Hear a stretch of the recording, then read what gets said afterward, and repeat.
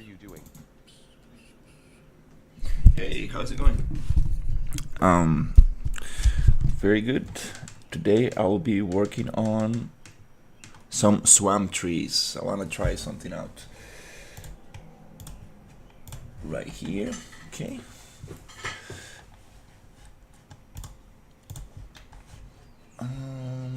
Do, do, do, do.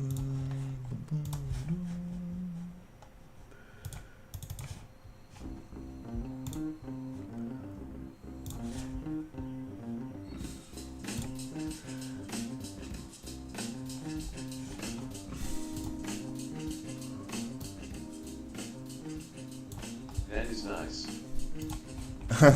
Thank you. Yeah, I'm trying to do this kind of like Star Wars looking trees, and they're very hard to find. I couldn't find any 3D models that resemble these trees. You see, they're very tall. You can almost like walk underneath them. Kind of want to get this. So I will be using the Plant Factory, and then I might take them to ZBrush and see if we can get some more detail.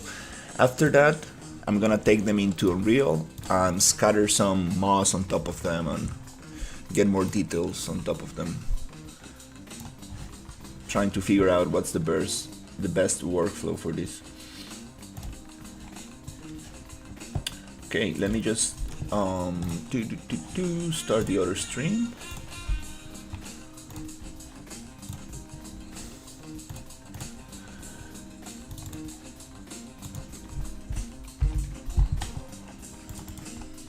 Oh, that is interesting. I bet you will nail it, haha. I mean, let's see. It's a little difficult. It's a little difficult to be honest, but hopefully we will get something pretty close.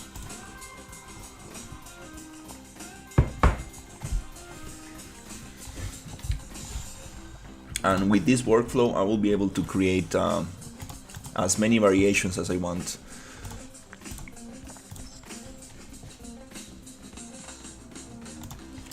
All right, perfect.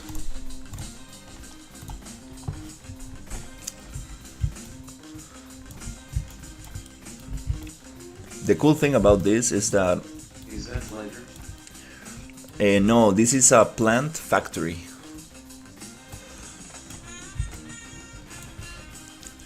It's a program specifically made for making trees and plants.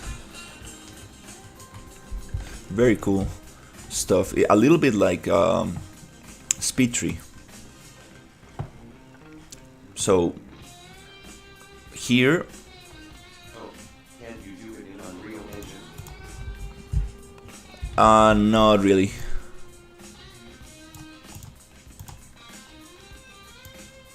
The things I'm gonna make here, you cannot really make them.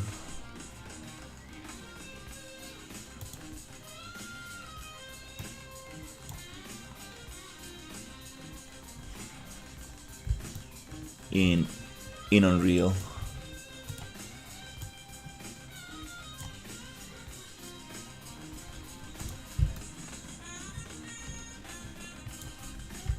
These are very specific tools for making branches and roots and stuff like that.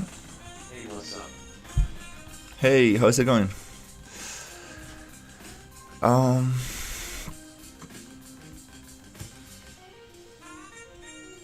I have never seen in my life a tree engine. Yeah, there are programs specifically for making trees. SpeedTree is probably the most common, but since it's a paid software, I was looking for a free solution and I found Plant You work Factory. in some kind of studio. No, I work rendering vehicles in 3D. I work for a publicity agency.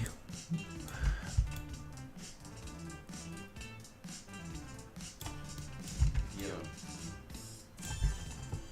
Hey, how's it going? So I'm trying to make these trees from Star Wars here. Let me see if I can like take a snapshot of this.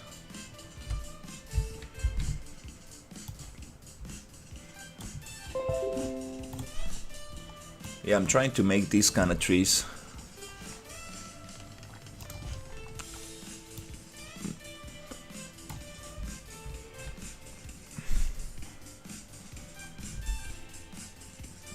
So you can walk underneath them. Okay, let's see how it goes. For these roots, I don't want them to be so long.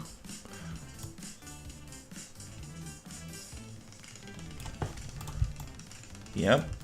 So I need them to be shorter. And from these, I need another segment that is going to be the child of this one. Have you ever ripped 3D models from games? No, I haven't.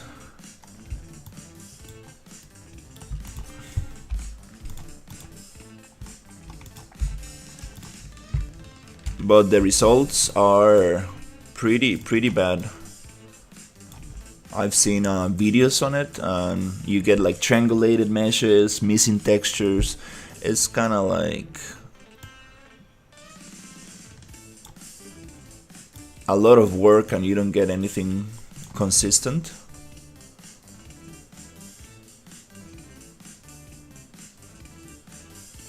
It needs to be new child.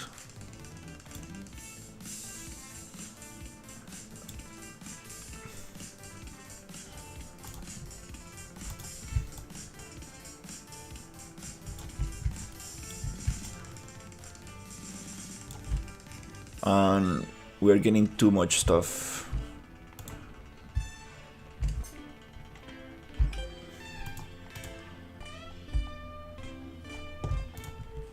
Thought maybe it could help you.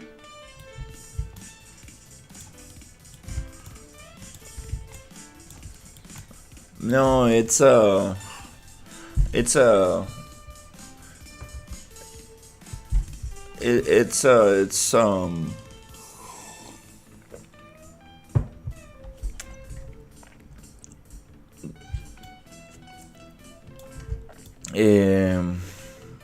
I don't want to say it like it's a waste of time to do that, because the quality you get is terrible, but also there's the copyright. Hey, how's it going? There's the copyright issue, right? You cannot rip models of somebody else's game and just put it on your Steam game. That's just very dumb to do if you think about it.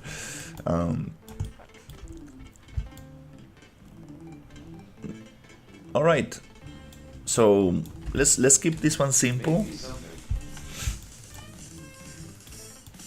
and let's add more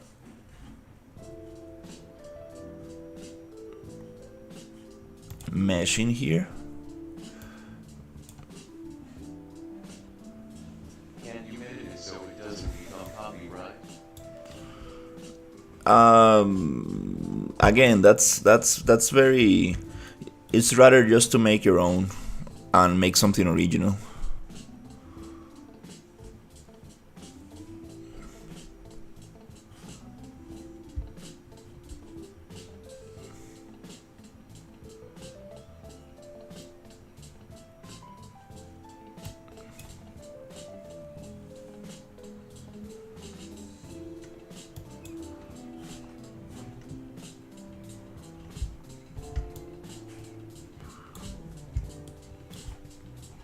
Okay, I'm getting some subdivisions, strange subdivisions there.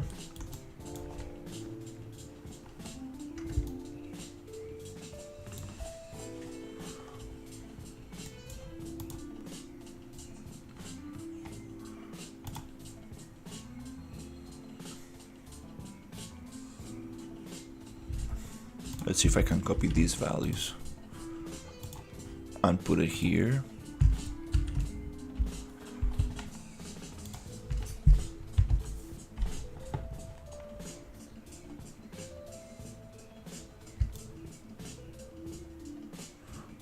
Still don't know what I'm getting this shape right there.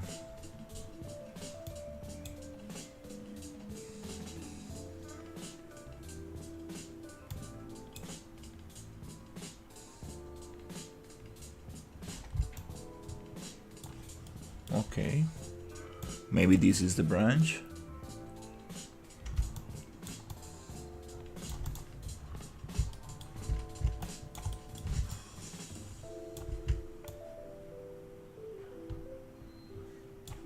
Okay, cool. What I want to do is let's finish this tree, and I want to make a test on how this might look in Unreal with the rest of the materials and stuff.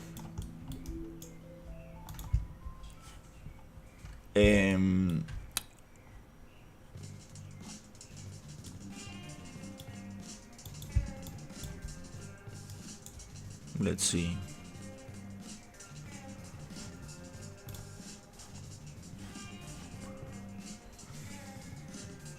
How can I branch this up?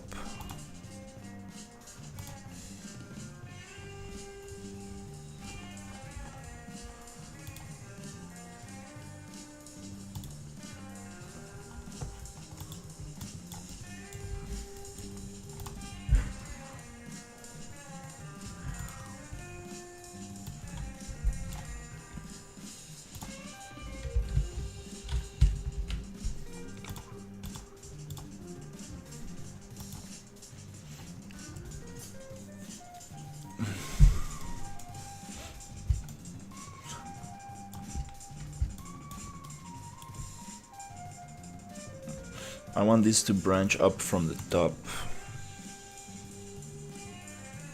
Did you take tutorials before diving into it?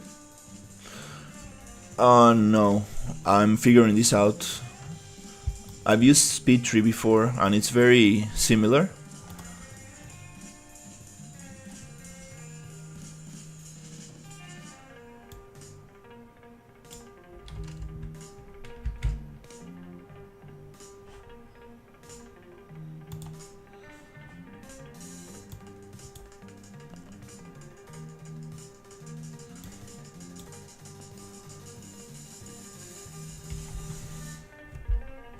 I want stuff to appear here on the top. I want this to be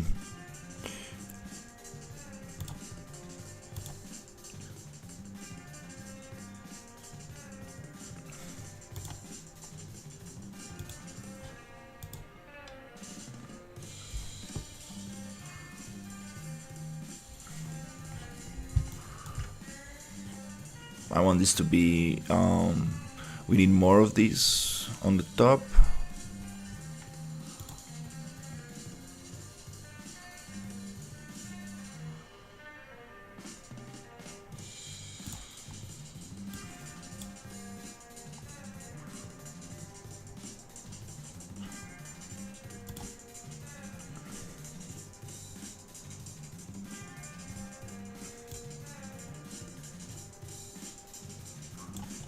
We need to rotate them a little bit.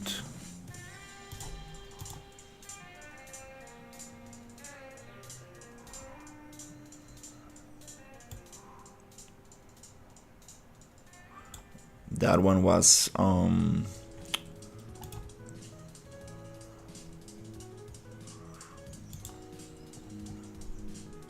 distribution.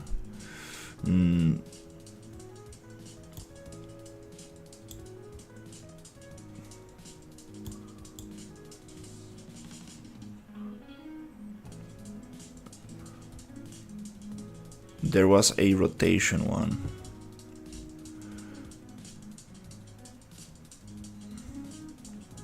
Coil, there you go.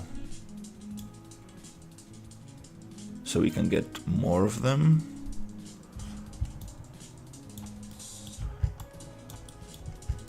I want more of these on top. Is this the number?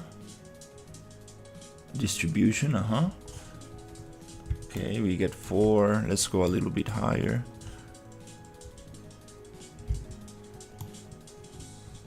Okay. Then here,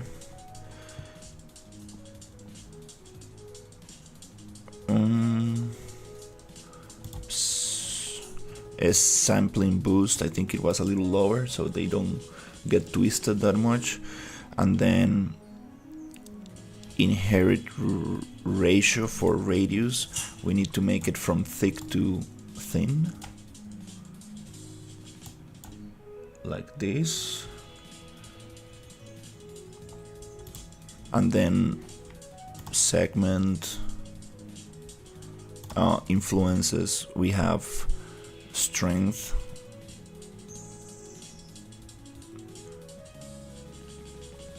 there is I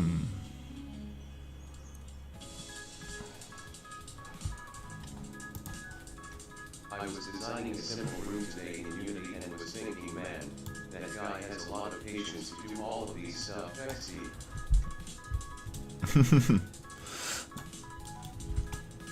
Yeah, that's how things are made.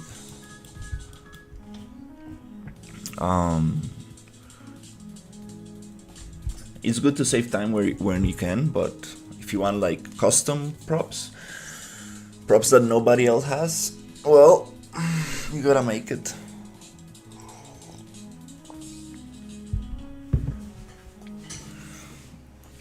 You don't need to do everything from scratch, but these trees are very specific and it would be nice to have some original stuff.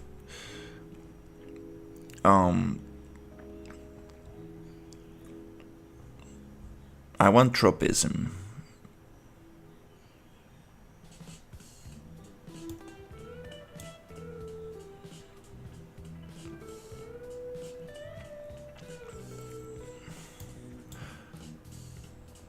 So they go down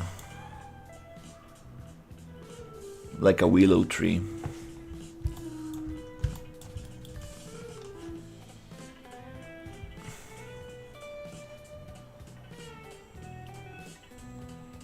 You could also 3D scan real-life items and convert them into 3D objects. Yeah. Again, if you find a floating tree like this, like a walking tree like this in Costa Rica, let me know. And if you find it isolated without anything else, so you can walk around and scan it, let me know. Yeah, it's not so easy.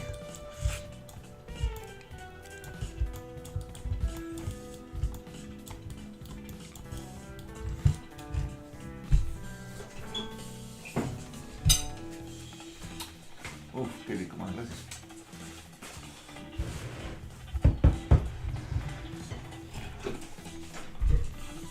Maybe with a drone and a lot of patience, you can probably get some scans. There's some very cool trees in Costa Rica, but scanning them is hard. It's just because for a 3D scan you need to kind of like move around the object. Thank you. Yeah, you need to move around. You need to have some space around the object. That's the most difficult thing about scanning like natural props.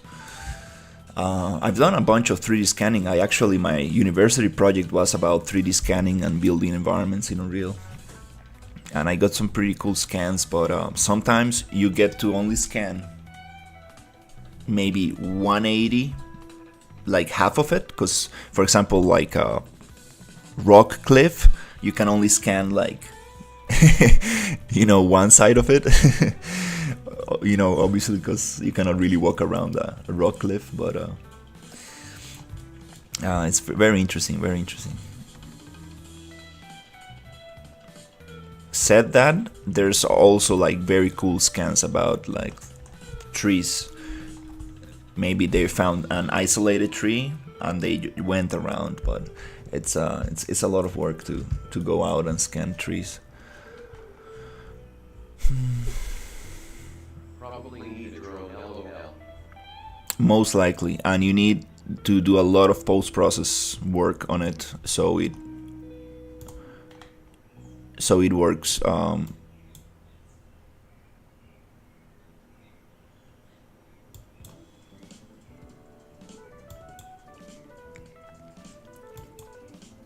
What I need is the wanna grab this and make them go down.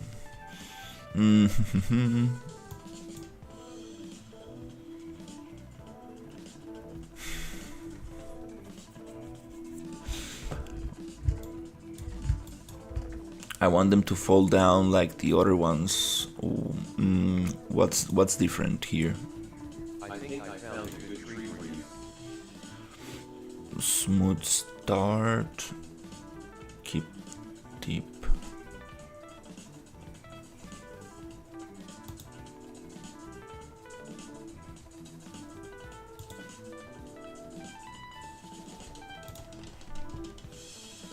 Oh, I think this is -1. Let's see.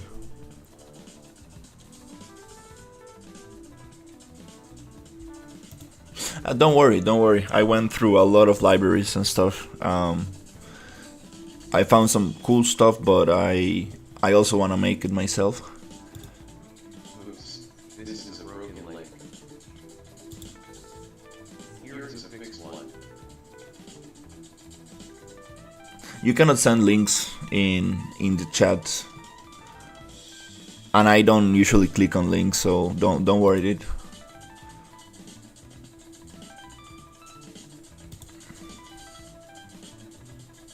All right.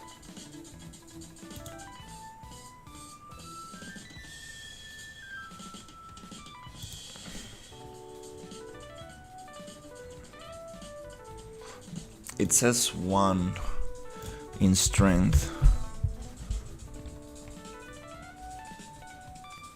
And this should be tropism right here. Minus, there you go, I found it.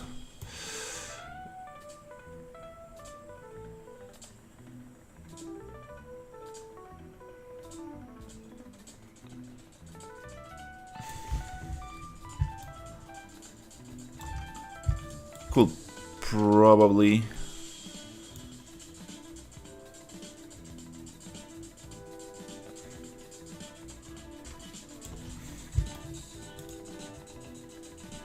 make it go down like this,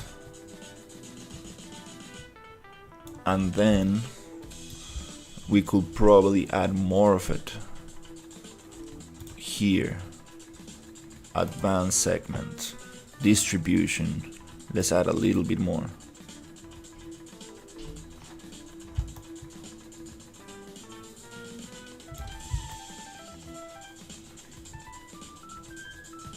Then coil,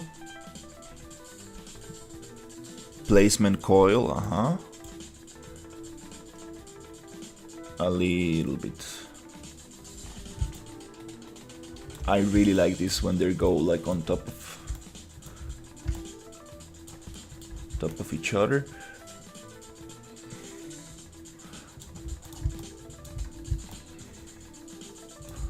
It's been a while. Last time I saw screen you were building some sort of village.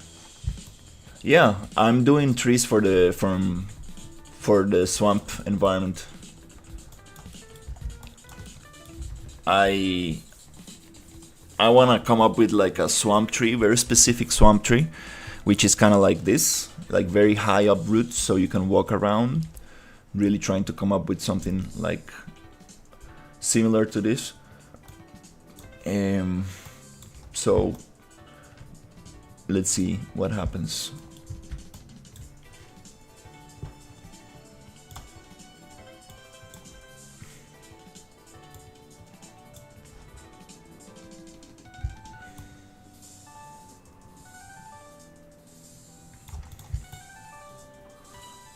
Okay, let's see.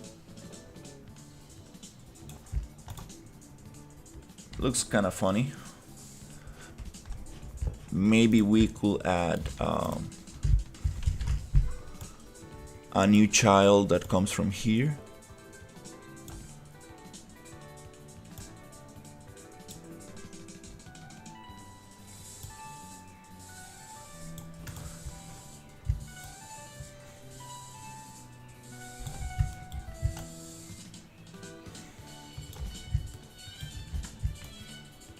Now it starts looking very messy.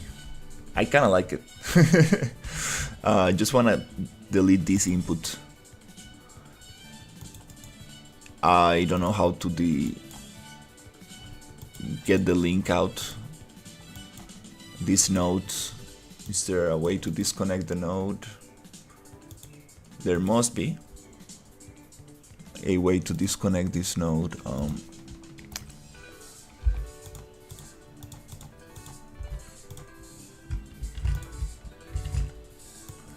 I want the new child to go to that input. So it only gives me one. There you go, a little bit cleaner. I think I'm pretty happy with this one.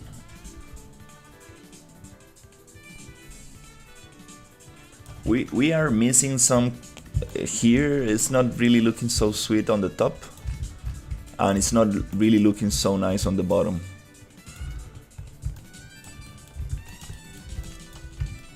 But I kinda like this shape. I think it might work. It's time to test this out.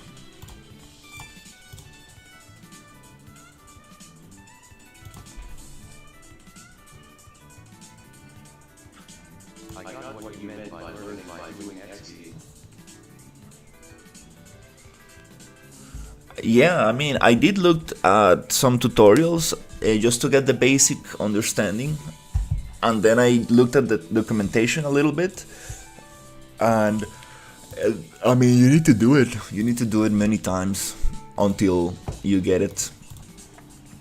This is very similar to SpeedTree, and I've used SpeedTree before. Again, like a little bit, not too much. So I get a little understanding of how these things work.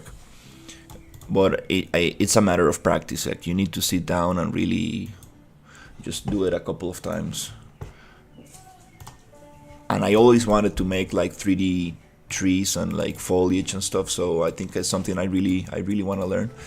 So let's inspect this model super quickly and see what we got. Kinda need to get myself a new version of Blender.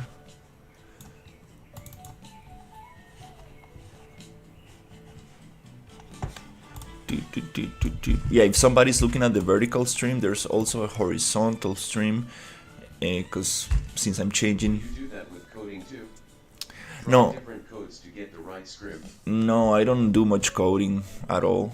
I do blueprinting, and I just modify already created blueprints. I'm not much of a coder. I'm more of an artist.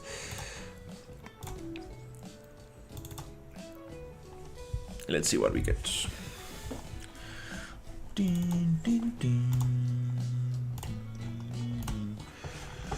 Okay, cool. So we got this little tree right here.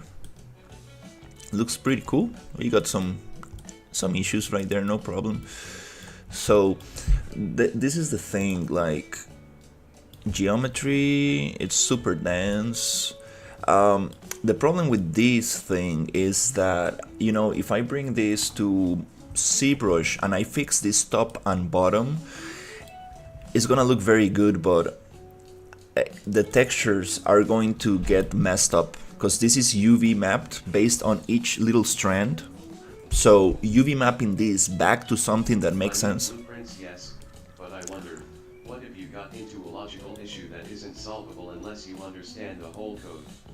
I mean, I usually work with templates and things that people have made before, so I talk to the developer or ask a friend who knows more about the topic.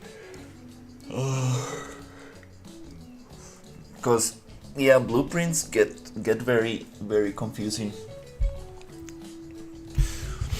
I will be working with blueprints eventually for my project. I will be doing a lot of stuff. So yeah, this is kind of cool. Let's make a little test. I like this model. Let's open up the project and see if we can throw a just texture on it and see what we get.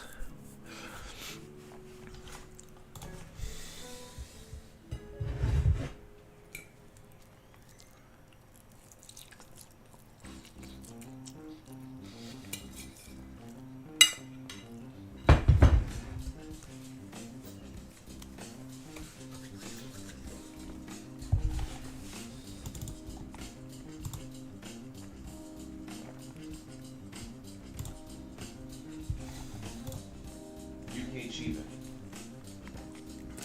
Eso, Denis, pura vida. Estoy aquí abriendo el proyecto. Estaba haciendo árboles de swampo. ACA con bakal kalimos yajugar el juego ha.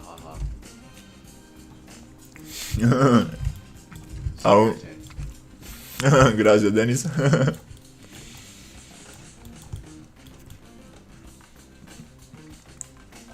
Yeah, that's my cousin saying like he wants to play the game. When is it gonna be out? And I'm like, oh, not yet.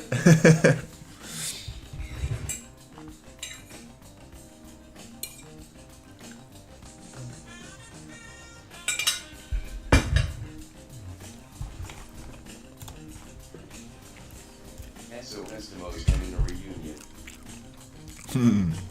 Qué bueno.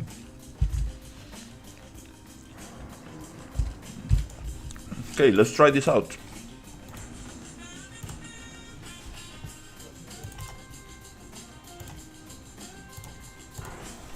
OXD, I almost understood it without even knowing Spanish.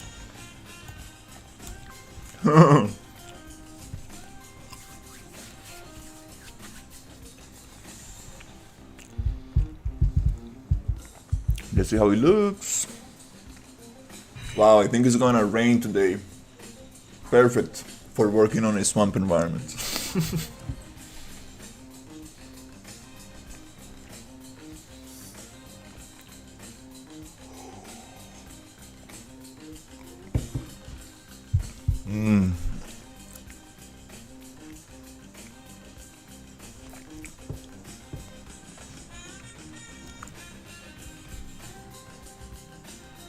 Wow, really? Taking some time to import. I think this is a heavy mesh. Hola. Hola, Bricks.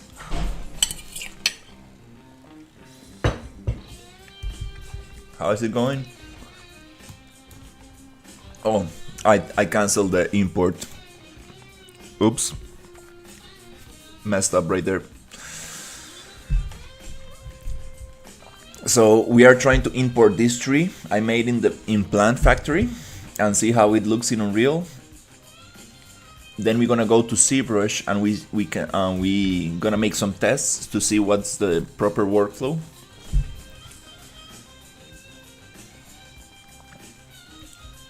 And see what we get for the swamp environment.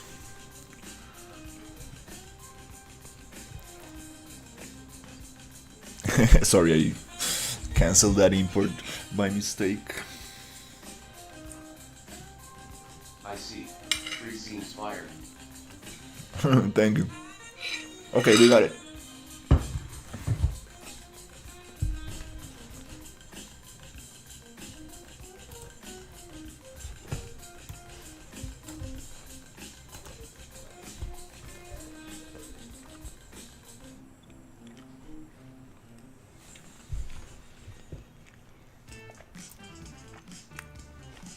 No, it's importing.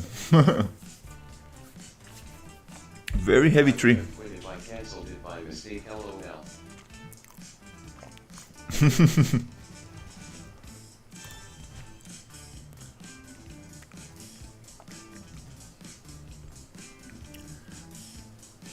Very heavy stuff right here. We can simplify it, no problem, but I wanna test the UVs. That's the most important. And then I wanna bring it to ZBrush to see if we can do some stuff.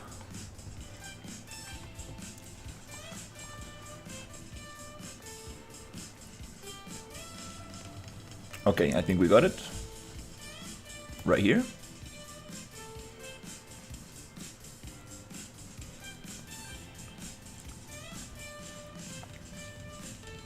It's alive. Yeah. And it's painting the foliage, which is kind of strange. What is going on? What?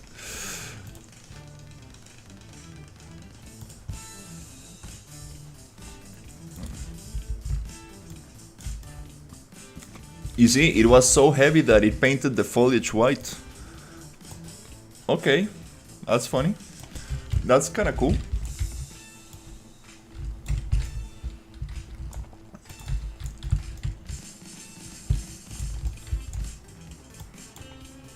Okay, let's see. I want this tree to be part of the ecosystem, so let's get rid of this and see. Oh, it messed up my grass. Tree monster. The tree monster. You see how it's polluting the rest of the plants? Oh my god. Okay, let's get this trunk texture. I believe it's this one. MI Jungle Trunken. That is a really realistic map. Wow. I appreciate it.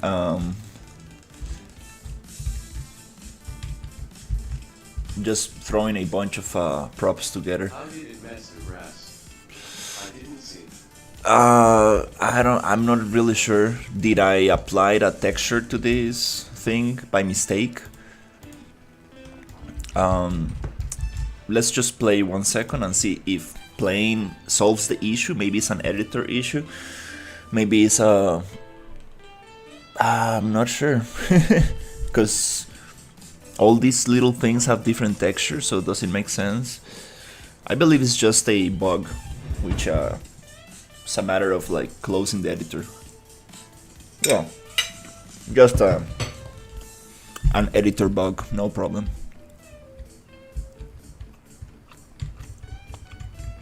It doesn't have collisions, let me walk.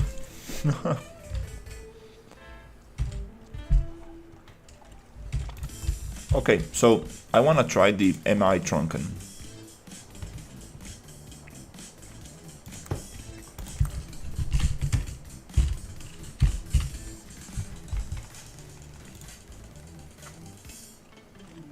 I believe it's probably this one.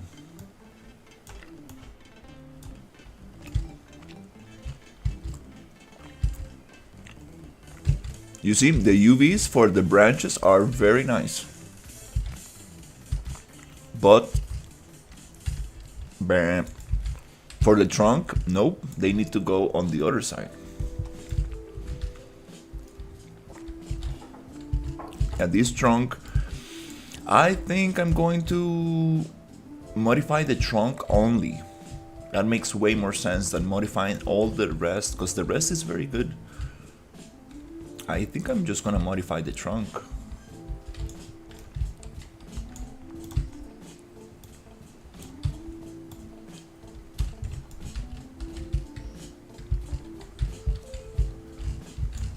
That's kind of cool. Let's make a quick test. What happens if I find this thing and go to foliage and just drop it, make it a foliage actor? Then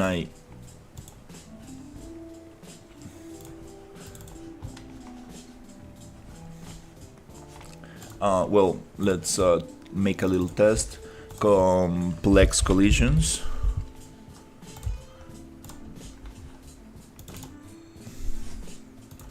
Then let's add the material that we got, which is MI Jungle Large Trunken, and push it into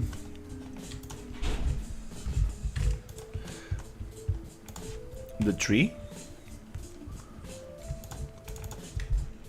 which is here.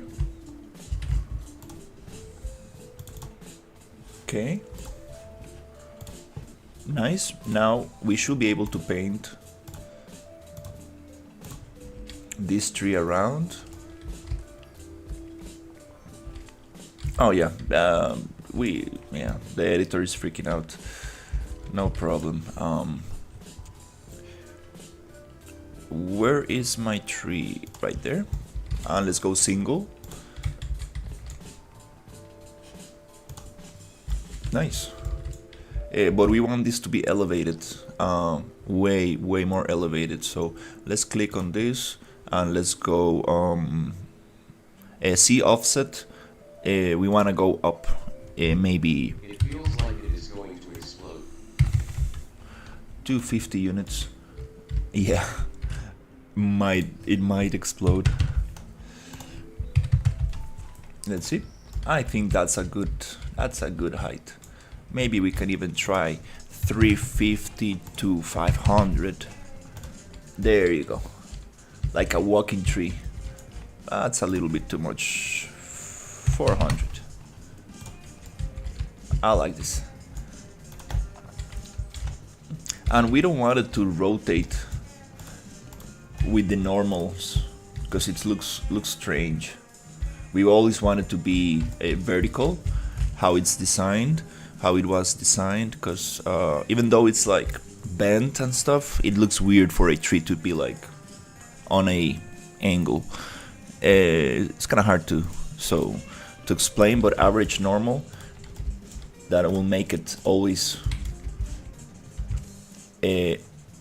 not average normal, not aligned to normal. Now it's gonna be always very vertical, no matter what surface it's on. This looks kind of cool, but I do want some size variation. So let's go from 1 to 3. So they go from 1 to 3, and we can get some more variation. And this is gonna be impossible to walk around. Yeah, I believe this is gonna be very impossible. Okay, let's play and let's hope this doesn't crash, because we got a lot of let's also make a nanite. Maybe this will, oh, it's already nanite. Good job. Okay.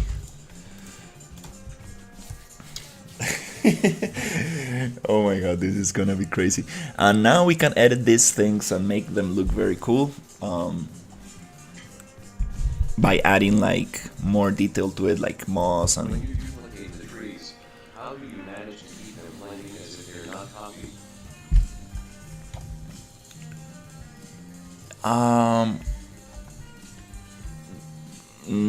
Not sure what you mean, but the blending happens with the landscape material.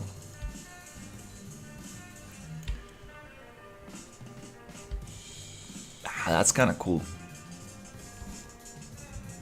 I like this. Yeah, this is the effect I wanted. And now we can even like push it even more. That looks awesome.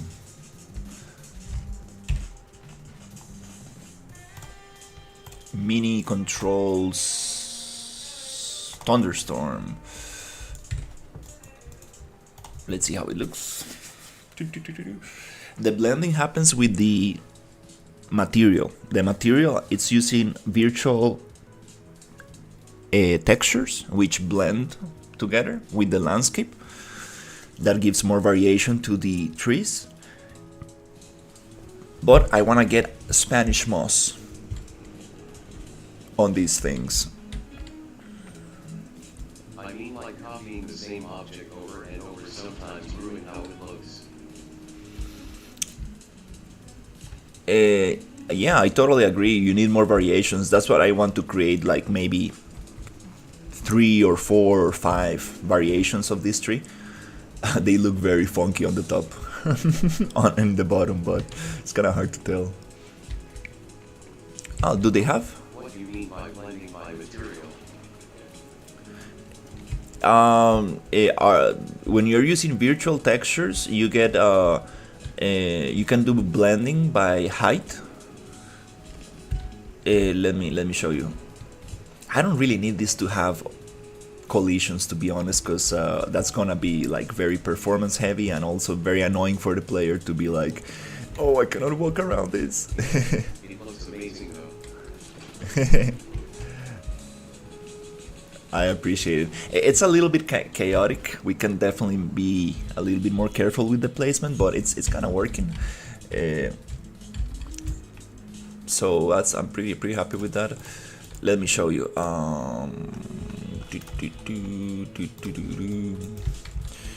If so, blending is like this. You see, like you have this trunk, and if you push it into the desert, it gets sand on top. But maybe a better example is this one. So you see this cliff, if you push it here, it gets sandy, but if you push it back to the green area, it gets green. And if it gets away from out of the landscape, it goes black because there's nothing to blend with. So that's a virtual texture blending. It's a very nice technique to give more variation to your assets and stuff. Yeah, the desert. I'm gonna work on the desert a little bit later when I get the swamp going. So we got some interesting stuff right here. Let's make a little test. So let's go back here and check our main tree. Let's turn that off. The buildings. That makes things so much easier. That's one big map. Well, it's not as big as the other ones I made. I'm trying to keep it like small. It's like 2 kilometers wide and 5 kilometers long.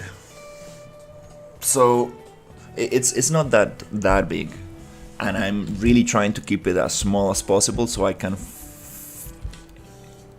focus on the little details.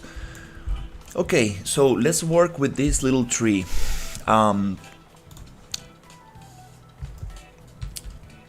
actually, you know, we should probably just do it in Unreal.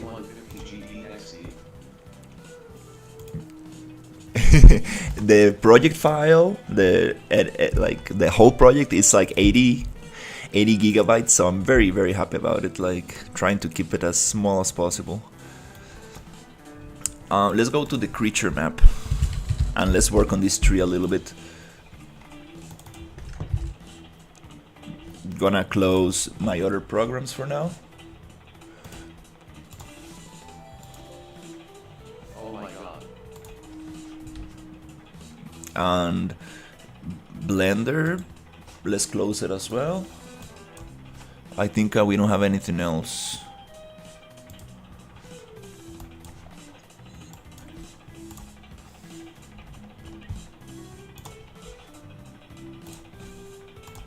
So here, let's start working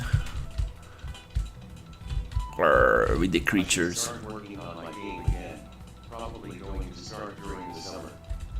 That's awesome.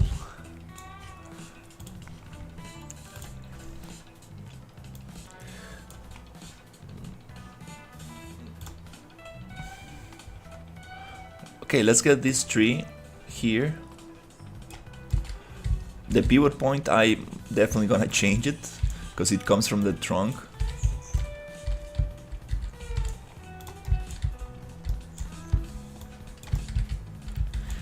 Okay, so let's see if we can work with this a little bit. First of all, I'm going to go to, let's hide.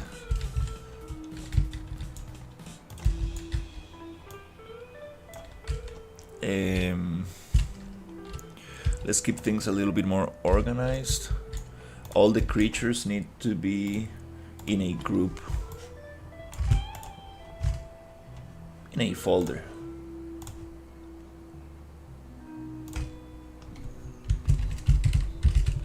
So we can easily just turn it off.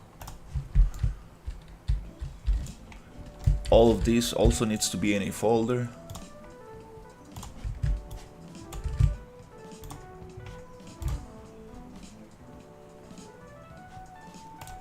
Called Gaia Building Interiors.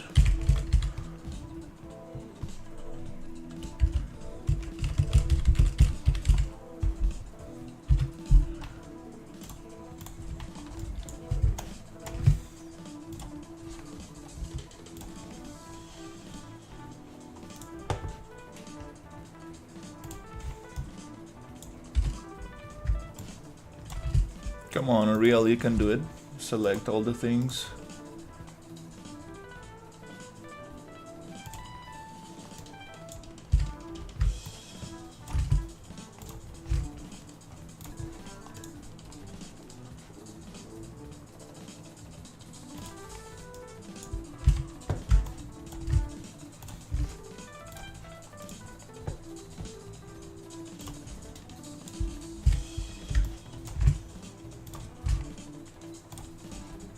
Too many tiny pieces.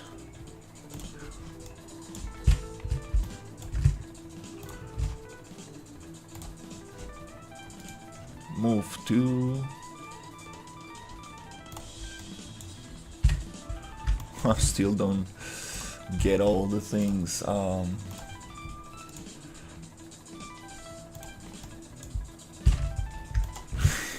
on.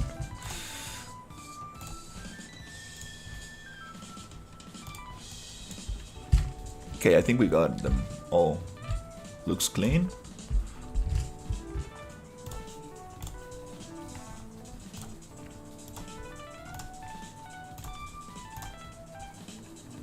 Okay, now we can work with the tree. Let's push it to 0. No rotation, no location. We can make this a little lower, no problem. Okay, the tree is in perfect 0. So let's try to get this actually done in Unreal. No need to go to another program. I believe we can get... Actually, I was trying to get a little cable I need to set my other computer, so I can like stream from my other computer, because I cannot really stream on YouTube horizontal, vertical, and Twitch at the same time. It's just too much for my computer, plus Unreal. So I need to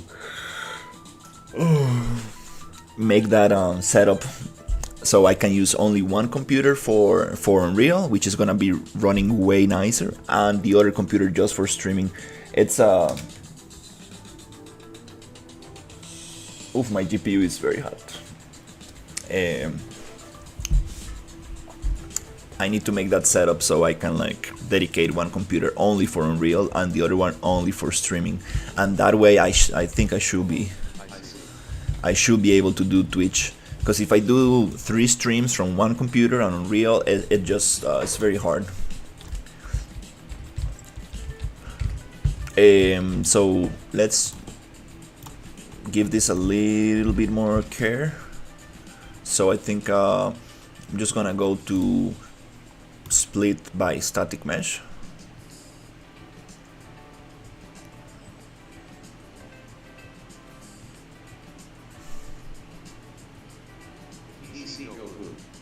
Yeah, it's like, oh Jesus.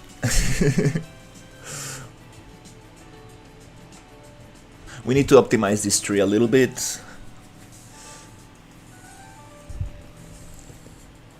I'm going to separate by static mesh, so it's gonna give us all the little pieces of the tree, and we're only going to work on the trunk, which is the one that is causing the problems.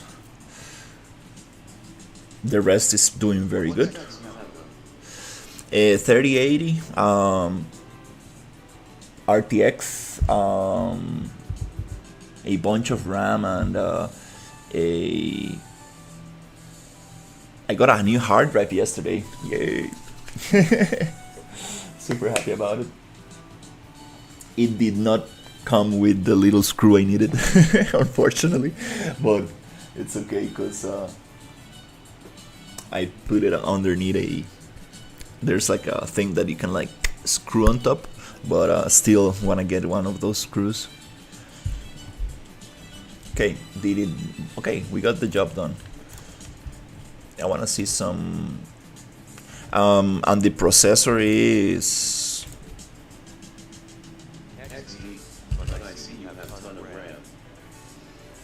yeah, a 128 RAM, 128 gigabytes of RAM, and AMD Ryzen 9 16 core. Not the strongest computer, but pretty good for its time. It's also good not to have a super strong computer when you are developing, because you want to also try to optimize as much as possible. I think most people have a 2000, an NVIDIA 2000, so I think soon, like, most gamers will have a 3000, so I'm kind of like in that range. I do want an NVIDIA.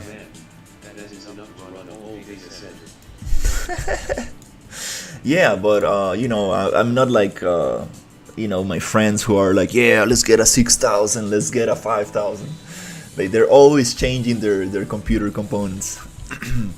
And that's how I get my old, that's how I get their old stuff. I just buy used stuff and I wait for new stuff to come and the old stuff to go lower in price, because it still works very nice. Like, there's no need to always be pushing, there's no need to always have the latest iPhone and so on. I don't use iPhones though. I don't like Apple products.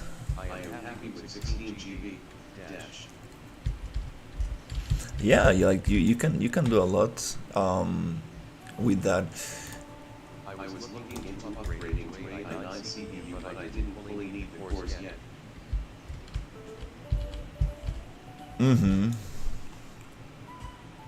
Okay, I think we are having a little bit of too low. You see, this is too high and this is too low. We need all this to have the same amount of polygons. So first I'm gonna modify this thing, the trunk. I'm gonna go to deform, vertex sculpt. Let's go to dynamic sculpt and see if we can actually just make it blend a little bit nicer, so we can hide those gaps just enough, just a little bit. That looks strange. Trees are not usually like this. But it's okay.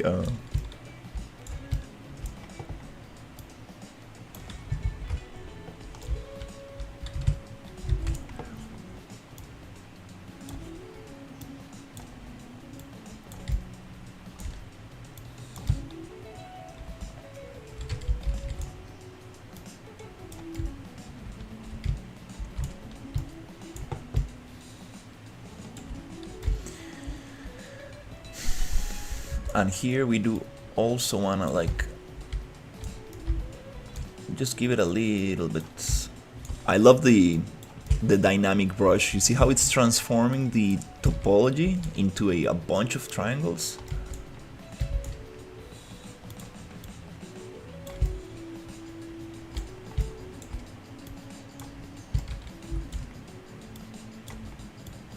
Let's just do that for the trunk. The rest, I think it's working very nicely. I don't want to mess the UVs. I do want to simplify a little bit. Hopefully that does not mess the UVs. But everything else seems very good. I do want to use a different brush, which is the inflate, a little bit here. I'm thinking to using some NASPC as render farm so could use my PC while I renders. Nice. Yeah, it's always nice.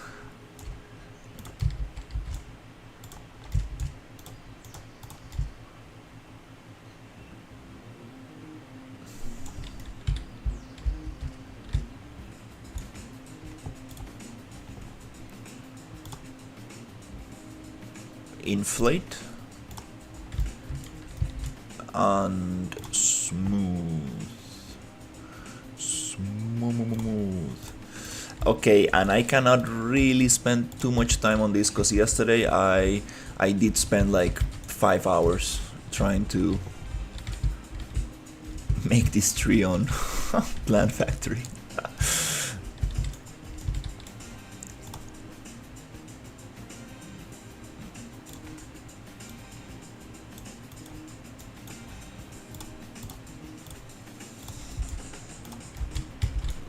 Yep, there you go. Not doesn't need much. Doesn't need much. I think I'm pretty happy with this.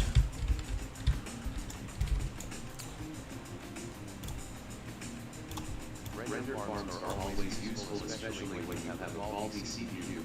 Laughing face. Yeah, I was rendering some stuff the other day, and dude, like your computer just suffers a lot. I was like, I don't want to render stuff. It's just too heavy on the computer.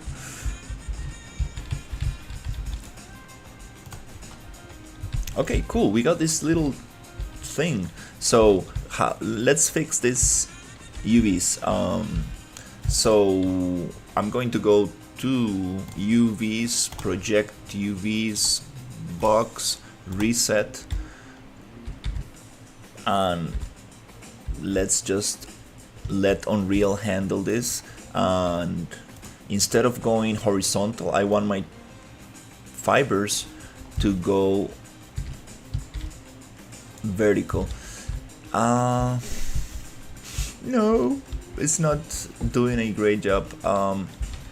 Okay. My CPU is my PC's bottleneck. My GPU is fine.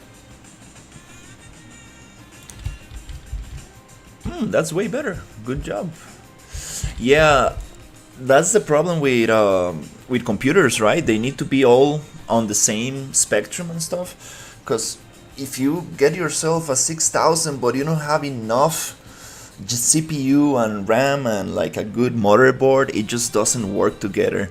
It's kind of like that's why I'm not updating my computer. I'm kind of like trying to see how far can I take it, and after that I might get just a new one, because it just doesn't make sense to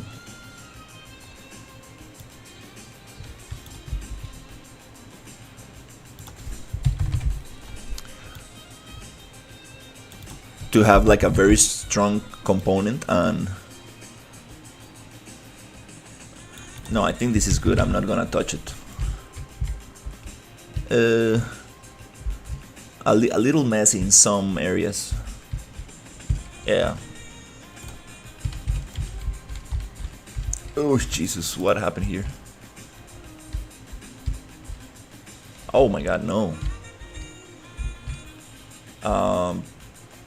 I guess I need to do a little thing here, because I won't get proper UVs. I guess I need to just do a remesh so we get equal topology on everything, and then I think after that we should be able to get proper, a little bit better UVs. If I play with this on the Z-axis, yep, don't stretch it, give me that nice texture, a little less.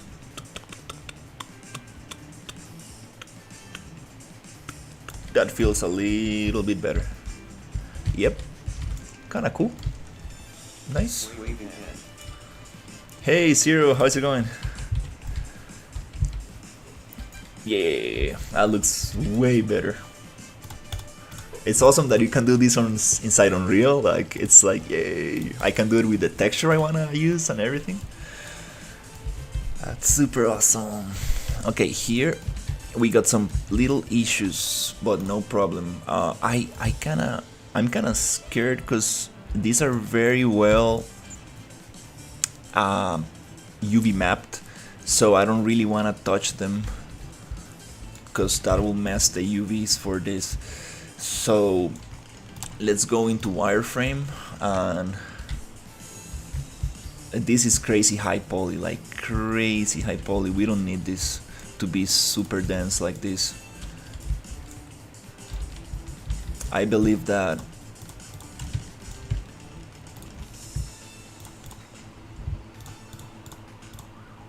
and this is because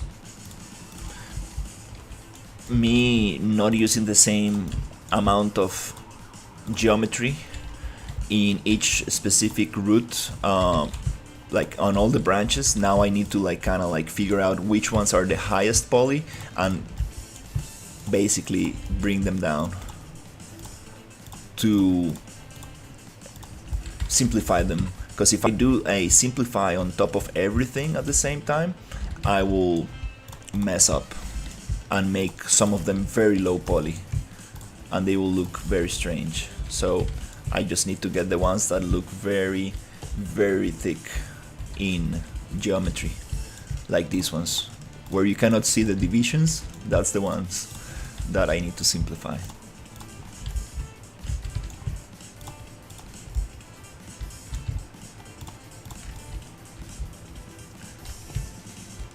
Okay, I believe the other ones are a little bit lower poly, so I think this is ones we're gonna get them and go lower. Hi, what's going on here? Hey, I'm working on a tree, a swamp environment tree, and I want to simplify my roots a little bit because they are too high poly. So we're gonna go to mesh and mesh simplify. It does not allow me to simplify a bunch of meshes together, so let's get them together by going to XForm merge. Let's create a new object. I'm not even gonna name it because this is gonna get merged again. And now we're gonna simplify this a little bit to optimize this.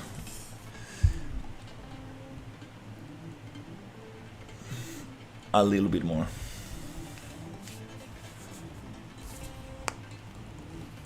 I think the other ones are also very high poly, but we might be able to get away with that for now.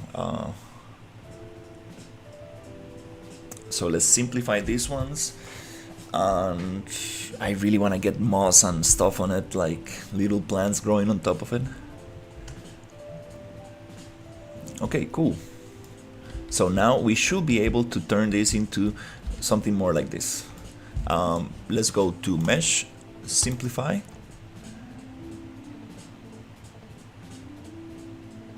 And I want something more like I think it's already thinking. It's going to do 50% off. Is it processing? I think so.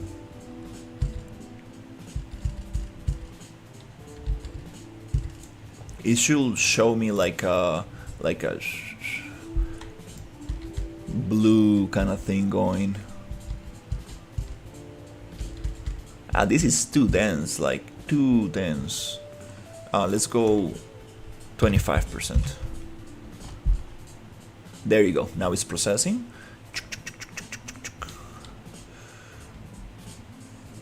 Kind of cool visualization.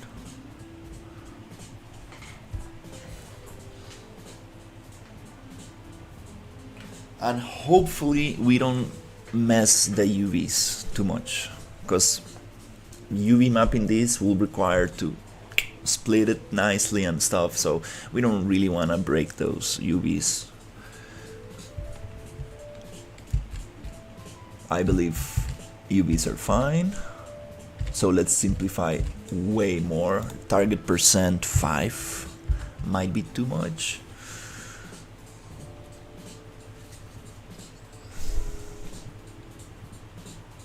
These things you should do in Plan Factory. Like, you should not be dealing with this after you export. You should be doing that in the source program that you're using to create the foliage.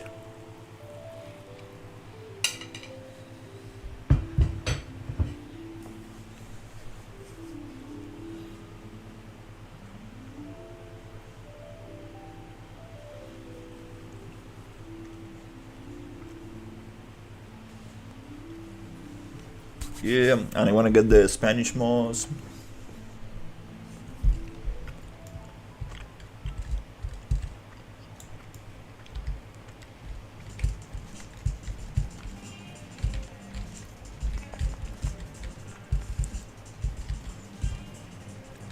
I think it did mess up the UVs a little bit.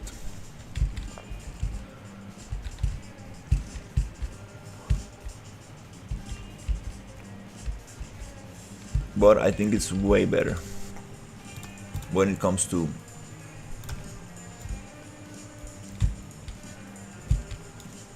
less trees. At least it's not. It's a little less dense.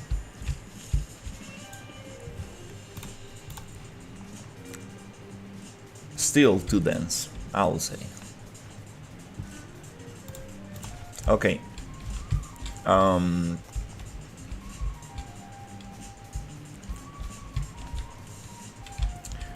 This trunk is too straight. I needed to bend it a little bit, actually. It's okay. Let's just continue with this test. I'm not gonna get too deep into this because this is just a test to see how it looks, how the whole workflow goes, and then we can come back and really get this looking sweet.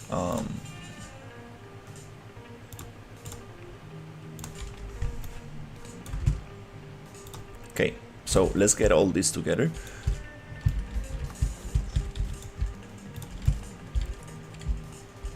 Okay, we got it.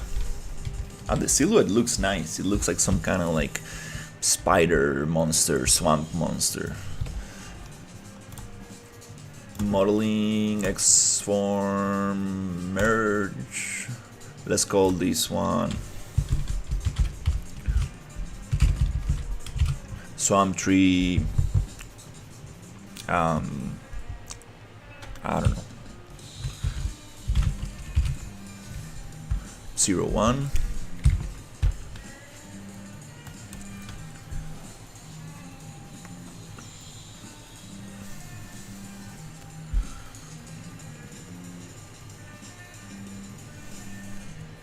Now I would like to add Spanish moss growing on top of it.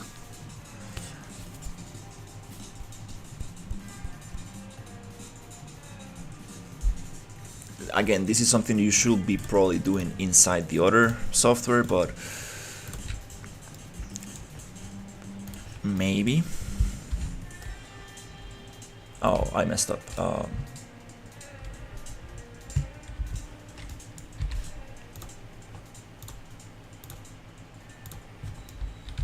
Okay, cool. So now we have only one thing. Pivot point is on the bottom of the trunk. Maybe we could push it down a little. Nice. I like this.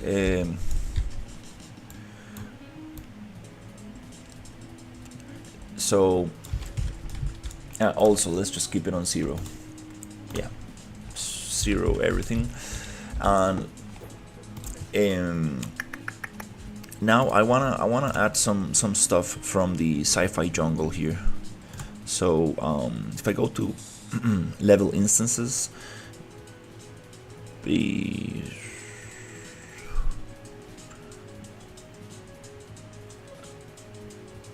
totally forgot where they were.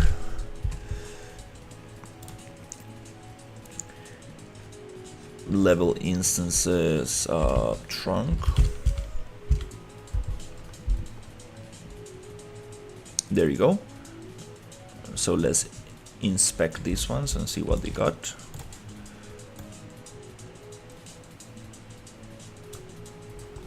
Yep. So we want to copy this foliage. We want to copy this thing into our own tree so they can like be part of the same biome. But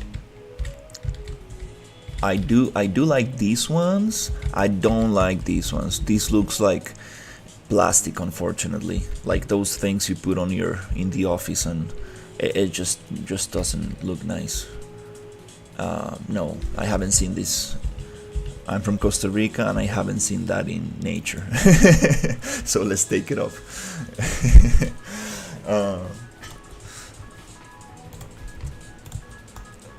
Okay. So we do have this, and I want to start adding that. So let me think. We can probably. There's a couple ways we can do this. We can.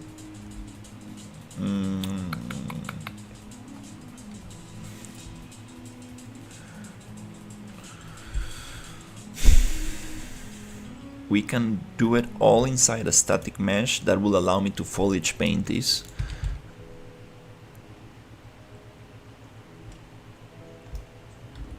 We can make it into a level instance, which does not allow me to foliage paint it, but we can do it through PCG.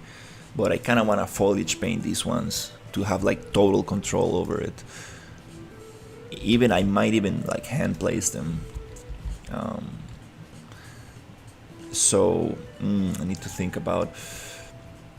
First thing I want to do is find these things, because I do like those little roots right there, but not the leaves. So let's find those things. So it's a level instance, perfect. So level edit, and here we should be able to find Control B.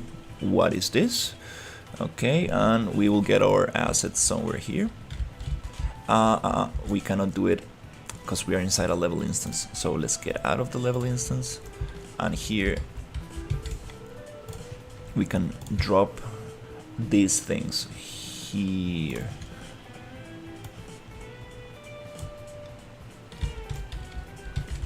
And we should be able to put them in 0 and see what we get.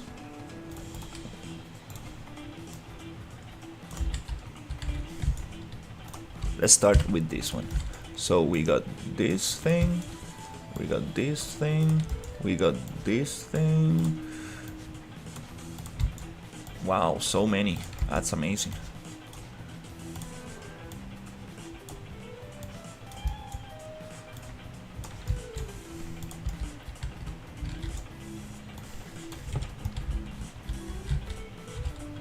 So we're gonna do some modifications to this because we don't want this to look like seaweed. I understand like it's cool when things move, but I mean like people usually go too hard with the world position offset on these assets. Like it does look like seaweed underneath the ocean, and we want this to be just a tiny little movement, like very subtle, not like it's like going to jump on you or something.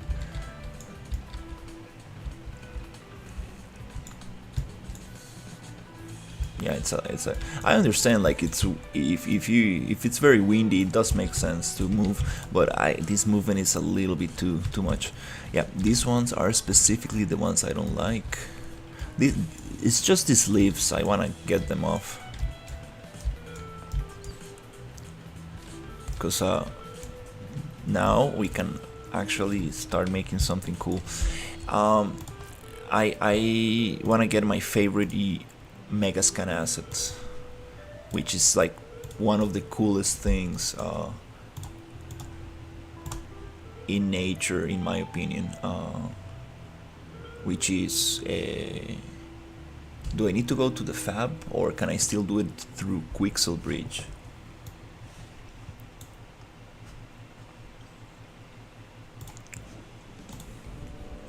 Spanish moss. Beautiful. Get it on fab. Oh, damn it. Okay. Is it still free?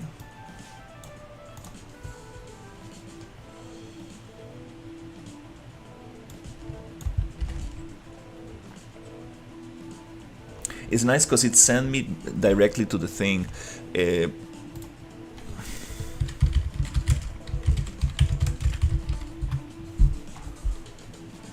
Oh, it's not free any longer. Oh my god. one. Brother, what are you cooking tonight?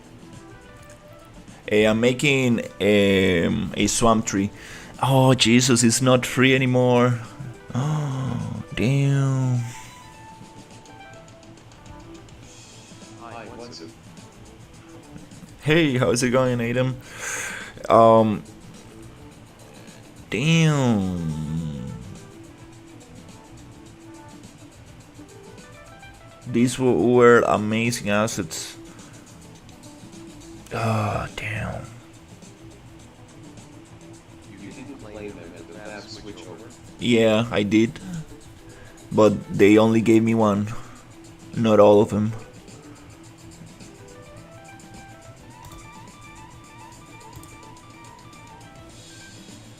I need the longer ones.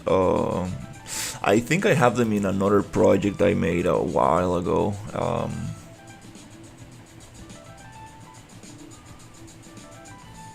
Damn it, this is annoying. The ones that are very good are these long ones.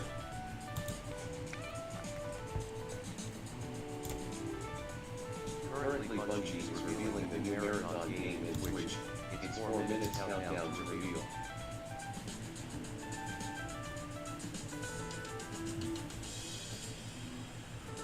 Time to take the ship and sail away XT. Bungie is revealing the new marathon. Nice.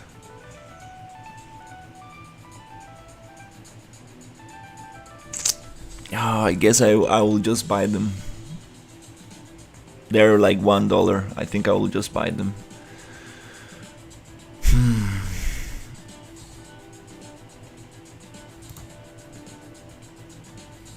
Yeah.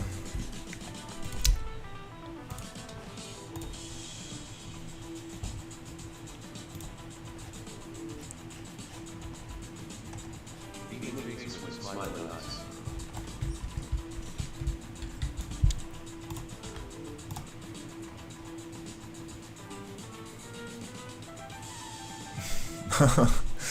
It's okay. It's okay. Let's. Yeah, you were buying Quicksilver assets? Yeah. People were right when they said download the whole thing and just save it in a hard drive. They were totally right. But I mean, it's okay. Let's support these guys.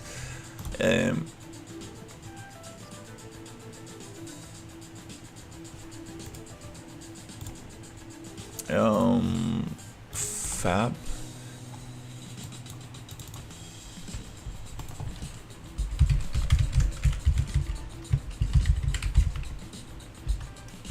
What do you do with a bridging editor?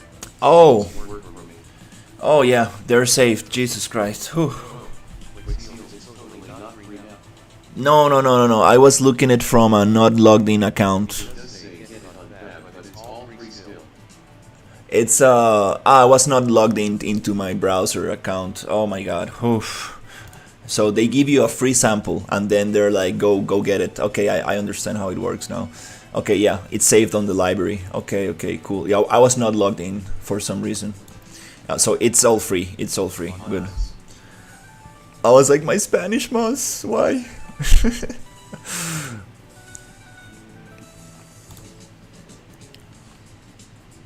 Save vegan face with smiling eyes. Yeah, I did claim this. I was very aware of the situation with the Quixel. So Epic Games did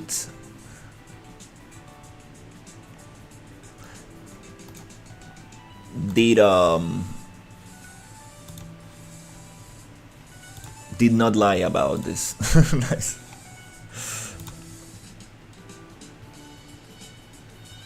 I think these are the ones that are will work very nice. Beautiful, like Fab is getting better, like nice. Better search results. This guy looking, selling this stuff which looks radioactive green for $7. Jesus Christ. Okay, cool. So now we have our Spanish moss.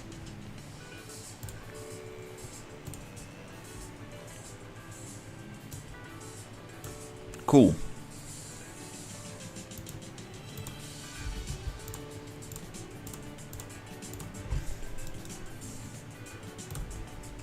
Okay, we got our Spanish moss. Now, I want to come here and let's see if we can actually start modifying some of those assets.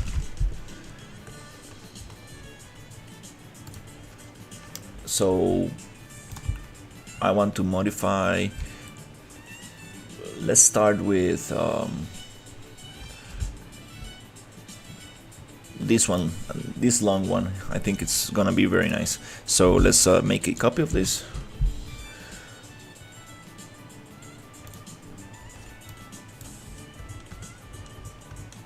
Drop it here.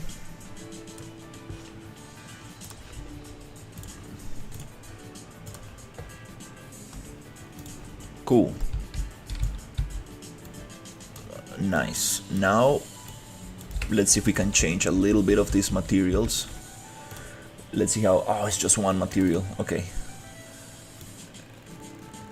I guess I'll edit this because I do like these ones. But for now, let's just drop the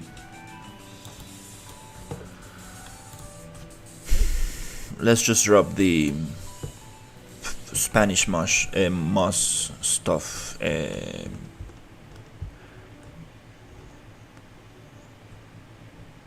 So it's inside the fab folder,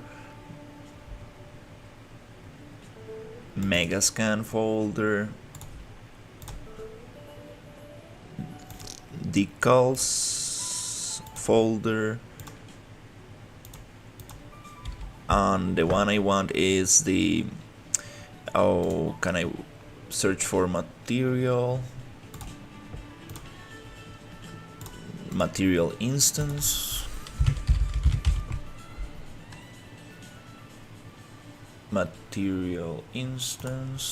and this is the one. So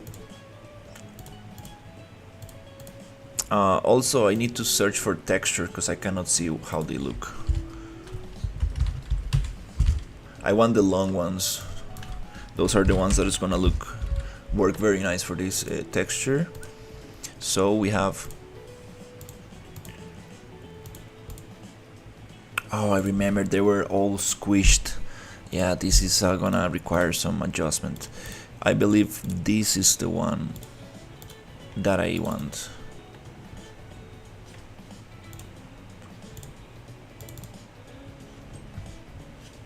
That's a little bit thick.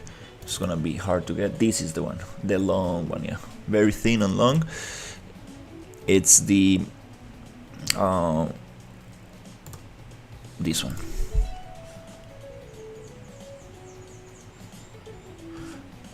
I'm gonna just rename it because these names are crazy.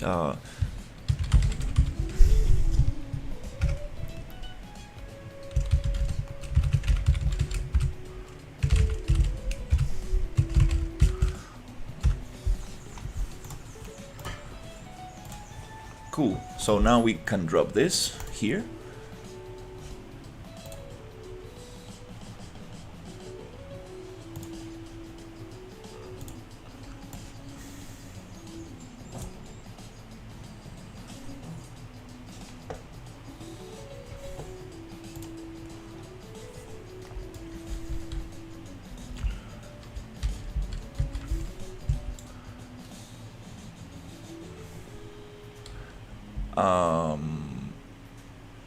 Oops.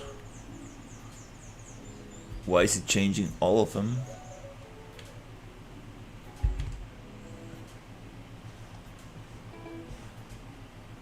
I'm inside of the material instance. Oh, I messed up totally. Oops. I wanna go into the object itself.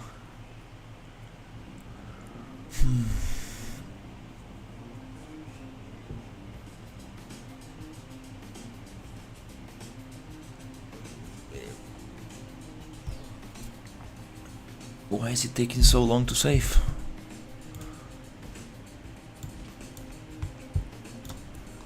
I got a new hard drive yesterday. I finally have space. Yeah. Finally. So it's not here. I wanna change it here. So let's see how it looks. It looks terrible.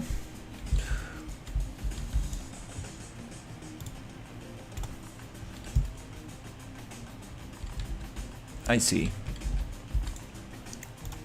So let's go back to UV map.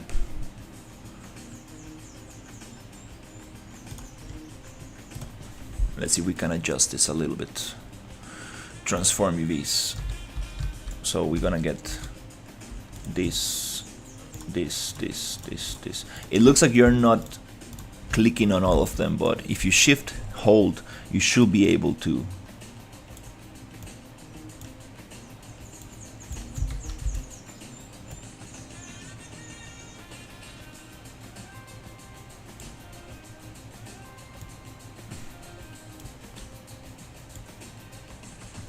Oh, I'm snapping, that's why. And is it me or these UVs are very strange? Yeah, kind of like no, let's just project UVs, plane, reset.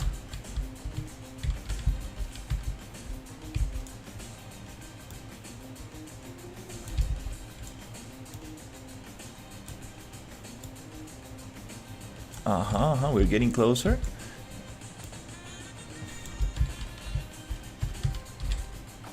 Very strange visualization here.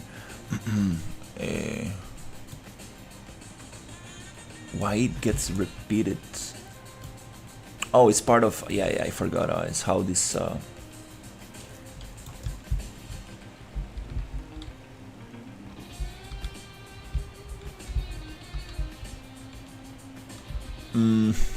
yeah, UV mapping this is gonna be interesting. I guess I will need to do it piece by piece. I guess let's split by static. Oh, it's all separated. Are you serious? What?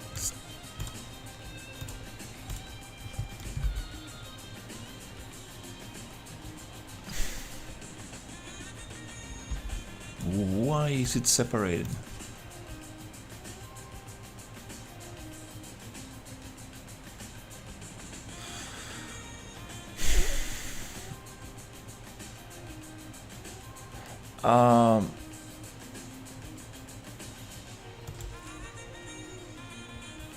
You know what? I think I might just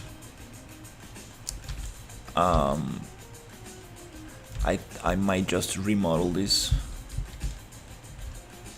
Yeah, there's no need to use this piece of geometry. It's just very messed up.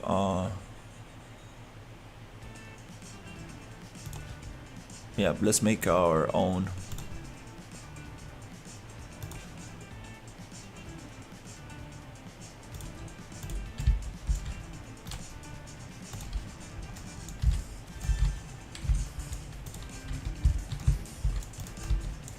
So we're gonna come here and be like, I want something like this,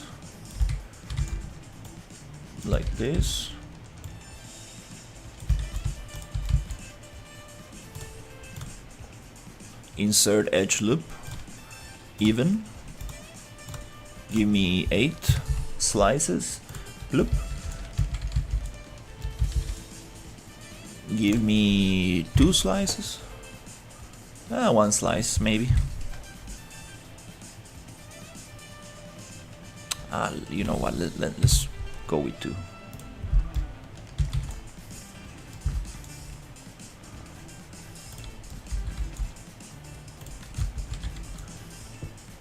X transform, let's push this vertically.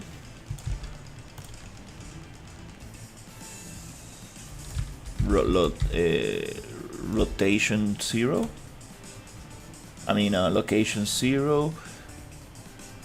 Bake, X transform, bake transform, rotation and scale. Edit pivot, go to the top. Okay, now we have something. Now let's drop our texture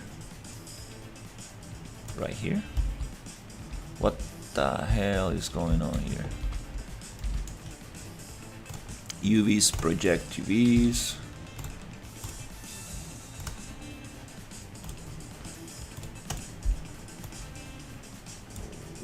What the hell is going on? Are you serious? Like, what?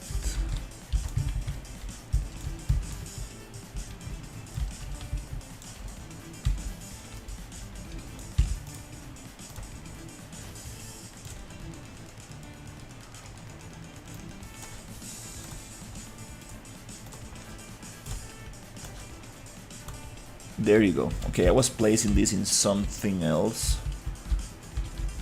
Emotional damage. What are these things here? What the hell is this? Swamp tree? What? Oh, okay, wait. These swamp trees, it came with like fruits or something? Like little flowers and stuff?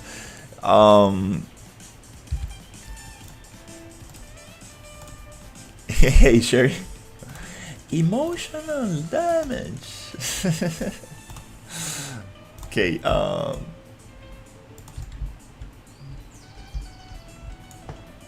the creatures.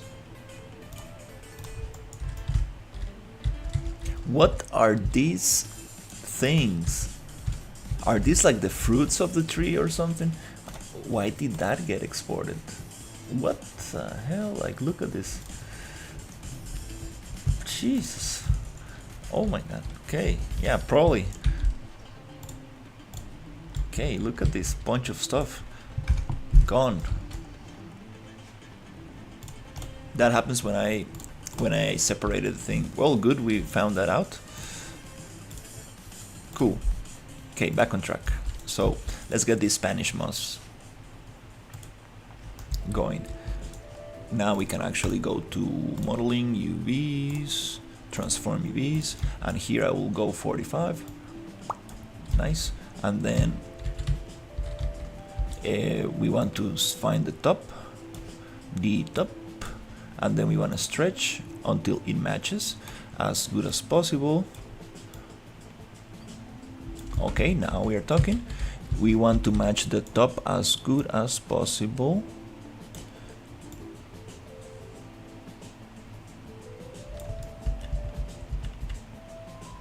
So we can attach it nicely. Okay, I'm still missing a little piece.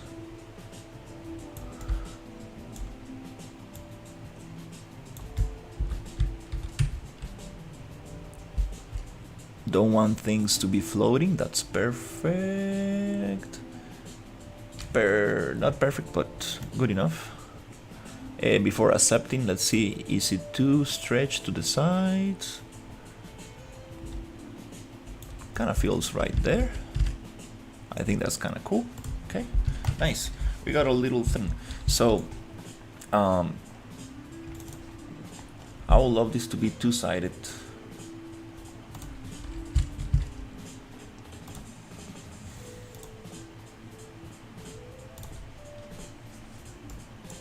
Just so my computer explodes.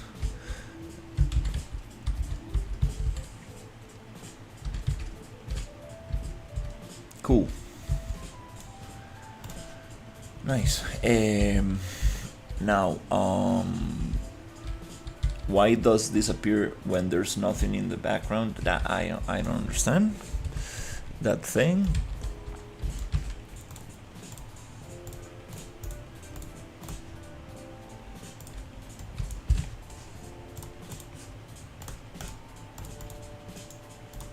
Okay. So, where's my Spanish mouse? Spanish mouse. Okay, so now I should be smarter about this. It would be awesome to use the IA scatter tool on this. I think might be very awesome.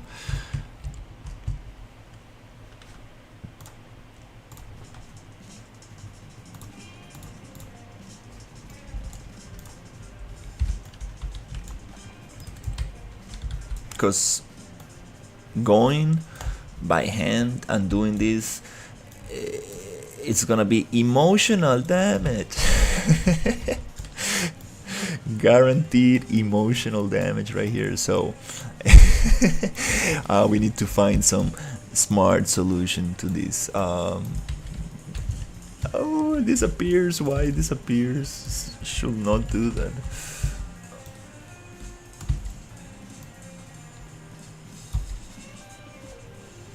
It should not do that. We need some solid background, if not it goes away for some reason.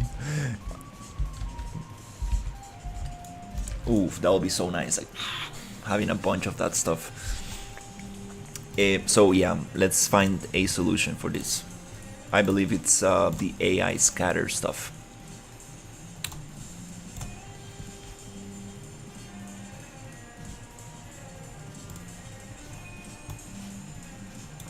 Is that already in my project?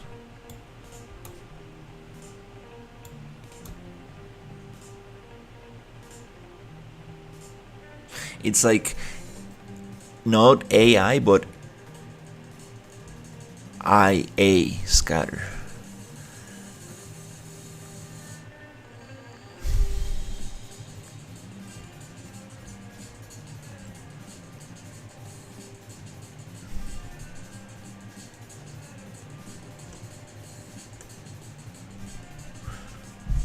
Let me figure out how it's called.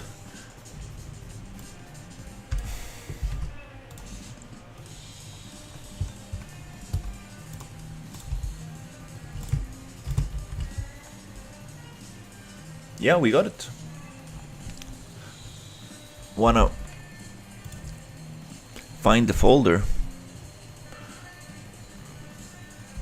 So Control B. Oh, okay, there you go. It's IRAISSYNN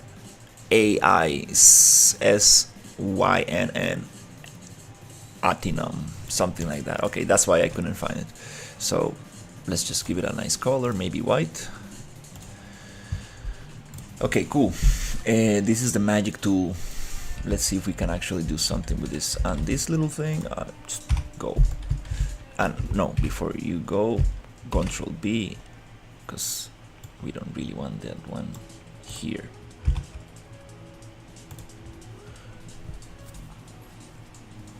Gone. Okay, so now we're gonna make this tree look super nice.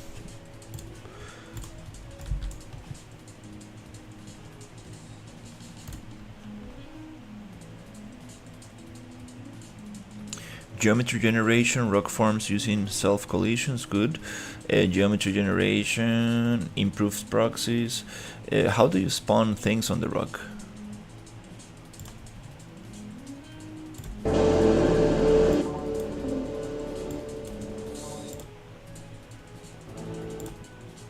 Very cool. Okay, I want to spawn stuff.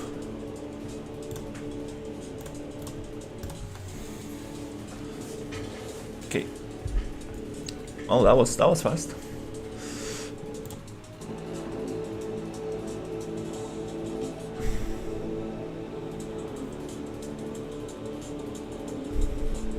Very cool rock formations.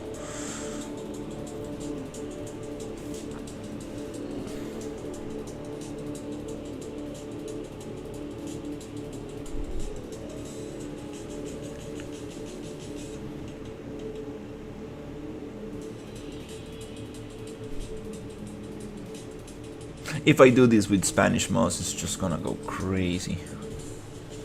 Random unity scale, random rotation. Oh, I think we can actually do the rotation. Huh, this might work. Let's try this out. BP AI scatter 4. I mean, just BPI scatter. Let's try that one. BPI scatter right here. Blueprint class. Should we just drop it?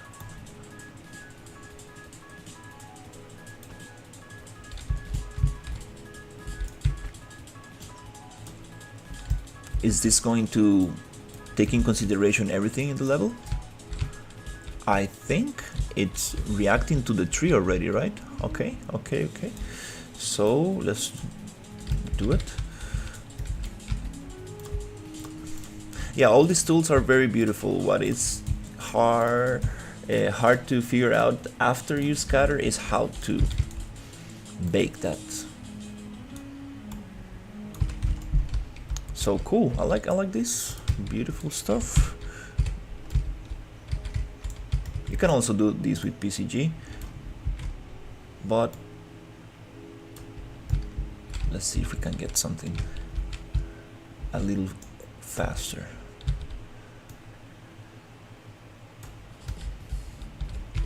Little cubes everywhere.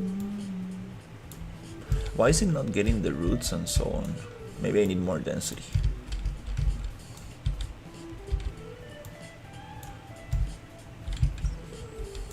Let's bring this back to 0.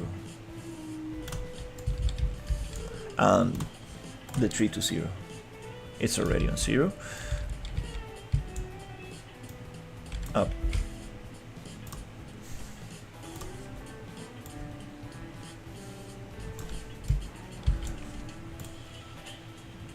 Absolute scale, okay.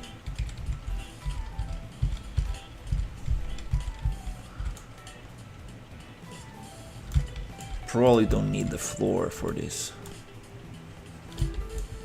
so it does not scatter stuff on the floor. There you go, just on the tree. Good job. Cool. So where's my little Spanish moss again? I missed it.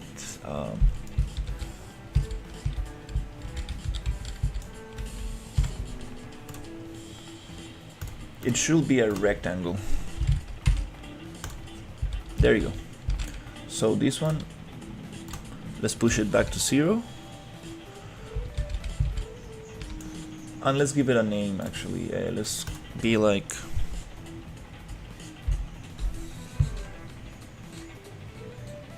I don't know. SM Spanish moss card, I think it's called card. And static mesh goes in caps. That's better. Okay, so let's go to this thing and mesh.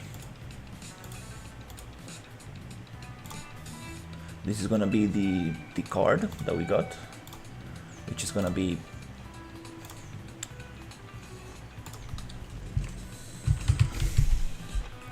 this. And this thing, actually, let's name it properly on the outline browser, not the outliner. Right there. Here, let's name it bloop. And here, we also need to give it the right texture, so the scatter can like actually pick up that information, which was Control P, and there.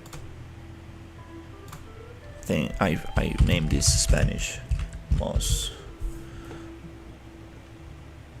long thing, and it's not gonna show because this thing is super strange, but if we grab this thing here, it's good. Okay, nice. So go back to let's go back here, and now we can actually find that little thing here. Boop and boop, and now we have Spanish moss everywhere. Yay! So I don't want this to be floating, I want it to be on the geometry.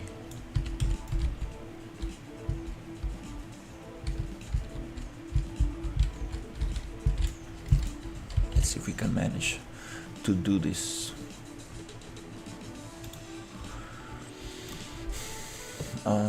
Let's go from the top. AI scatter icon, AI scatter area box, AI scatter tracing start box, spline, voxelized mesh, generated mesh, voxelized mesh, temp. So let's go to the settings. We have the version, very cool. AI scatter, open AI scatter control panel.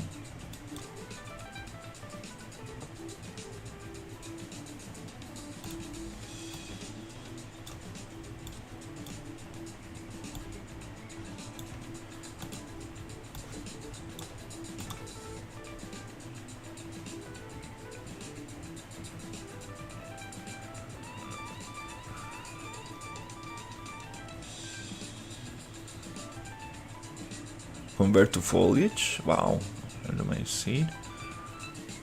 Turn off BPA AI scatter after convert, remove BPA scatter after convert cables to static mesh actors. Hey, that's very cool. That's a very cool stuff right here.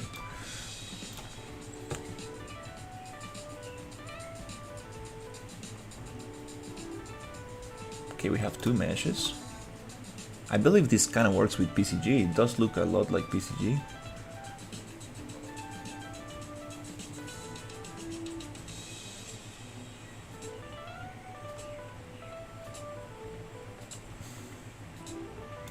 Planner down, Omni.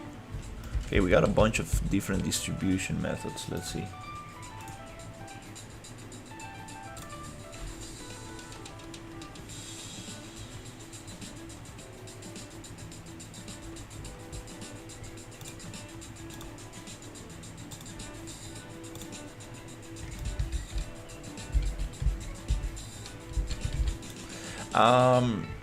I cannot really visualize what I'm doing, so I think I might go back to the cube.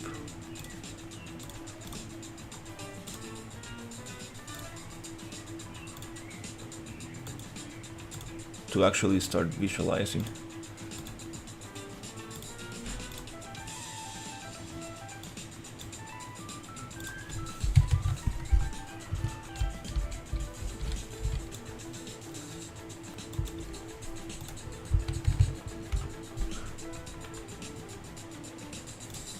Okay, so we have this.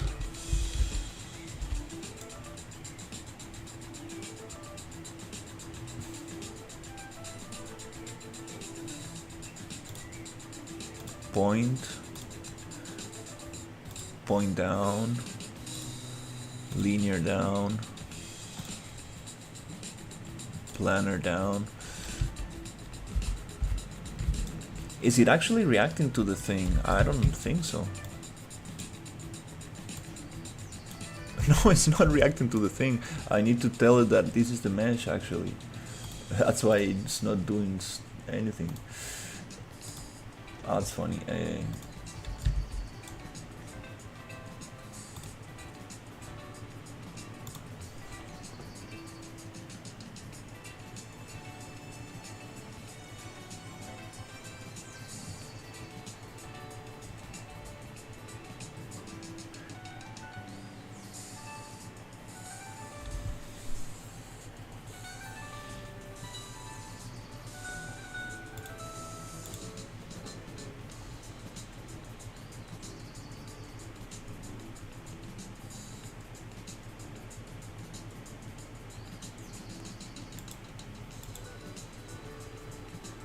Special behavior.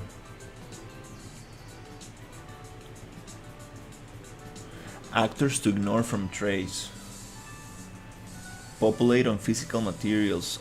Populate on actors. Yes, that's what I want. So I want to populate on the tree. Hey, on the tree, on the tree. Hey, this is kind of nice.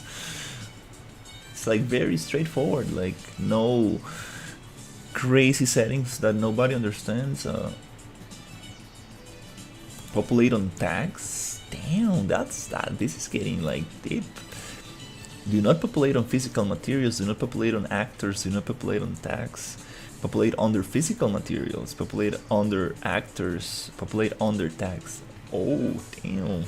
Yeah, I can see this doing some very cool stuff. AI scatter rotation, perfect.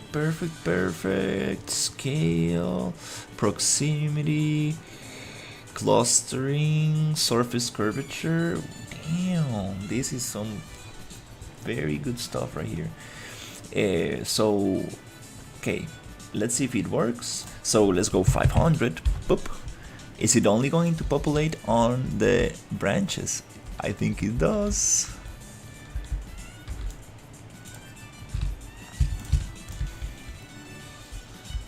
That's amazing. Let's go a little bit more hardcore. 2000. 1000. Cool. Cool. Now let's change this static mesh. Static mesh.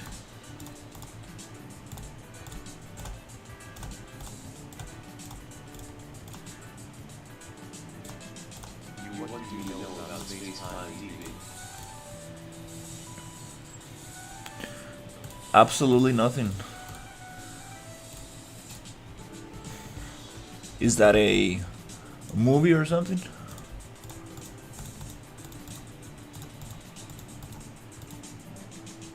A plugin or something?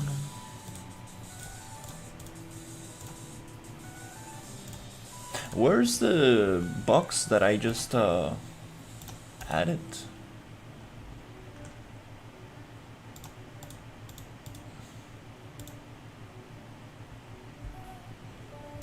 Totally forgot where it was. AI scatter mesh. Okay, cool. So here we want to add the Spanish mouse.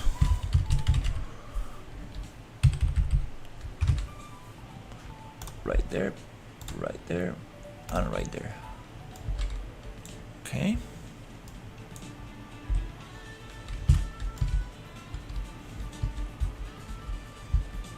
Oh crap. Oh crap, I think it's coming up.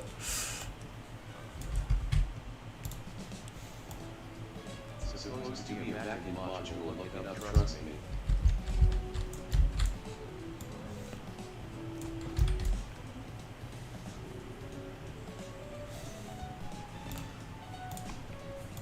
If you explain me what it is, I might look it up. But I don't trust people on the internet, so you gotta try harder than that.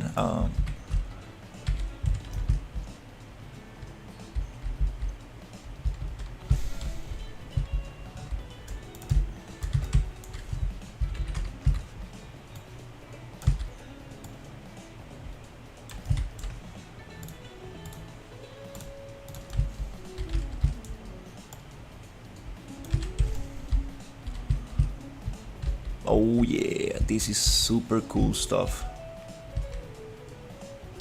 I think I'm gonna be able to just get more Spanish mouse in there. Nice. So let's go a little bit more with this. So let's see.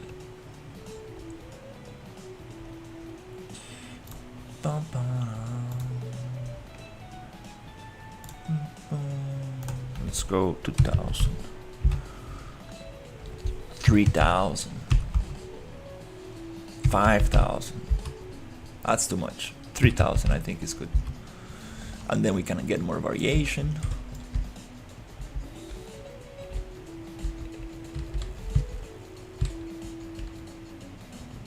Unfortunately, there's something going on with the material or something that is just disappearing.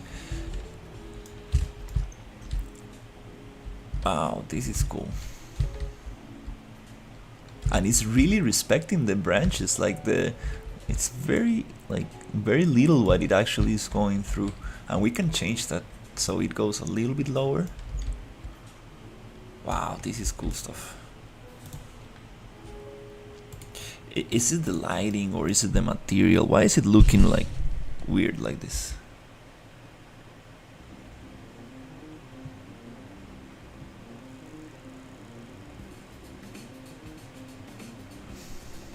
I think I remember having this issue. On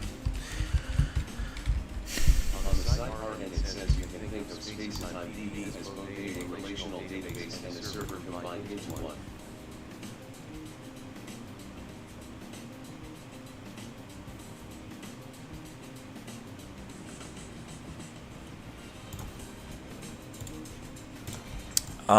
Yeah, I appreciated it.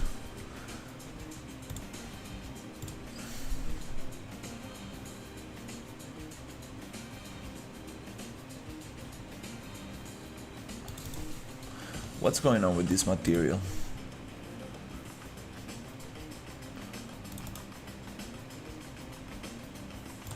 Can we make this a little darker?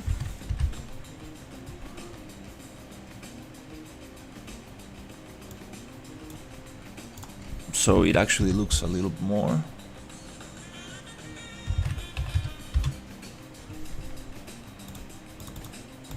Okay. This is kind of cool.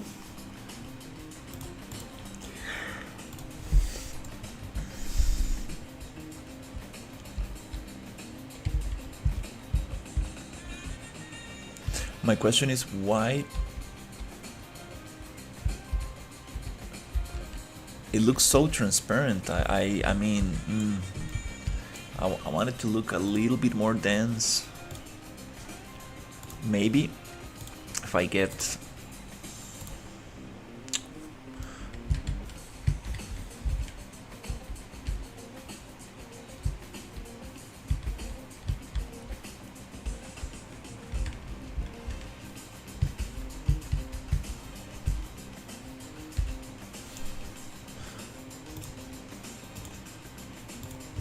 I was actually spawning two of them in the same place last time I tried to do this. It will be super awesome to get some of these in there. Just need to modify the texture so we don't get the leaves, just the other ones.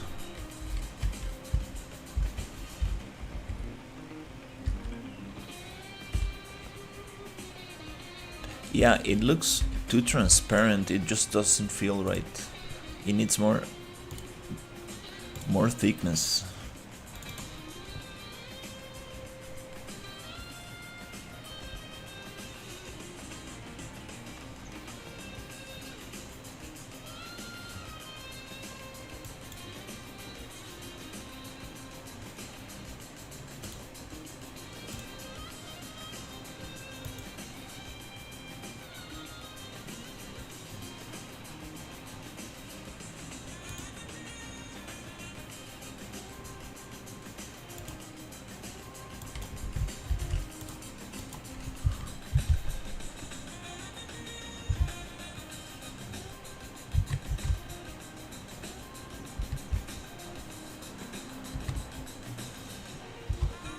Not sure if this is changing anything.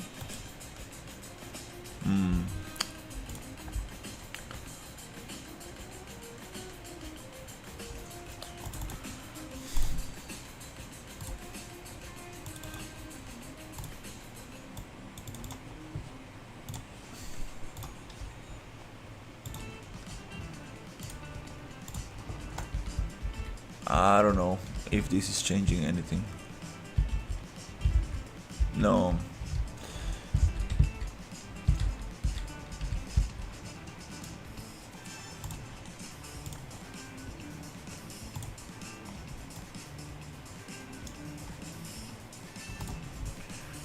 Needs to be way thicker.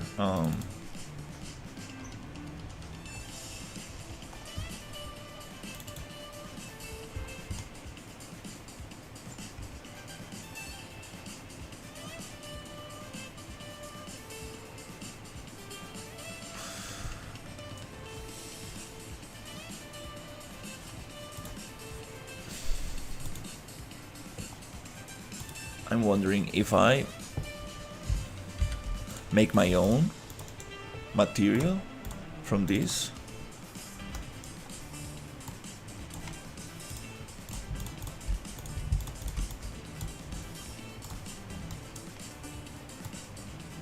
Will it look different?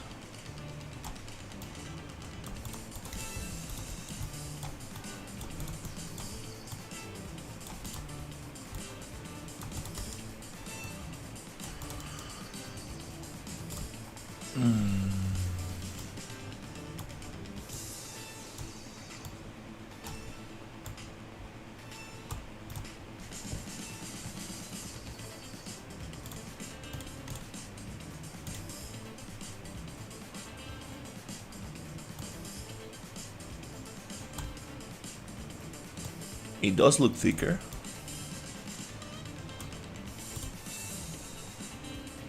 And it's a masked material, it's not a translucent material. That's probably the issue right there.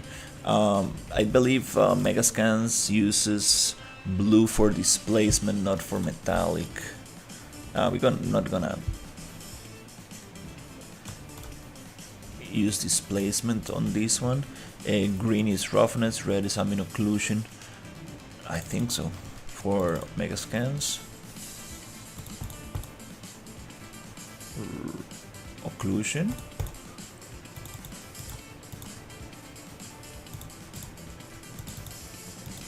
Roughness. Displacement. There's no displacement. We don't need displacement for this. So anyways, let's try this other material.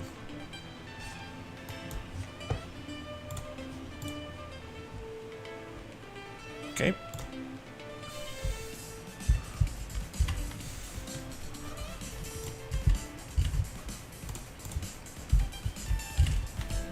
And this is not a material instance, this is just a material.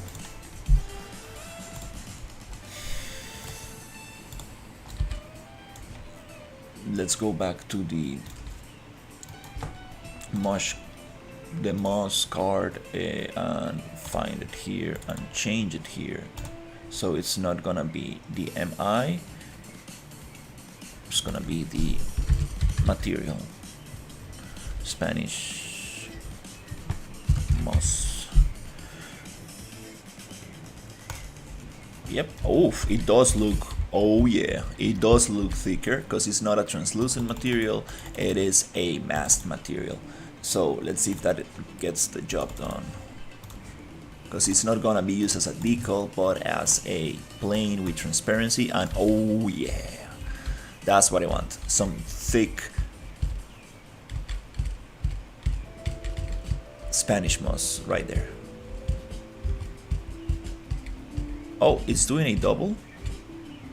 Huh. Oh, not everywhere. Okay. Cool. Now we're talking. Now it looks super awesome. Now we don't need those planes right here. Oh yeah, there you go. Now it's working. Yeah, my tree is coming to life. Awesome. Then we can make the little thing move a little and then keep adding little things. This is awesome. We can add another type of Spanish MOS. Oh, this is gonna be super amazing. The tree shape is not the best, but it's okay. I'm gonna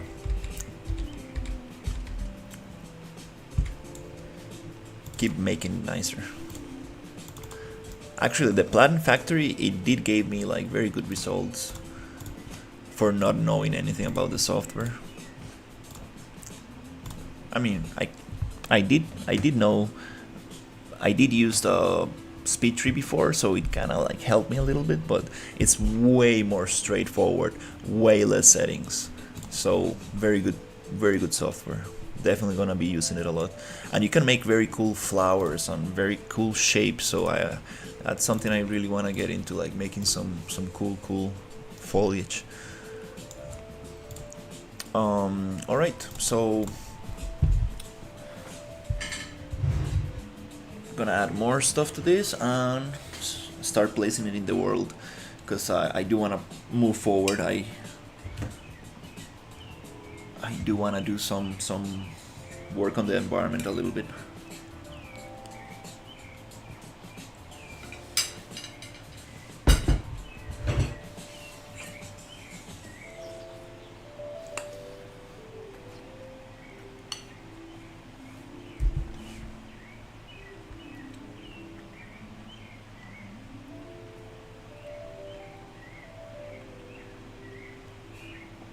The trunk is too straight. I would like it to be more.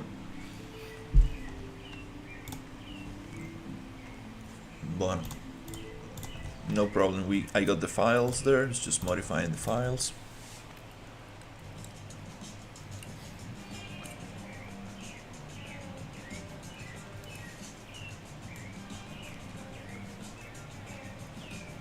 This is a beautiful scatter tool without any documentation, without any knowledge, just totally intuitive, just like boom, it worked. That's what I like. Some speed tree work nice. Yeah, I used the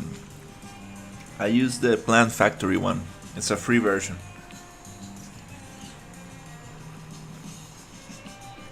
SpeedTree is very cool because you have the viewport controller, so you can twist things in the viewport. It's a little confusing, but you can get used to it. It's just a matter of using it for long enough.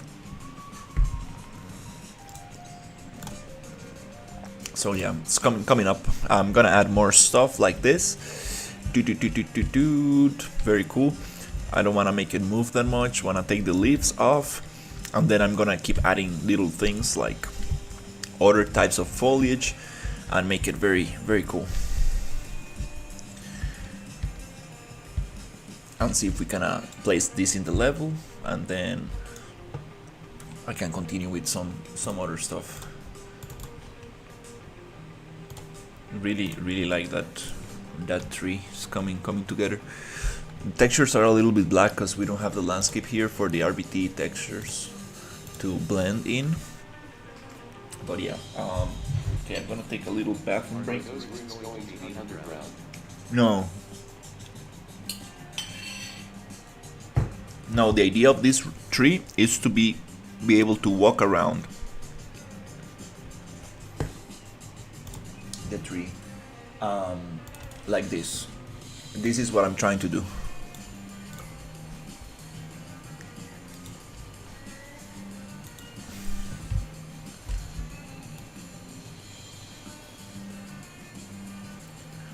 Something like that, like the Star Wars trees.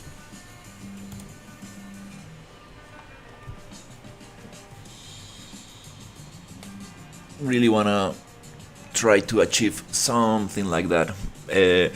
I was thinking how to get this kind of like small vines. I don't know what it is, like other roots to kind of like go in between.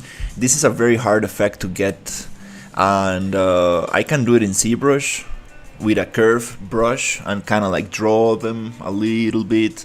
It's gonna take a lot of effort, but I haven't found any solutions, like any tools that can get me these kind of things merging. And this is a very hard asset to find, very hard asset. Like I haven't seen any 3D models like this on any store. Like I think this will be an amazing asset pack to create. It's something that it's just very hard to find.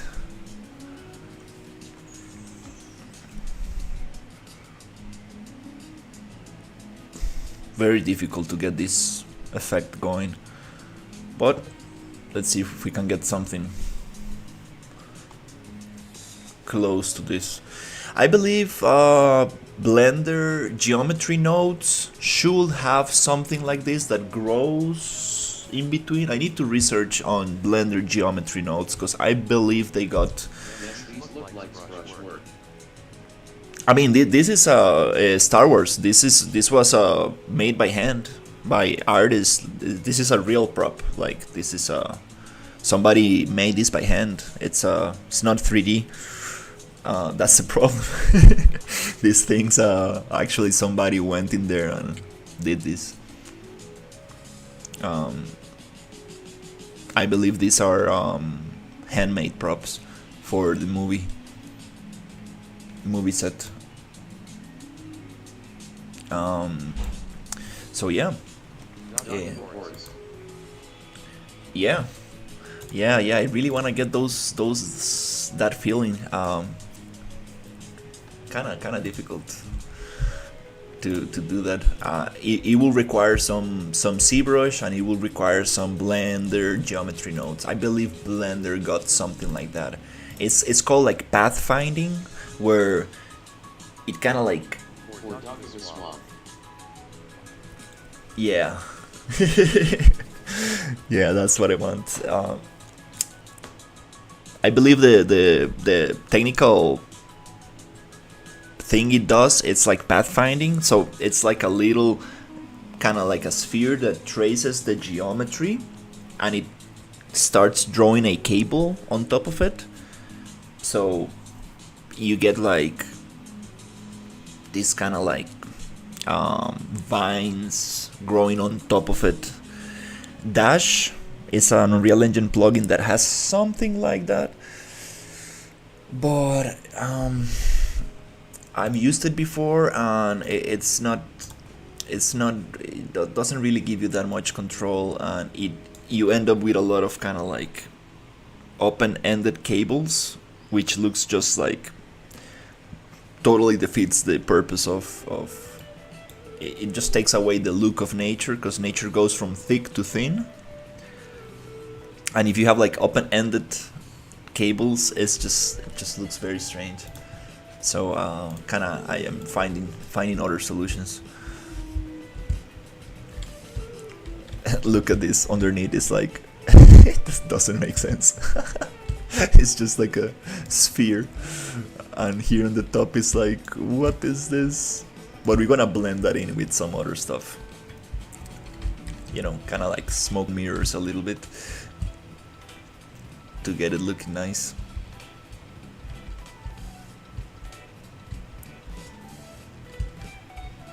Yeah, I believe Blender should have a very good solution for this. Need to research into geometry nodes. Most likely somebody has some crazy vine generator. Okay, I'll be right back.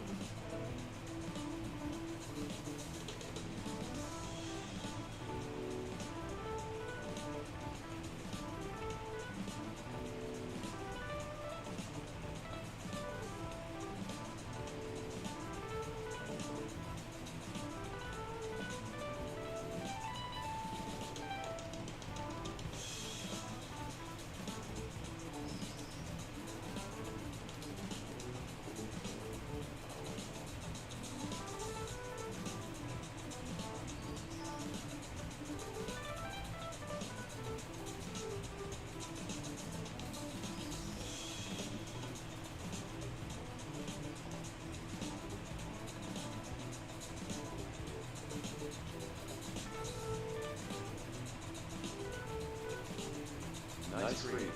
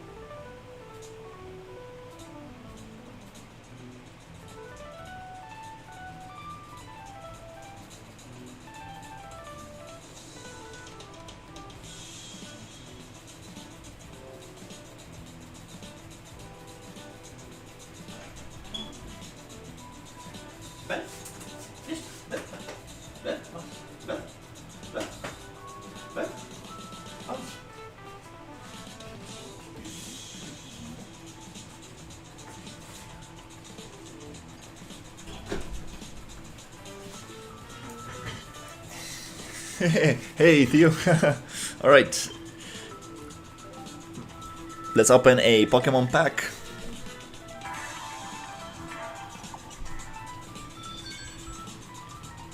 Let's go with some other one.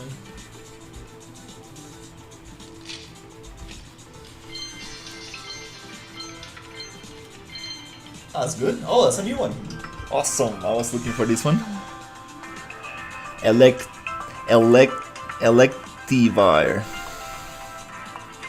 Perfect.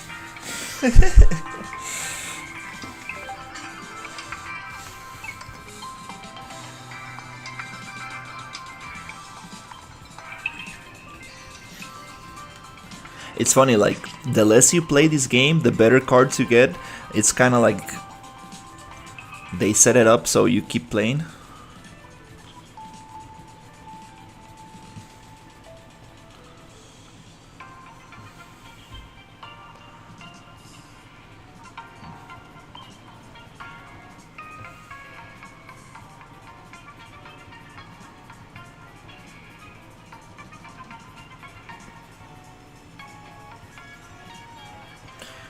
It gets a little slow sometimes.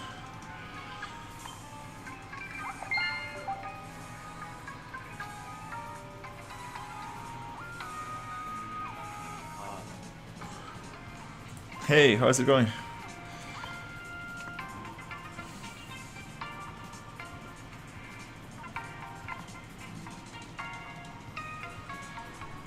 Okay, so now we're gonna add more stuff to the tree.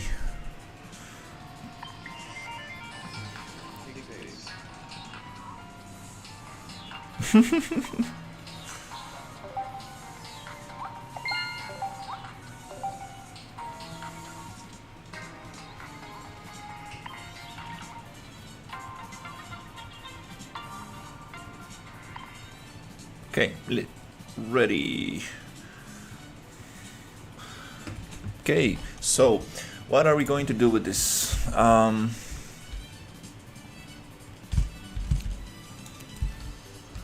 That's super nice. Let's create more variation for the moss. Okay, so here I'm gonna just duplicate that one. Yeah, just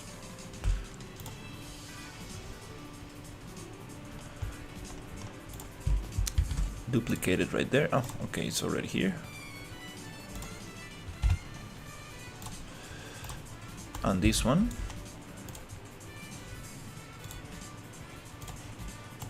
let's place it somewhere here. And I want to create another one, another variation of this.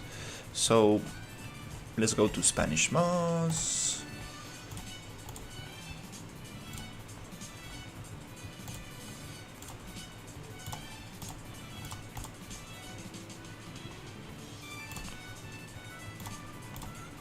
and I want another one, which is gonna be a little different.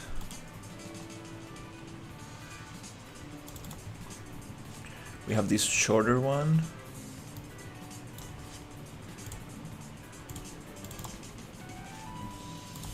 Very similar one right there.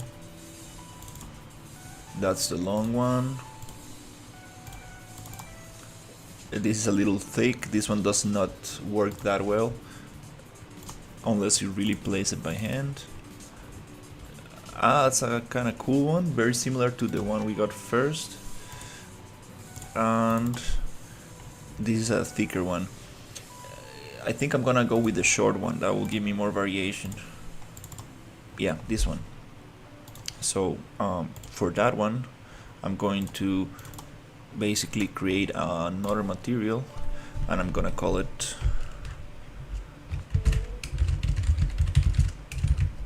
Spanismus short, thin short. Some descriptive name. Perfect. And inside here, I'm going to add the look. Oh, it's starting to rain. Amazing. Red to ambient occlusion, green to roughness, blue displacement. We don't have displacement for this one, and we are not gonna use displacement. Normal, bloop, bloop. Goes to normal, bloop. And then we're gonna make this one masked. And the alpha comes from the color, which is opacity mask, and we have this beautiful thing right there. Boop. And then we're gonna just grab this material, copy the name, find this asset. I think I just placed 87,000 trees at once. Happy days. You're playing with fire, Sherry.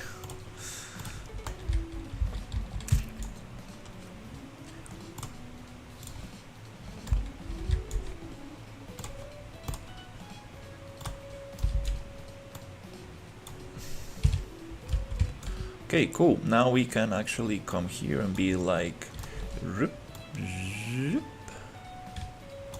Make it smaller. R, small.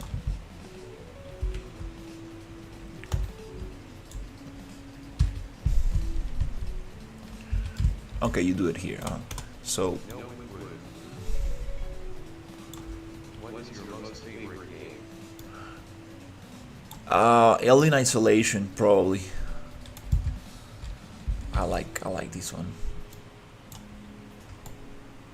Maybe a little smaller. Need to be careful not to get out of the bounds. That way we don't have any floating stuff around. That's kind of cool. Bloop. Then we go to modeling tools, poly edit, and we go like bloop bloop. Gone. Nice. Cool. So nice. We're gonna come here, and this is gonna be number 1. Okay. Bloop bloop. And let's be more descriptive about this. Moss card. Let's call this long, and this one is gonna be short.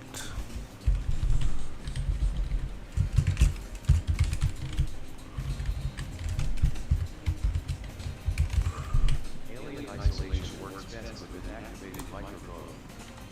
You just have to be very silent around aliens. Laughing face. That's cool. Games that use microphones.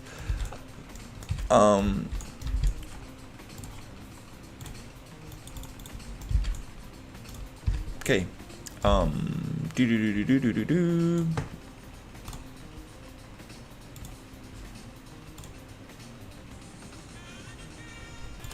Let's add mesh number 2, which is gonna be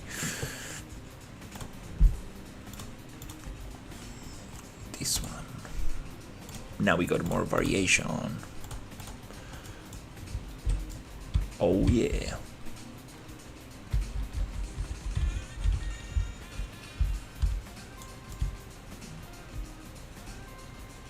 What? Oh, these are not two-sided. Oops. Yep. Yep. Big problem. So,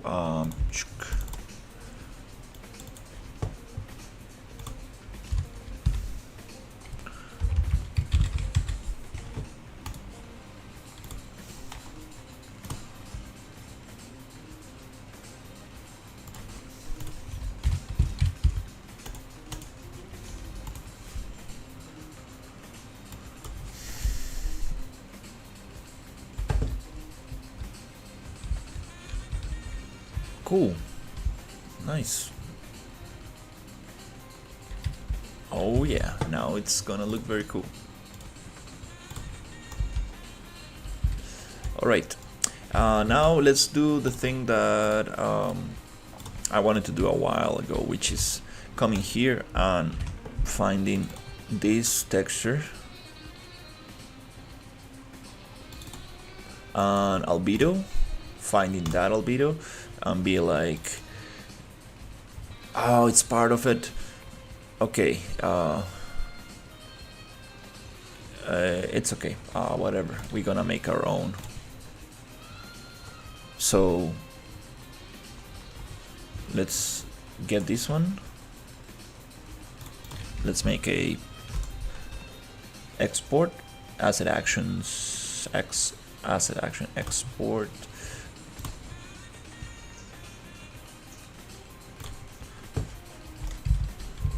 And we will make our own because we don't want the little leaves. The little leaves look pretty bad.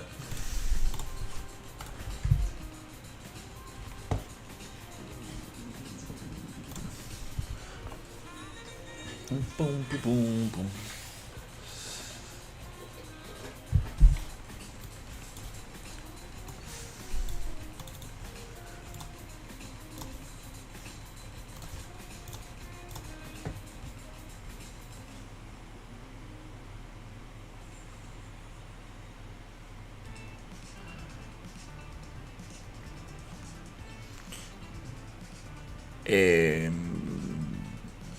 Cannot find it.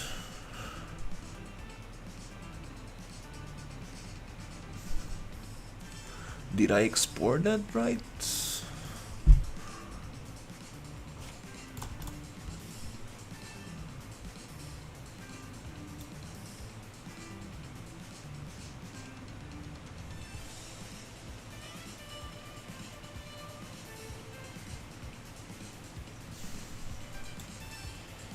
That's funny.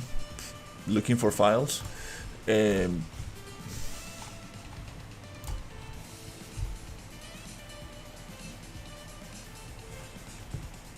Okay, well, let's give it another export.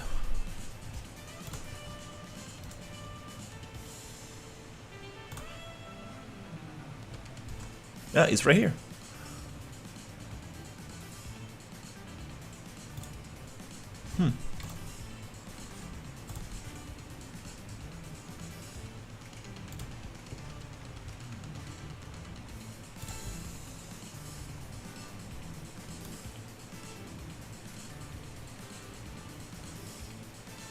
There you go. Okay, well, I think I didn't see it. Nice. So this is pretty cool. This is pretty cool. Not this one, not this one. This one doesn't really work. These leaves are just kind of like, I don't like those. No. This is kind of cool. This is okay. We are good with these ones. This one, this one, this one. This one we can probably use, but let's get rid of that.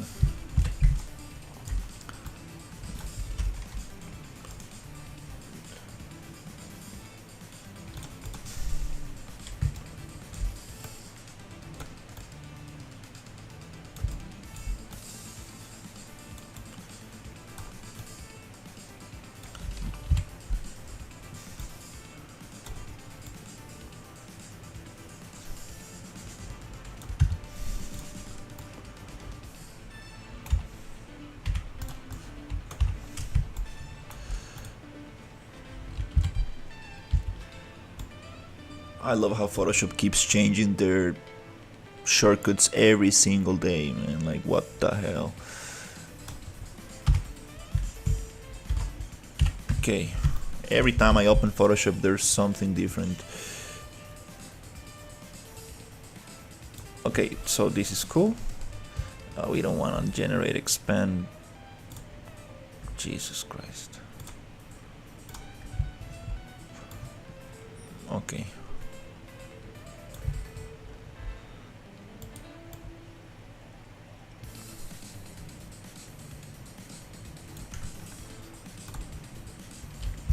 Okay, cool. So yeah, these are very nice. I think I want to use those. And is it cut out there? Emotional damage. Why is it cut there? What the hell is this? What the hell? Attention to detail.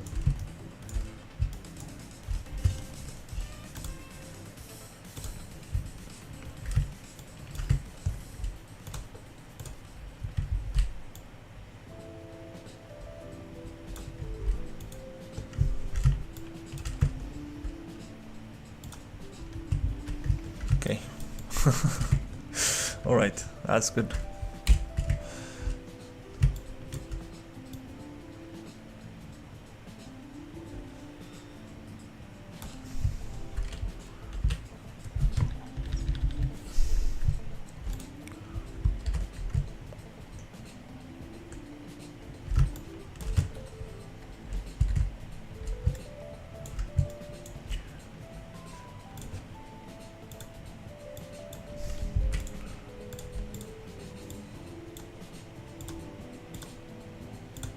Nobody will ever see this, but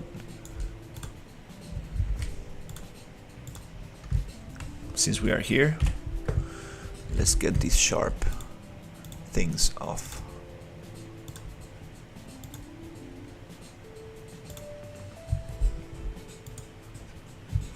Cool.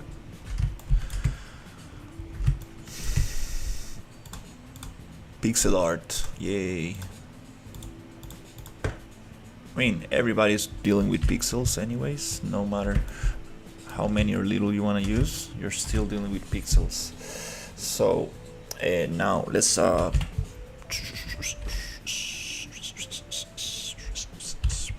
cut this out here. We cannot really cut it out like that. Okay.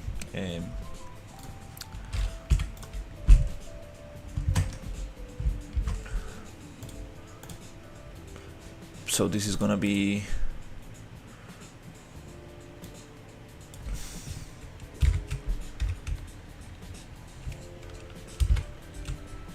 oh, there are other maps related to this. Oh Jesus. Oof. Okay. Yeah. Oops.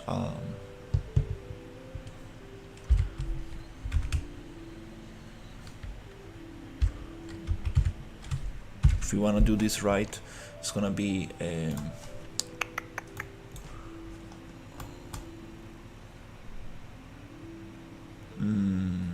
we will need to get the normal map and the other stuff. I think we might get away with just color, you know, like seriously, it's okay. So yeah, let's try to get this one.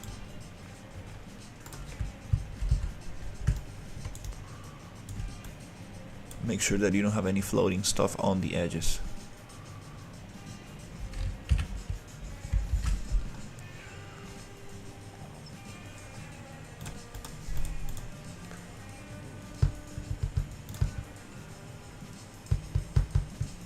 Where's the other one I saved? Damn.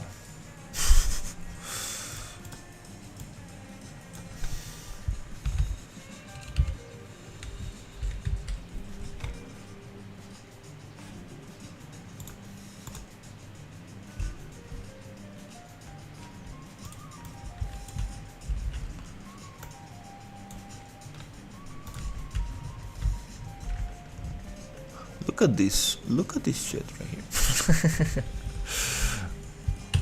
It's okay.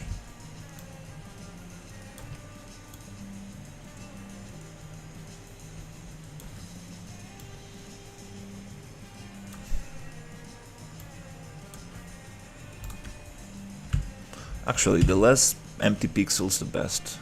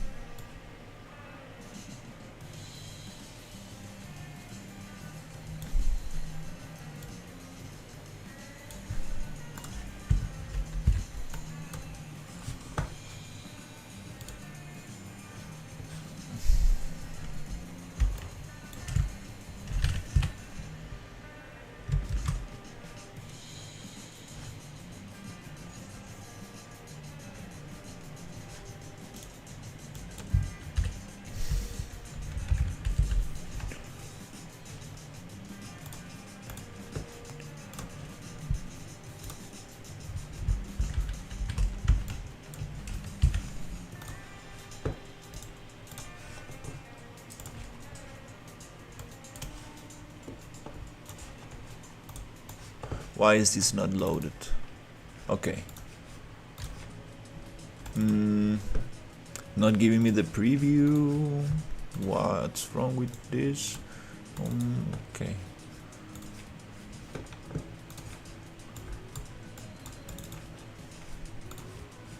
Okay, so we have one.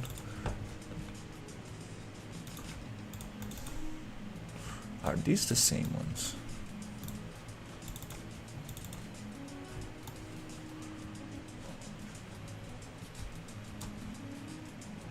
Nope, they're not the same. And I'm missing one.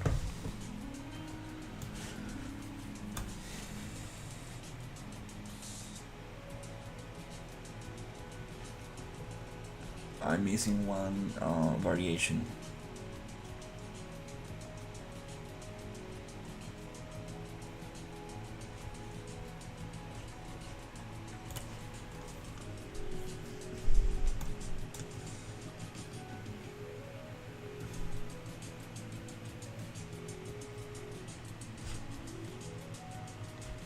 I found it. It's taking forever for this quick access thing to work. Jesus, what's going on? Okay, so yeah, we have 3 variations. Oh, I found a mistake. Mistake right here.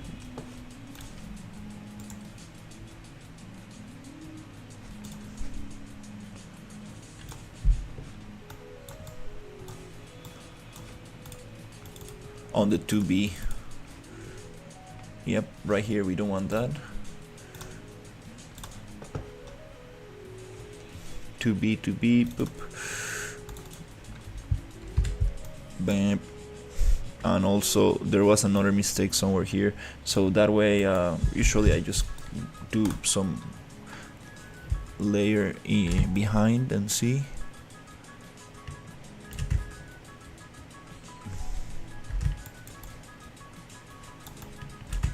I think we got it.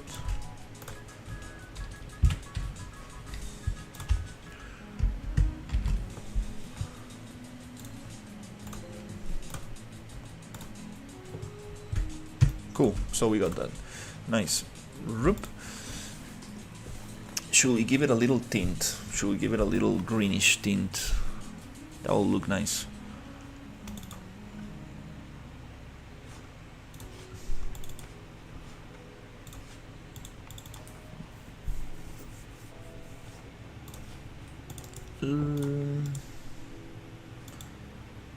Or should we keep that? Let's do it inside Unreal so we have more control over how this is gonna look like. Okay, back to Unreal. So here, poof.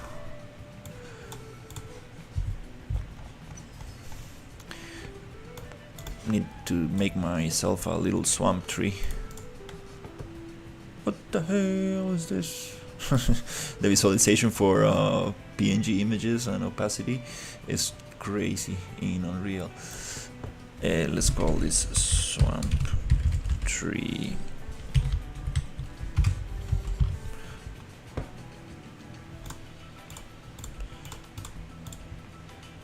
Swamp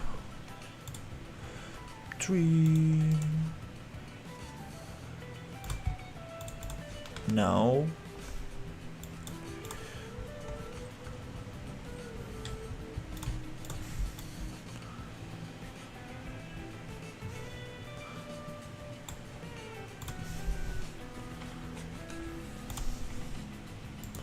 yeah, it's raining. Swamp tree. Swamp tree. Cool. So let's open this up. Looks nice. That's not the one I needed.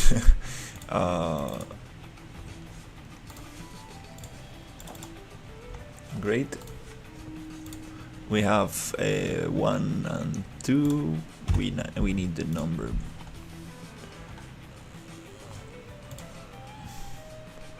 We have 1 and 3. We need number 2.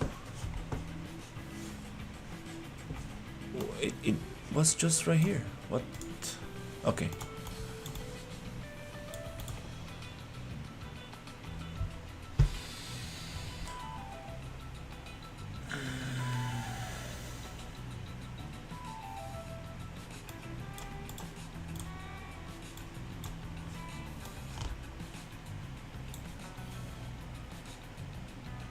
This is a little ridiculous, like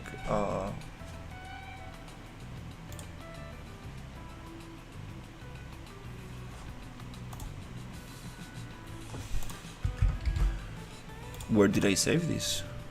It's right here in the desktop, but I don't see it.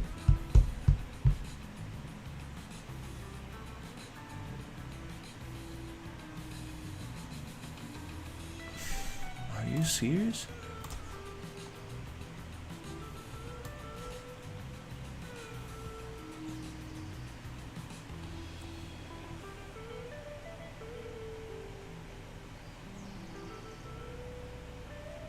I guess I'm gonna make one file and put everything in that, because my desktop might be getting too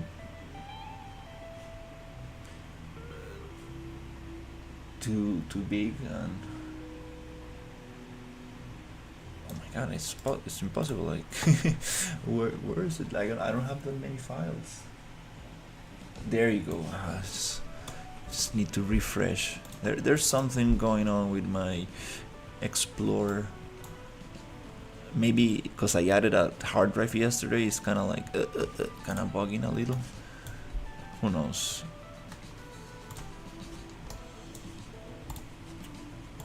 Okay, cool. So we have 1A, 2B, 3C.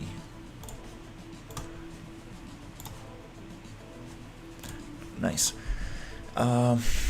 So just create a material. And here I'm just gonna go like mask, opacity, blip. That's all we need. Getting some very weird pixels there. Why is that happening? Huh.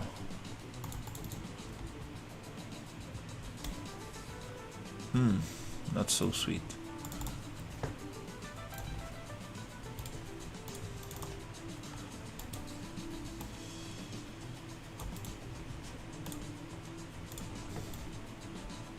This one does not have that issue. You might need to go back to Photoshop and give it a little selection, modify, shrink.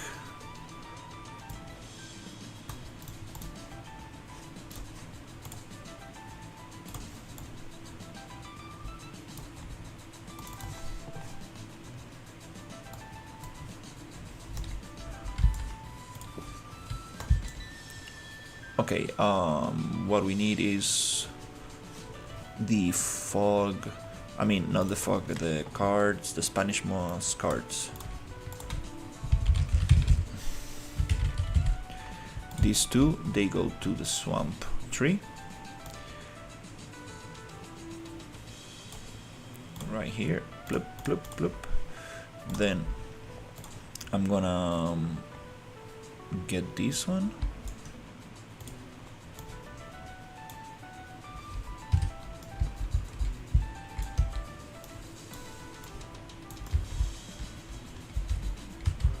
Duplicate it. Looking good so far.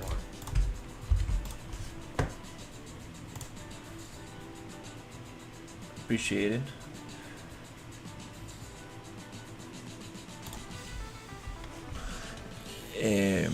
This is gonna be the Liana thing. So let's call this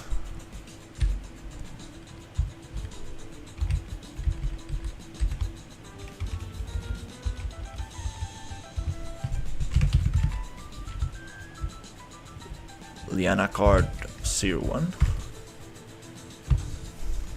There is so much stuff going in the animation industry. I don't know how I'm gonna get the job. I am just a beginner.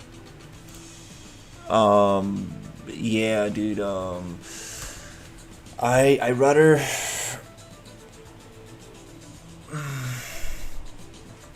I rather start learning AI and how to train models and stuff.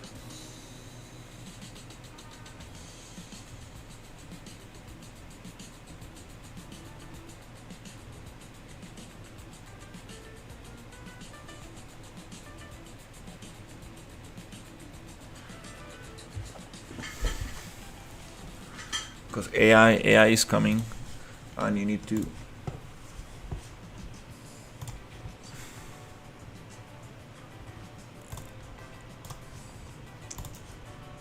to get ready for it.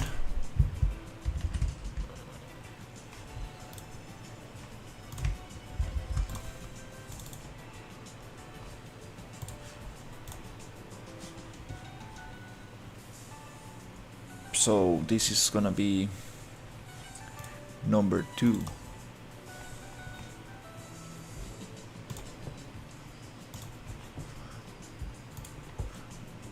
Number 2. Okay, cool. Then I want number 3.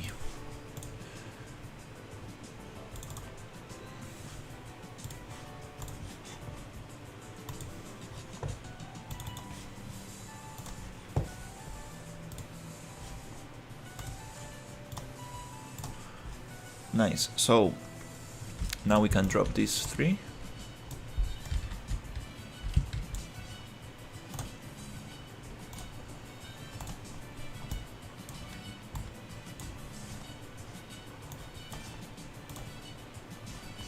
It's like a nice. It's kind of like a funny topic, because like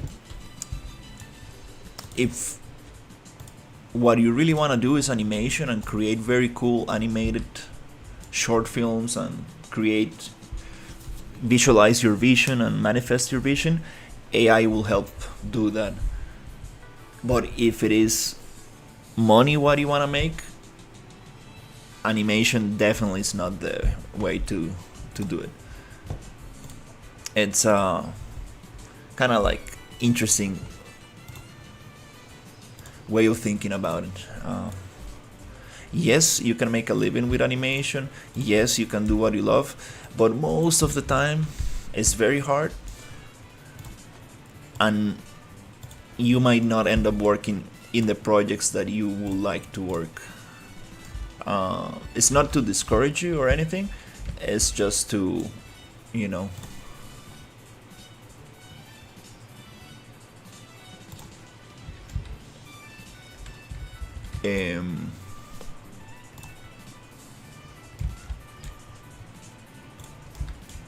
make you think. And don't get me wrong, it's super nice to work in a creative field, even though if you're not working directly on what you want, right? But it's interesting. It's interesting. I work in a publicity agency, and they're going hardcore with AI. They're like already training their models. They're already doing a lot of stuff, and they're already promoting the employees to learn AI and like see how they can like use these tools in their workflow and stuff. So yeah, I mean, for my game, like I'm not gonna lie, like I'm gonna use a lot of AI music, AI maybe sound generators. I do wanna record some of my own stuff for the creature monster sounds and stuff. And I'm very excited about text to 3D. I'm very excited about like being able to create 3D models just by typing. I've been like researching a lot on it, and there are a couple of models like Trellis and Tripo, which are getting good. There's a Mexatron from Nvidia that is, we're waiting for this to be available to the public and stuff. So yeah, it's very exciting. So I mean, it will be amazing because you will be able to create like things way faster, way faster. And it's what it is, like, you know, it's okay, you know, like leaving all the ethical aspects out of it. It is what it is, you know. It started with factories, machines replacing human labor. Then the digital era came and it wiped out a lot of traditional artists. Now it's AI. So it's just a new wave of technology, and my advice is to jump on it, and jump on it now. You want to be the guy who knows how to train these things, to know how to use these tools, to be at least one step closer to getting a job in this thing, be more employable in the future. It's interesting topic. So transform UVs, and don't get discouraged. Like, you know, you will be able to create a lot of cool stuff.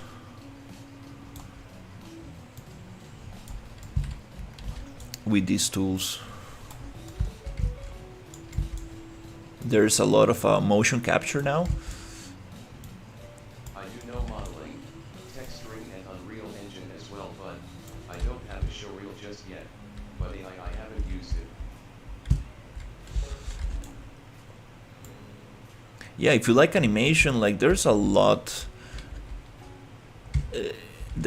of need for animation.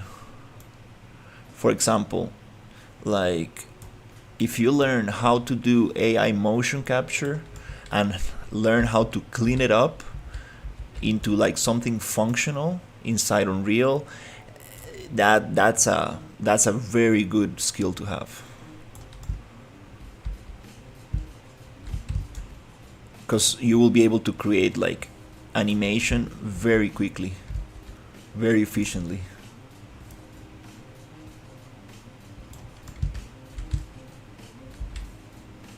Okay, let's cut this one out. Let's get this one.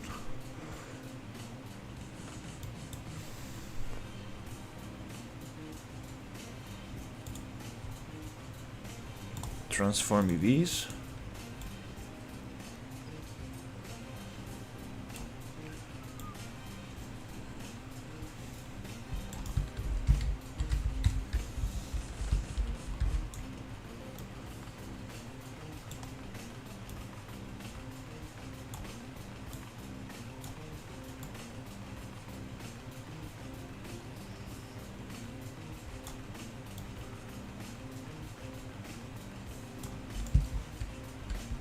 I was expecting this to have another shape, but it's okay.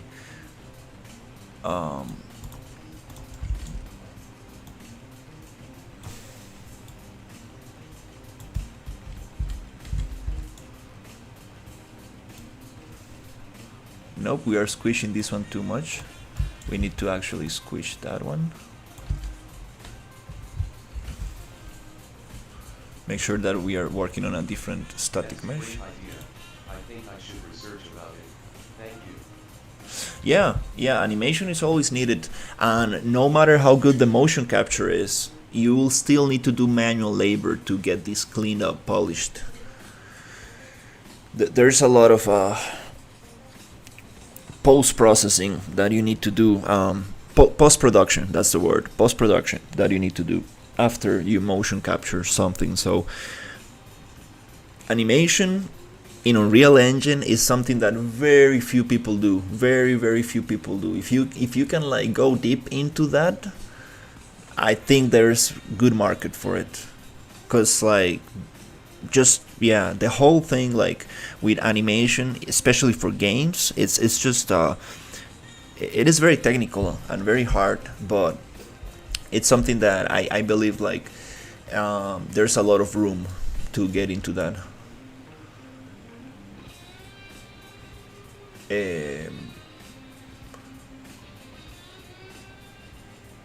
Let's bake this UV project.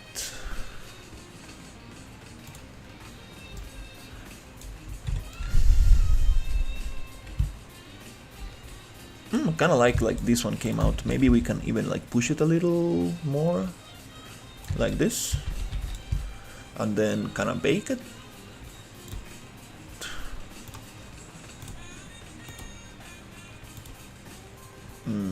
Xform bake. And these ones I also kind of want to just kind of like squish them a little like this, like this.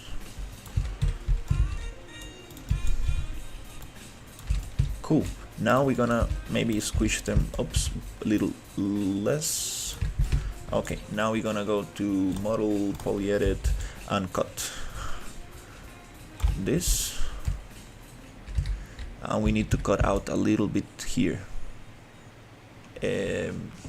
Insert edge loop, and we want it to be a distance offset, just like somewhere around there.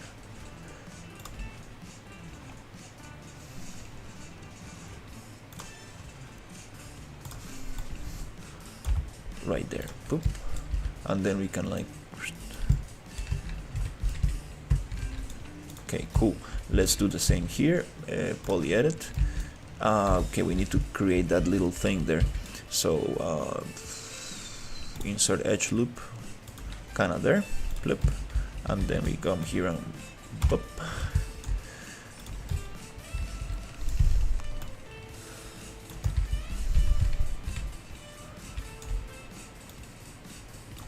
Cool, nice. We got some roots.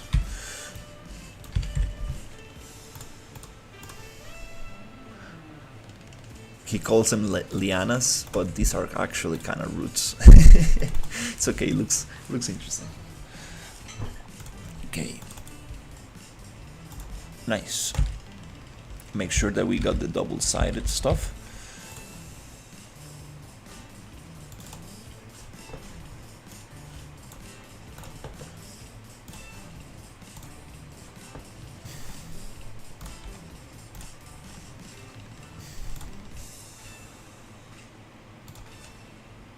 Some of these are, maybe it's just the visualization. Maybe they look nice in the, they do look nice in the viewport. Oh, I see some white border. Yeah, I think it's okay for now.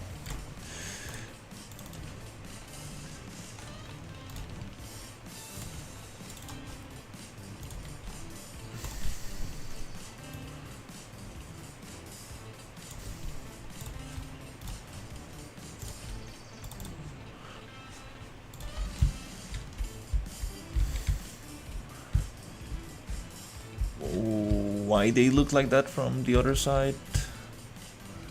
It's because the sun. Oh, why they look like that? What?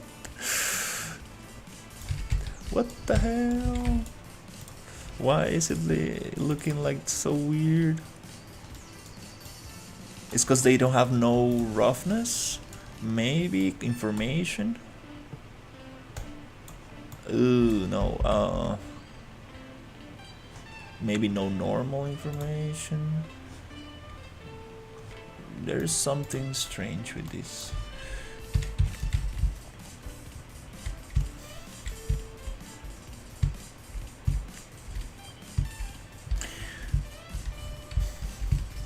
Okay. Anyways, let's keep on adding stuff to the tree. Don't want to go too hard with these ones. Probably need to bring the materials of these ones here as well.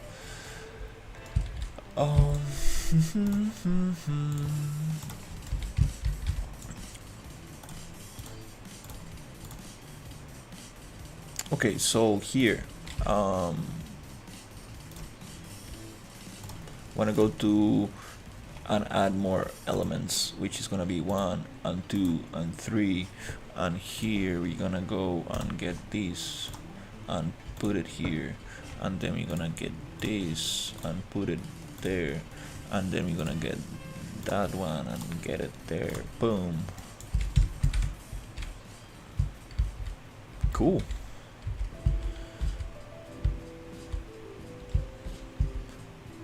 I believe we do need some. This is looking pretty bad. Is it normal information? What we are missing?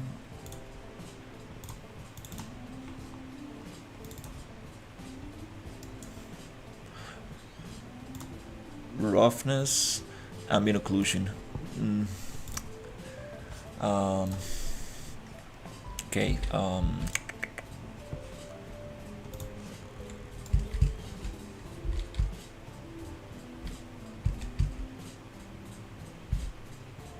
It's totally flat. There's no, no ambient occlusion, no normal. It's not really gonna look so sweet.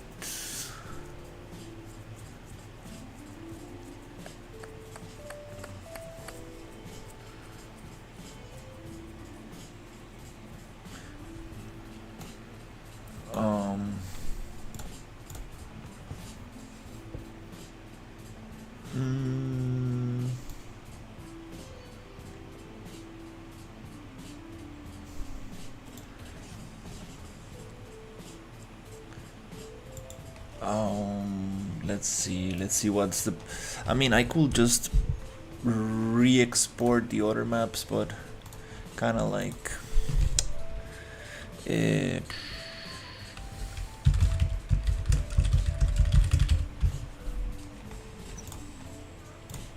is this the one? Yeah, this is the old school website that we used in school.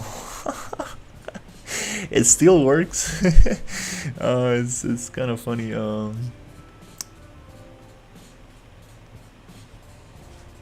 guess you just drop it there. I need to make some normals for you. Can you get ambient occlusion? Yes. Okay, so normal. Can we make it super soft? 0.5? 0.1? Level?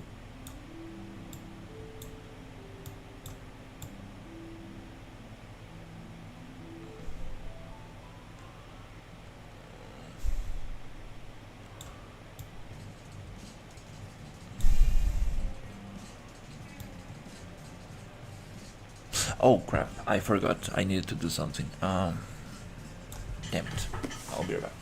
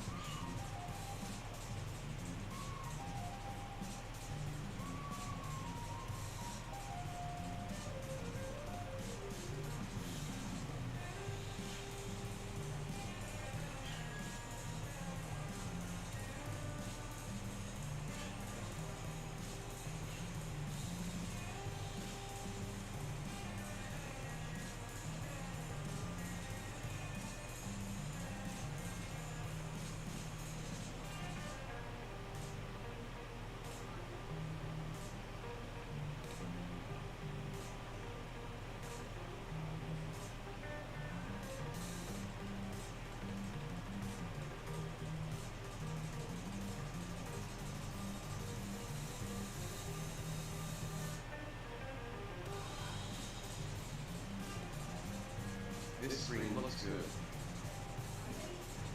I'll camp out here.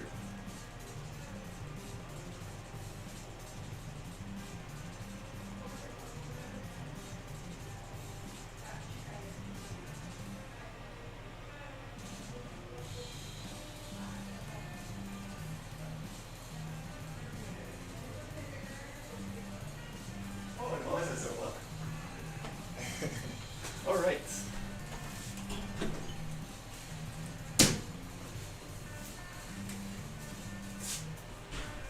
Yeah, it's cold today. Nice. Yay. Around some marshmallows. You want some? Hey, Nuclear. Reaches around some marshmallows. Who wants some? Nice marshmallows. Yeah, I'm doing a little bit of okay, let's download this normal map and see if it works. Then let me get the number B.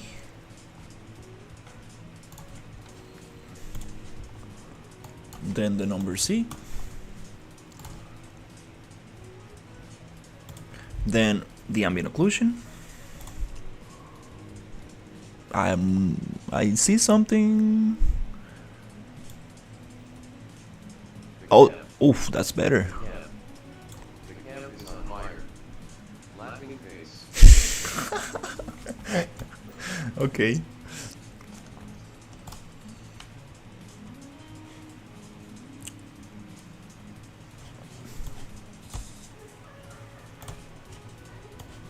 Hey, this is a killer website. I got some ambient occlusion, normal, and normal's very quick. So you need to just be careful at this quick access. Come on, dude, like got bugged out or something. My Explorer is bugged out. Damn. I just want to go to downloads. Yeah, for some reason.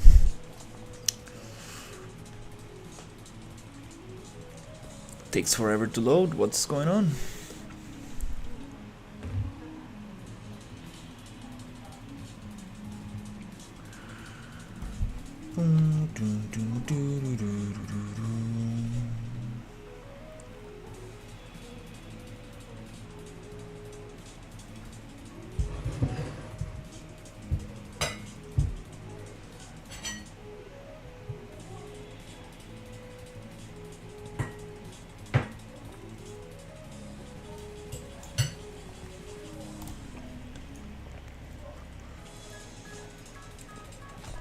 What is going on with my Explorer? Like, damn it.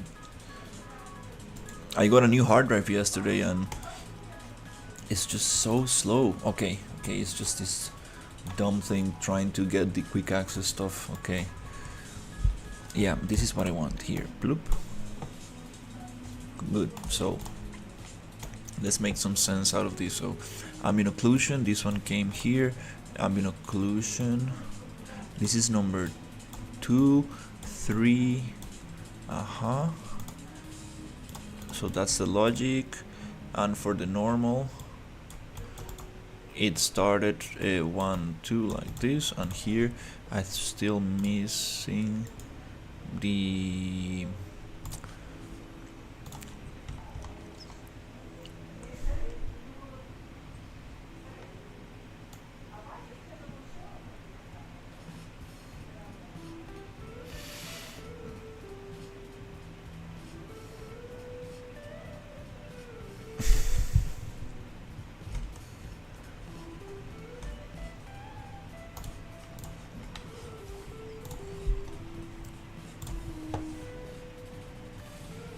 this is ridiculous. Okay, there you go, I got it.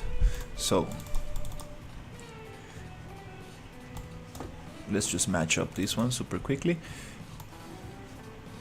That's right. So let's rename this properly.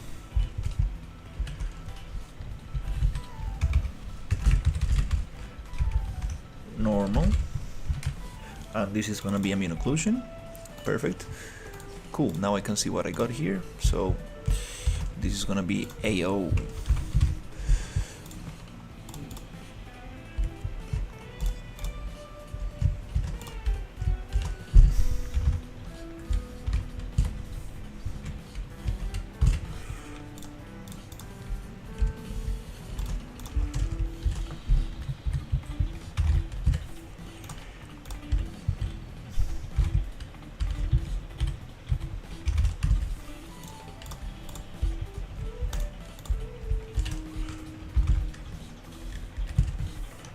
Nice. Now we got them aligned and organized.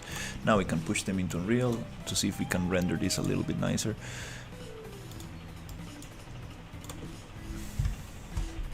I mean, visualize this a little bit nicer.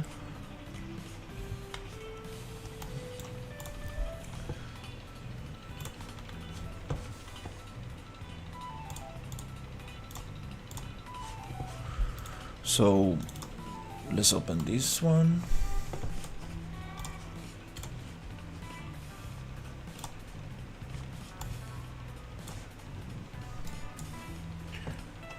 This one and this one.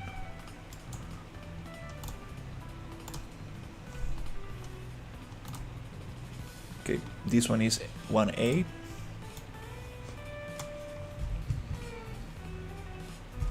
So 1A, 1A. Ambient occlusion, normal.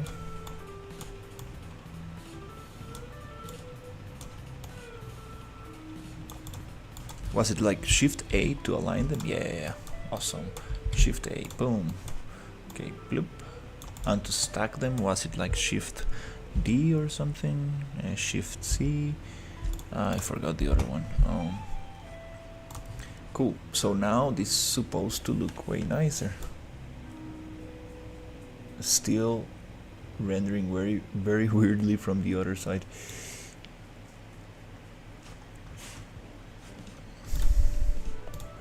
Okay.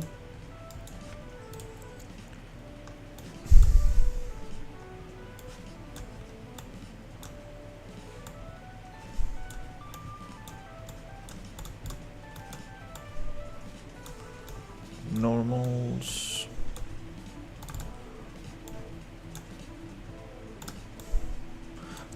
That's gonna look strange.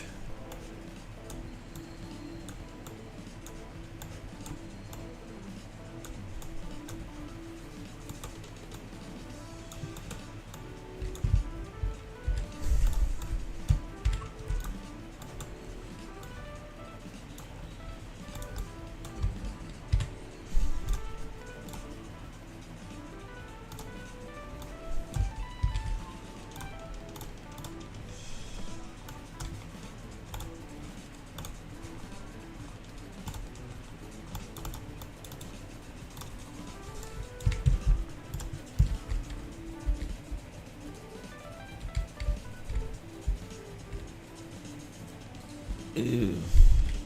Oops.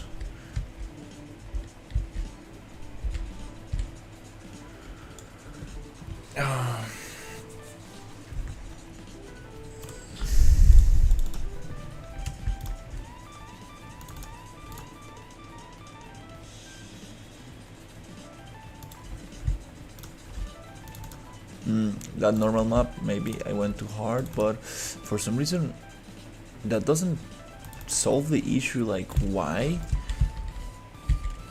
it looks terrible from the other side. I don't understand what the deal is.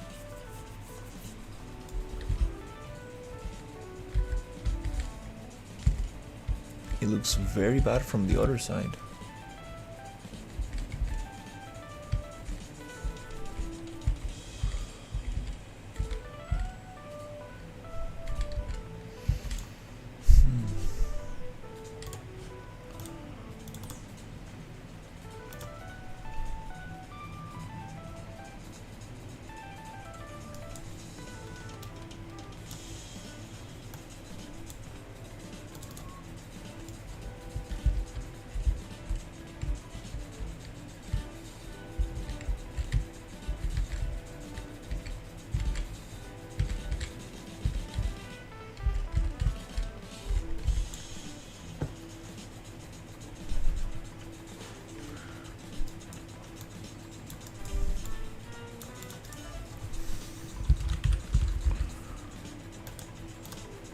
Is there a way to invert this?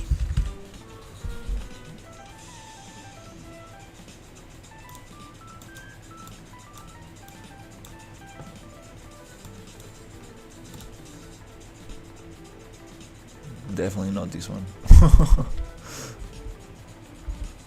Oh, it does come out to the other side. Huh. Yeah, you know what? Yeah, let's just continue with something else. Hey, how's it going? Yeah, let's just continue with something else, you know. Don't want to spend too much time with this. I do have these maps.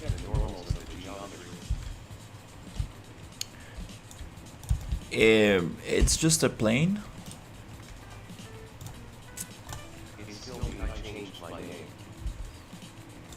Nice. A two-sided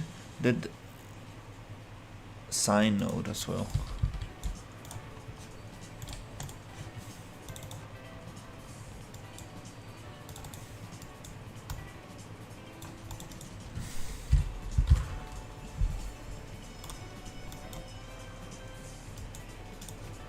On the input, where does it get the input from? Oh, okay. It looks way better. Without that, it's black. With this, oh, Zero coming to save the day. Just need to get a better normal and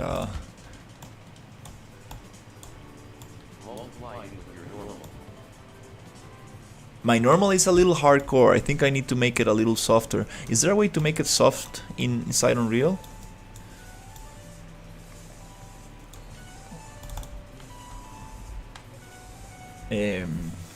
Because it's too much. Two-sided sine. I haven't seen that one. Hey. Yeah, it's just too hard. But it's looking a little nicer. We can go back to the program and just change it there. Flatten normal node. Oh. Okay. Flatten normal. Texturing this one probably. So bloop.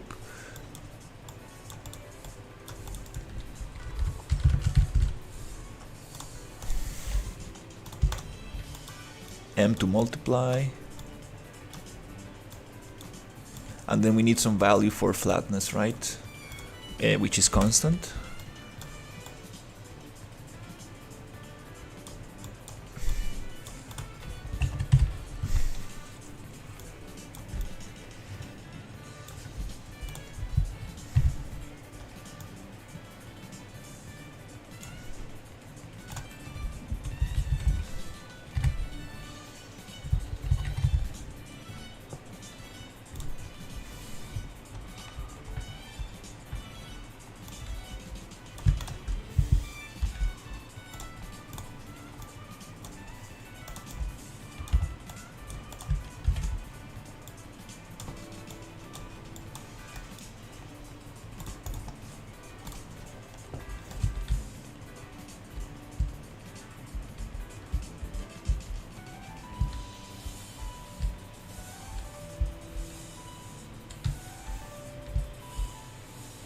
Okay, we're getting somewhere. I think I messed up the map. This might not be the map for this thing at all. Okay, I think this one is good. This one is messed up. And I believe this is not the one. Nope, it's not the one. This is 2B. Wait. Flatten normal, flatten normal.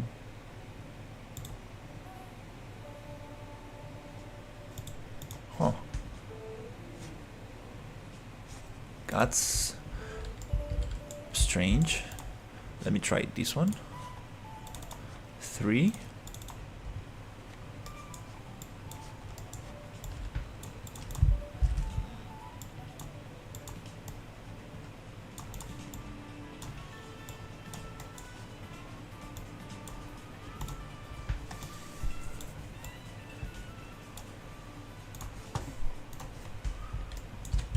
For some reason, these ones are getting very strange.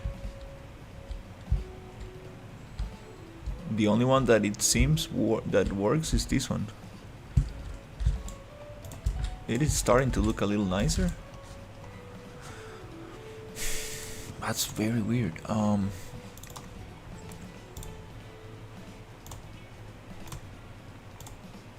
I see the shape is the same. Pa, pa, pa, pa, pa.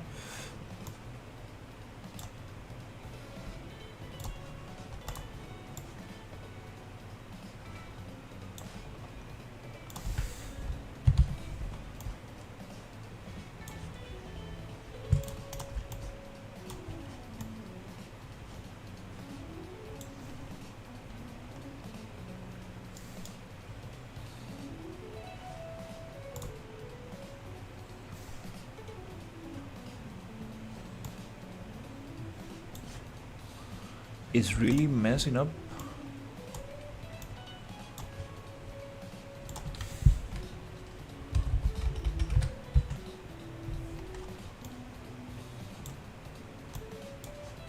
Maybe the value 4?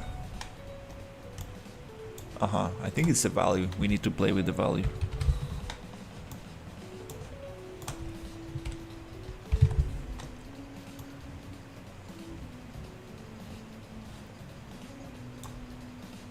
Cannot really tell if it's working or not.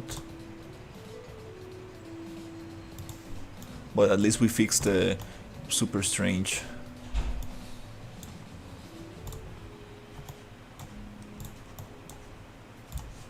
Black stuff.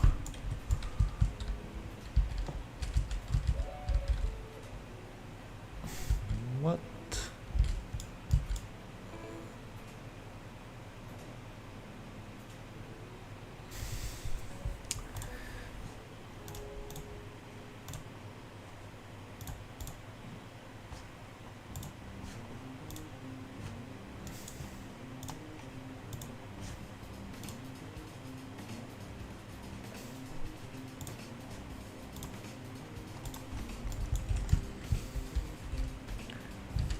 Why this one is working and these ones are not?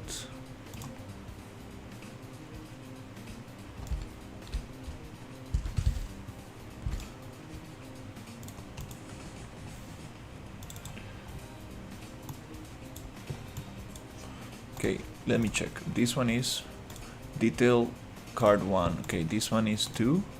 So let's see. The number 2 is very messed up.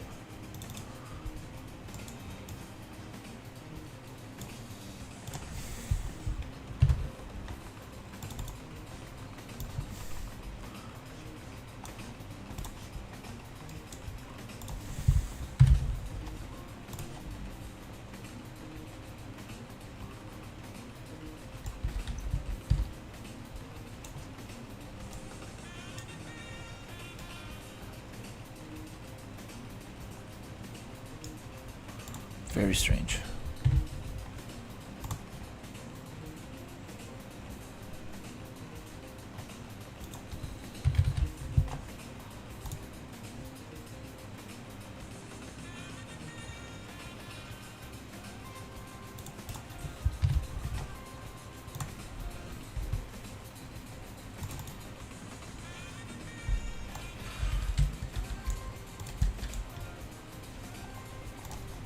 Number 3.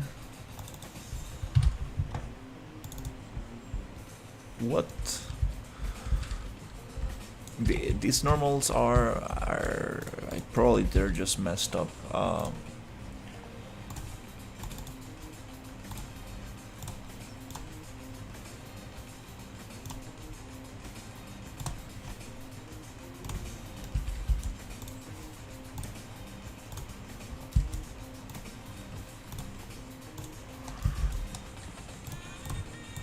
Gonna redo them very quickly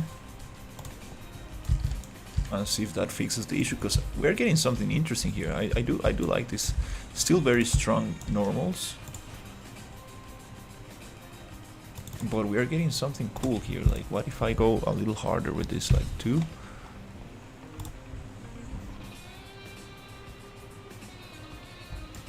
You see, it really depends on the value.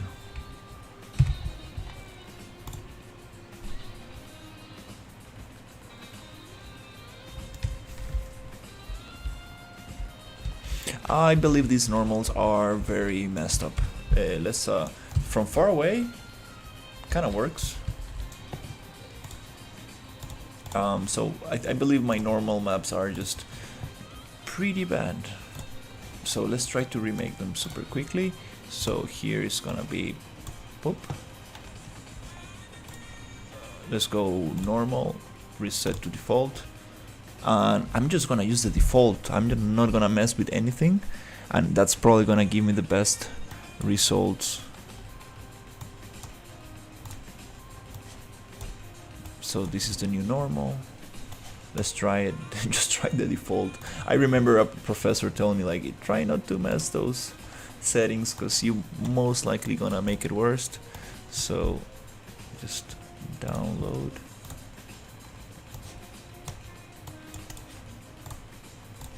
Then we're gonna just copy this name.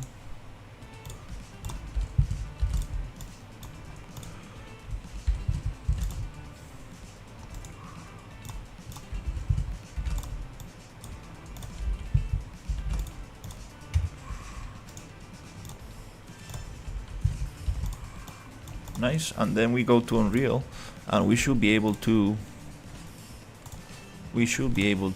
right click on these normals and reimport or asset actions,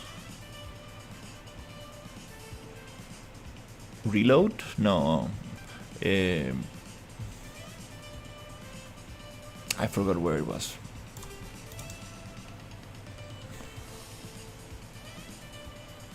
Reimport with new file, or just reimport. I believe if they have the same name, they should probably just reimport. And I see some changes. Cool, and it does look more like a normal map.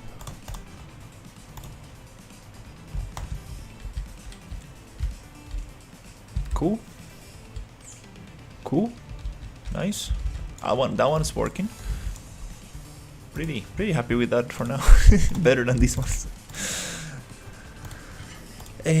Number 2. Oh, that thing. So what do we have here? Let's try to copy the same values from the other one, and let's see what happens. Since the normals are the same, everything should be the same. So I believe it's the number 1 that is working, and we have 0.2.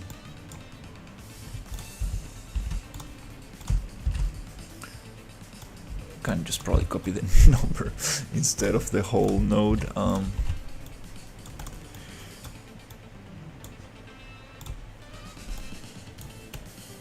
And I see they're not matching. Why are they not matching? Doesn't make sense. What the hell?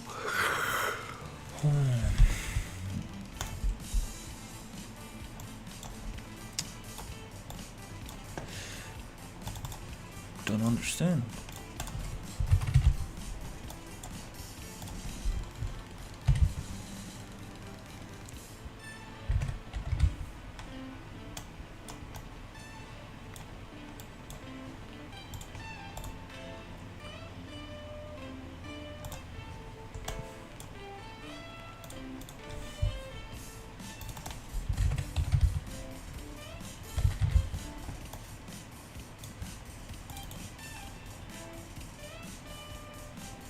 I guess they need their own values.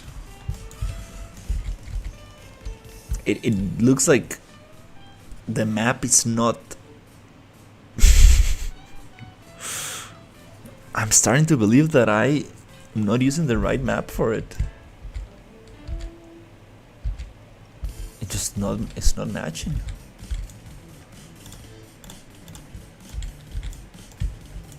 It's not matching.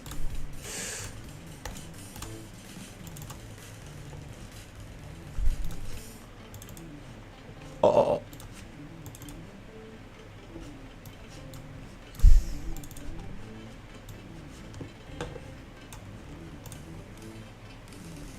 It's the same shape. It's the same thing. Yep, it's the same thing. Like, why are you not matching? Damn it.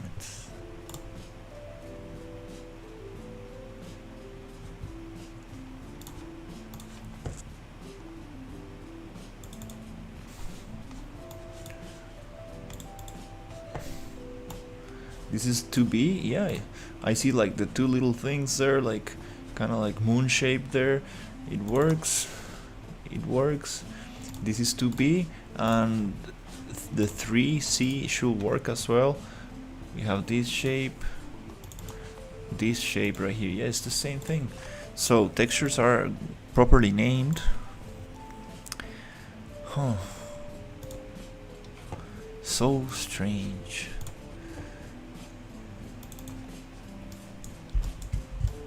Let's bypass this. I'm still getting that super weird. It feels like it's flipped or something. Like, why? It does feel like it's flipped for some reason. Is there like an invert normals? Wrong one assigned in the material. It does feel like it, but the shapes are the same. I feel like the textures are right. I feel like the normal is kind of flipped. It's being read at the other side. That's why it looked like it doesn't match.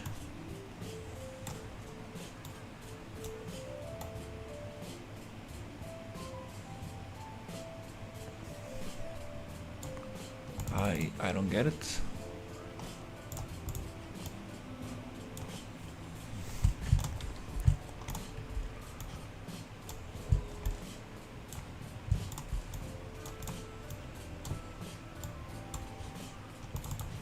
Is there a way to invert the normal? Kind of like flip it?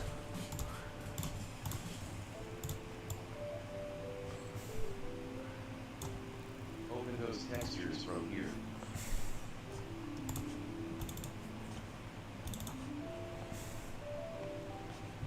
The color and normals.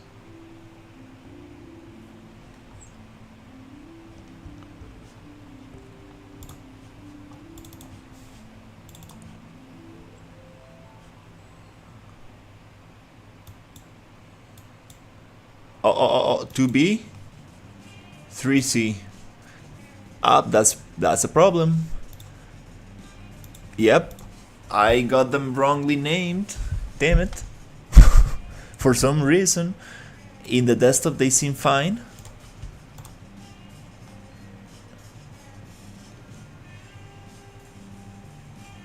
Damn it. 2B.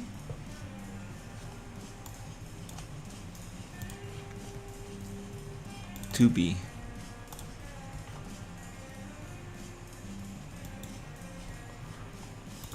They're the same.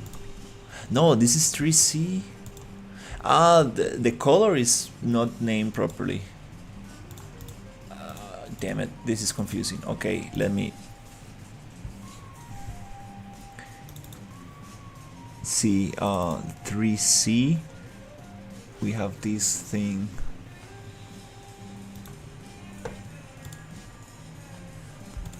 Wait.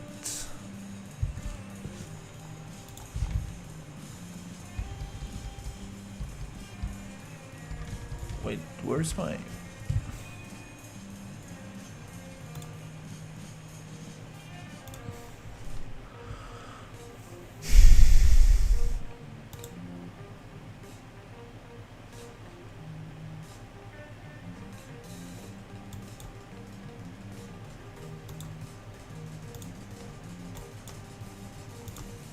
Okay, ambient occlusion, and this is the same. Color.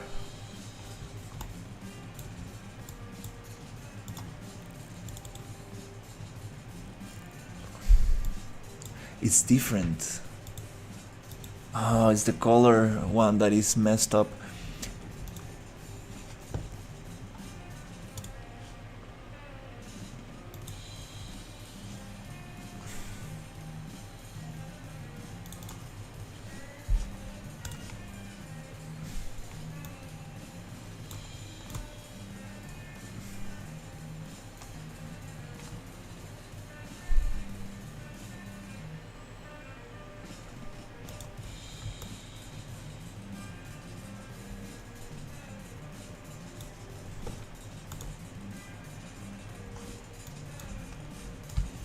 Yeah, it was the color information that was messed up. I don't know. I really thought I named them not properly. So this is not 3C. This is 2B. It's funny that I gave it a number and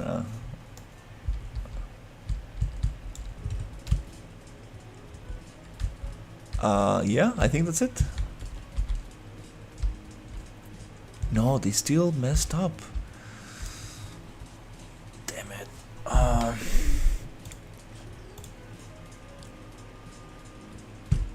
Okay.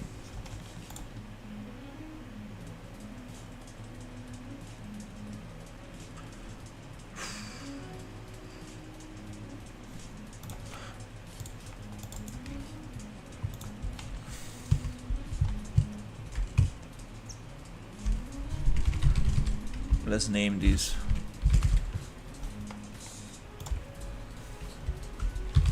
Liana 1A.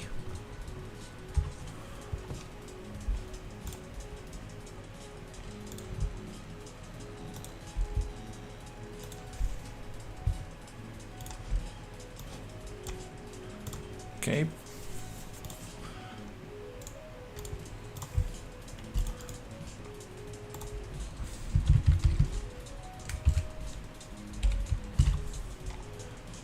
Okay, one more.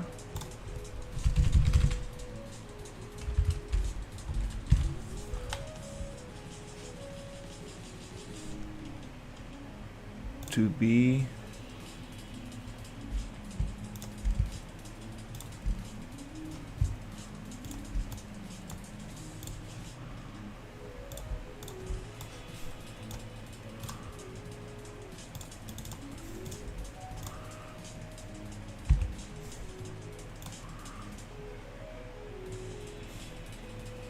okay, we wanna make sure that this is. Let's just close everything and wanna make sure that this is the right color and this is the right. I see. No, these are flipped. Yeah, this is not the moon shape. This is the C shape. Okay, so I believe here's the issue. So I'm just gonna also delete that one. That material, and then this one is gonna get moved to 2B, and this 2B is gonna move to 3C.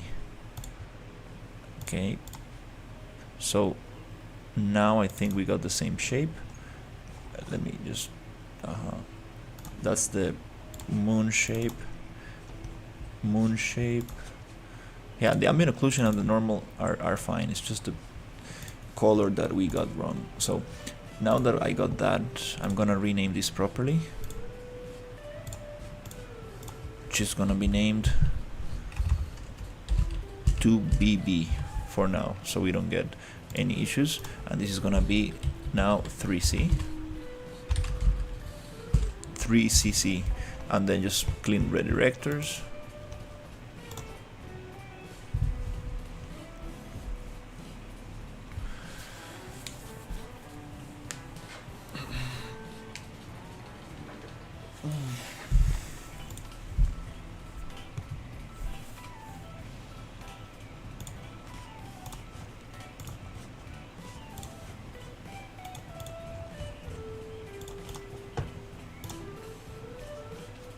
Okay, so now we should be able to create the materials.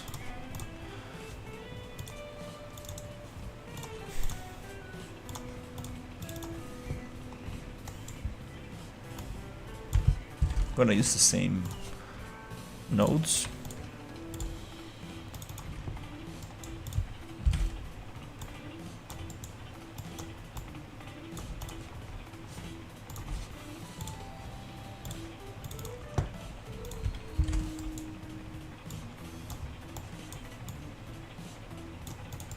Okay, now very carefully, I'm going to get 2B into 2B. We need normal, ambient occlusion,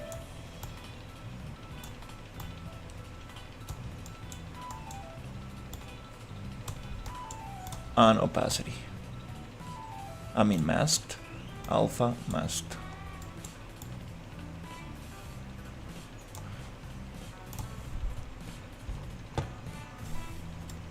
Okay, I don't want any funkiness, come on.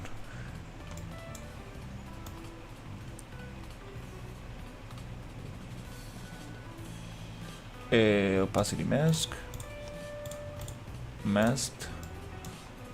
This is 3C, we're gonna go to the folder 3C. We get the normal and the ambient occlusion.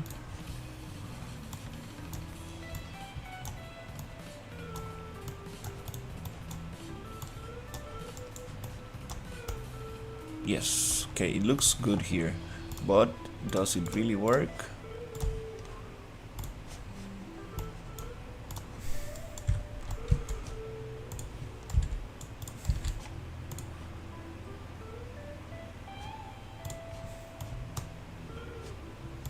And it does. There was something overriding something. Okay, cool. Just to finish this off, we're gonna go and here give it a double-sided. We can also play with the normal strength because it's too much.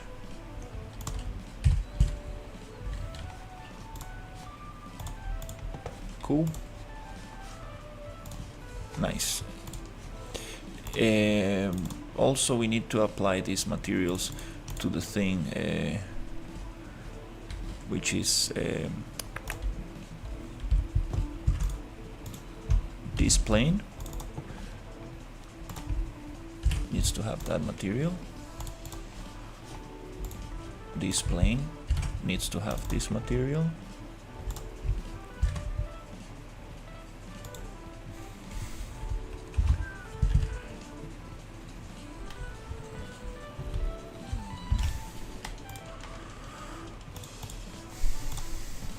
Cool. Okay, nice.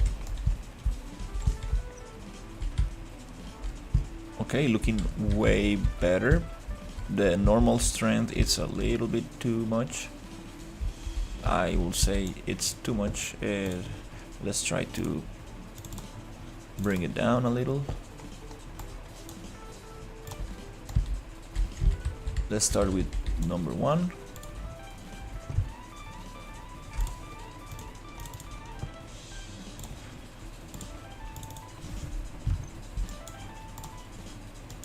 Number 1. This number, the bigger I made it, the less normal we get, I guess.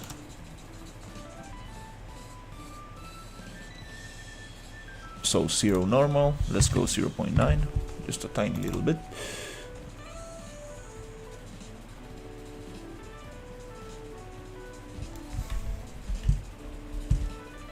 Okay, I'm getting a little bit. 0.75.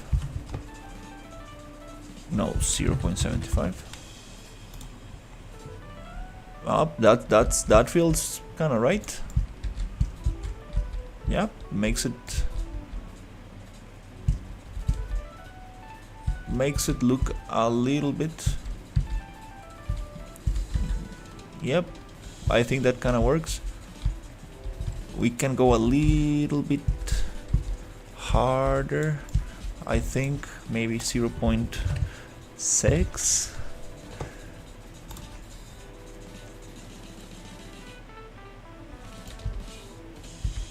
Okay, I think that's nice. Really breaks it from up close, but I believe this is gonna be, we're gonna see this very far away from the player camera. So I think 0.6 kind of works. Let's try that on the rest.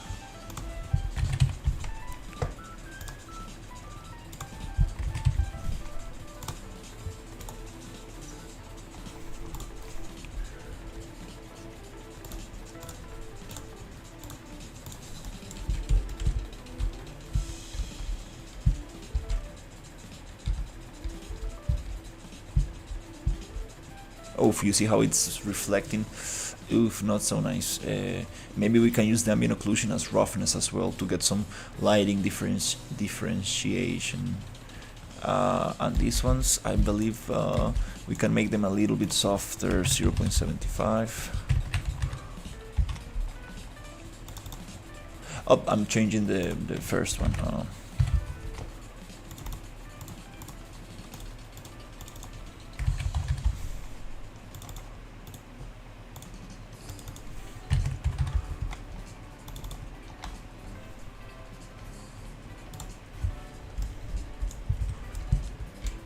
Okay, that kind of works. It's just that when it comes to roughness and specular, it's just the same thing. We can generate some specular maps. Well, let's see if we can get away with just using that ambient occlusion as roughness on the number 3 right here. Let's see how it breaks the shininess.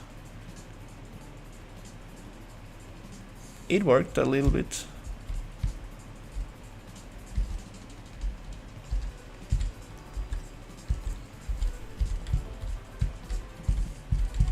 Can we actually not use it for, let's use it for specular, and when it comes to roughness, let's make it less rough, 0.75.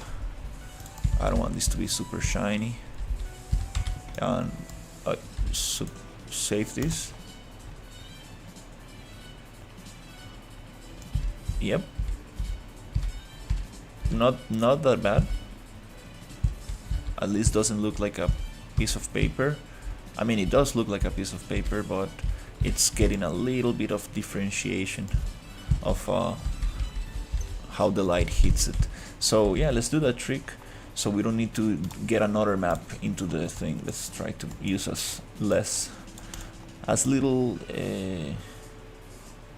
texture maps as possible. 0.75 for roughness.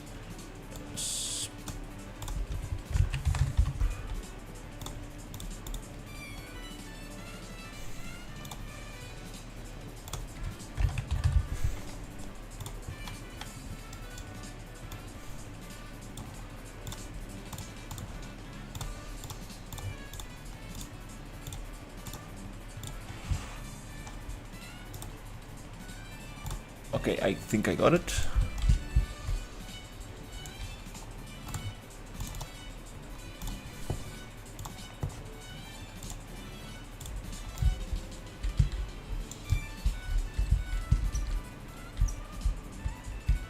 Nice. What is this stuff? Is this lighting? Okay. I was like, what? What the hell?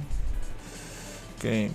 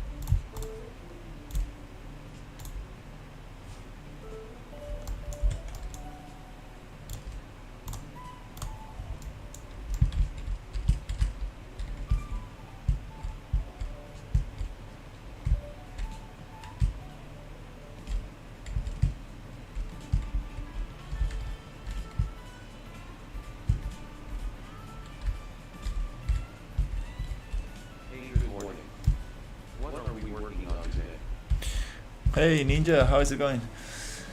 I got to use Plant Factory, which is kind of like a SpeedTree free version, kind of like a very free alternative to SpeedTree, and I'm trying to make this kind of trees from Star Wars, this kind of thing.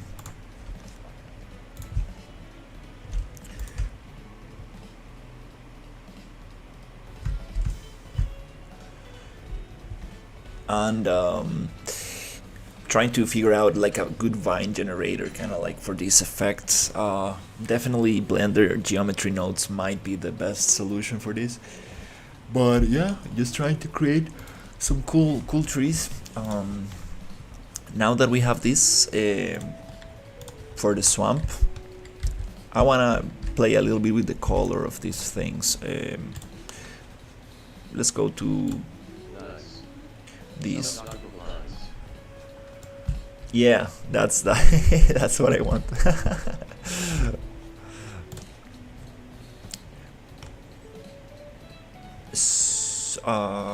Swamp tree.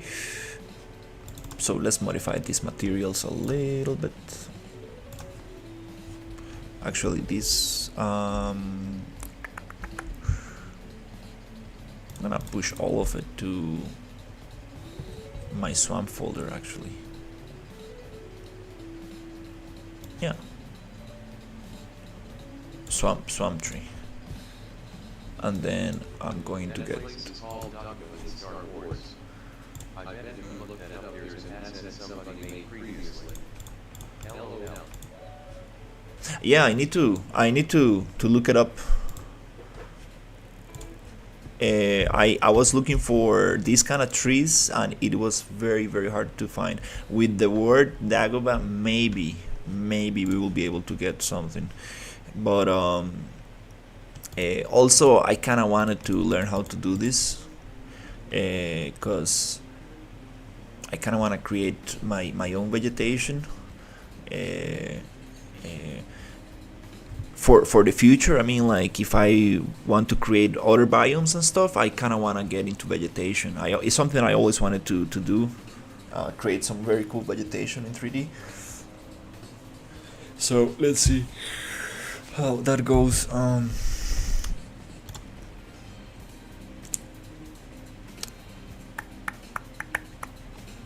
We need this other one, which is blue. But yeah, I'm not gonna spend too much time on this one because I do want to do the world building and try to get the block out. I'm going a little bit too deep. I got a little bit of distracted with this.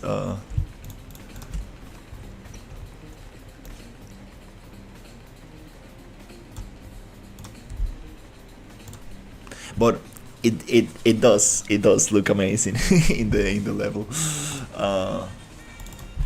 Just want to give it a little bit more detail and we can continue.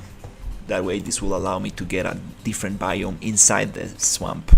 So I want to have little biomes inside the swamp, so not everything is procedural repetition everywhere.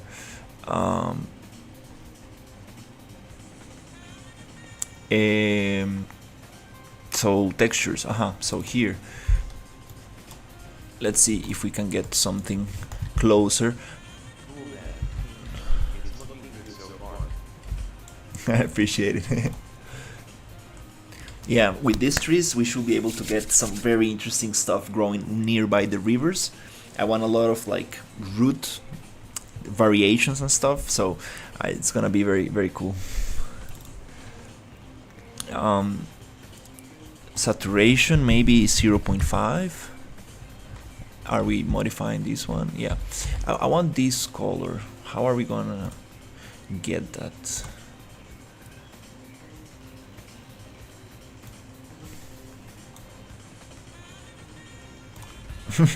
Maybe not like this.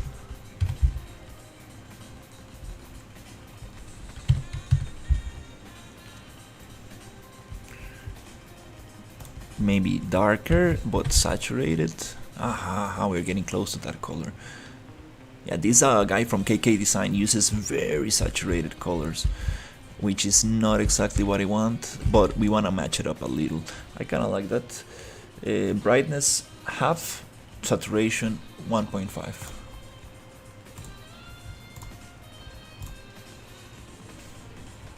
Let's get the other one, which is this one here. Half the brightness, 1.5. Matches way better. Now let's get these little root liana things.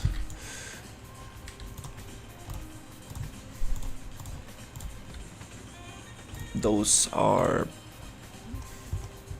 these ones, and they come from here. So let's modify the color.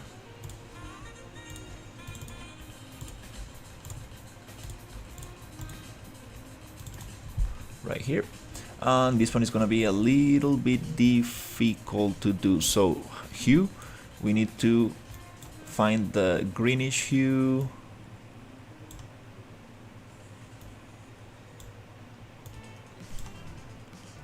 I think that matches a little better. And then brightness again, 0.5. I think that's looking pretty nice. I think that goes together. So it was 28 for hue, 0.5 brightness. That was pretty fast. Sometimes I spend time, like so long, just scrolling through the hue and I cannot find the right color. Lucky mistake right there. Let's make it greenish, swampy, yeah. Hue.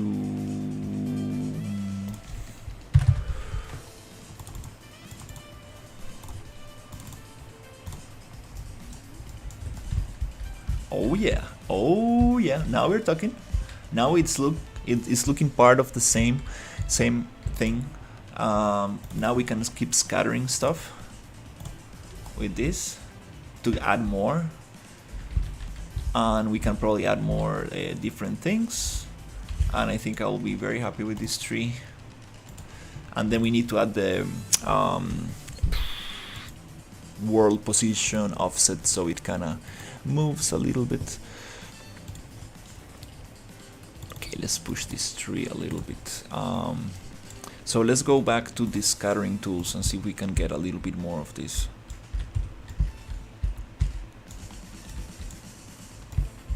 Which one? Let me hide these other ones.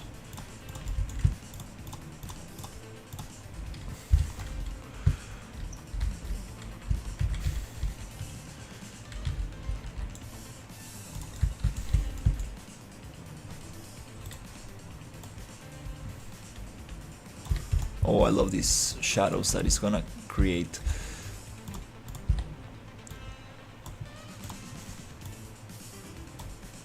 Spanish moss, yay, my favorite asset. Nice, okay, cool.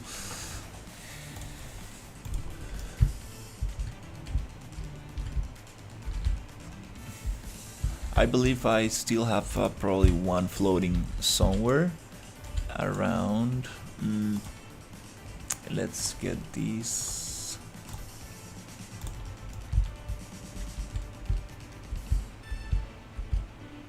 Ah, perfect. Okay.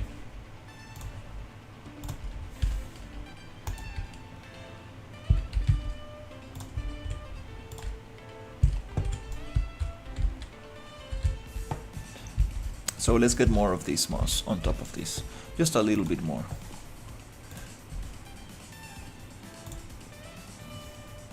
Can I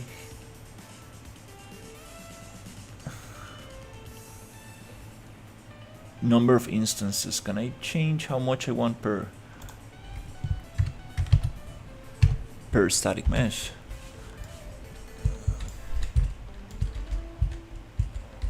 Can we go a little bit more crazy and be like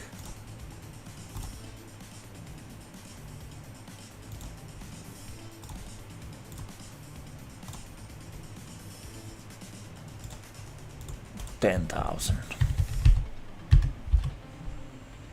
Oh yeah, nice. That's a little bit too much, but it's starting to get that look, that feel of swampy trees. Yeah, we do have trees like this in Costa Rica. Super awesome. Probably my favorite trees. And the moss that we get is not green, it's like grayish. Like, it's super awesome. Like, I need to go take some pictures of those trees. It really looks like they have some beard and stuff. It's super cool. All right, nice. Yes, now we're gonna get the other little things in there. So the idea here is to not only create a nice tree, but to make it part of the rest of the biome. They need to be close enough so they can be part of the same swamp, but inside the swamp I want different species of trees, and these are going to be specific to one area of the swamp. Specifically, these ones are going to be I forgot the word in English. Damn it. Trees that grow very close to the water. Mango growth. Let me see. I think I messed up the word. I even forgot it in Spanish. How do you call this? Oh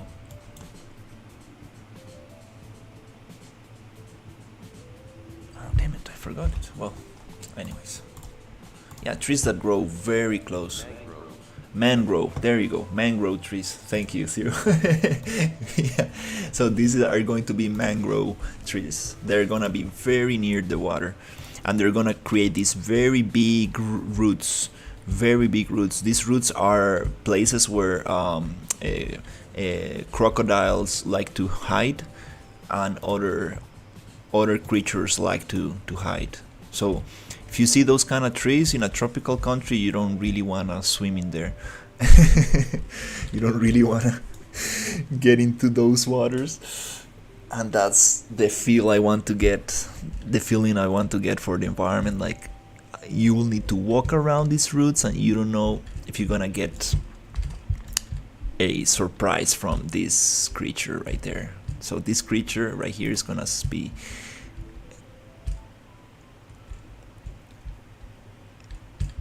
be lurking through those areas. All right, so let's continue with this.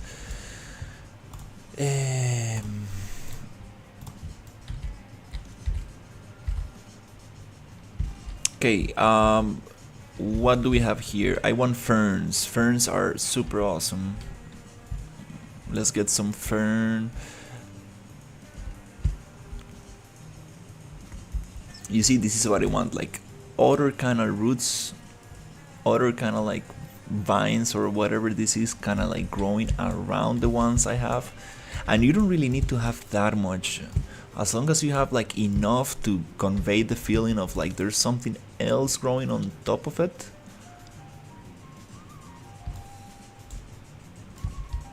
It does look like some spray. Can spray. Anyways, it's still an amazing asset. Like, oh, look how this is gonna look together. Oh, can't wait to get it. So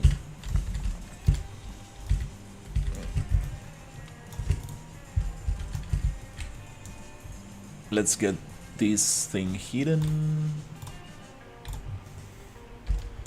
Okay. Nice. Yeah, let's just add a couple more things, and I think I will be very happy with this. Especially, let's blend in this super strange round trunk. So yeah, let's go sci-fi, nature.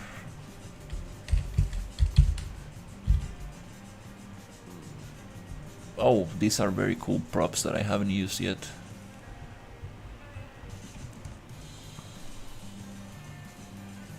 Oh, they got the same dripping stuff for the jungle environment. Nice. That's very cool. Okay, so we got here. Let's see.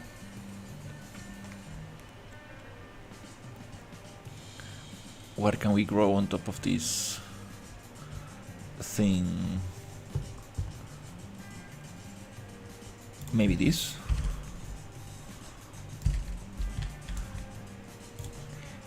I want to get the fern.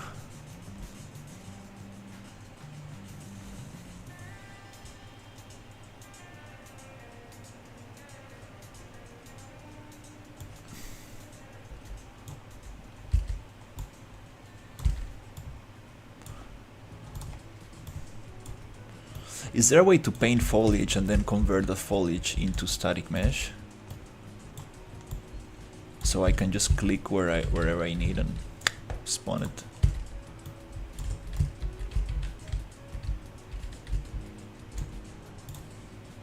Because doing this by hand is gonna be very...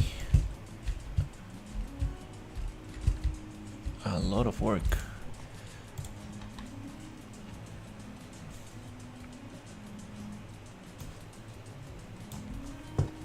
No. Is this the... yeah, ferns, that's what I want. Ferns.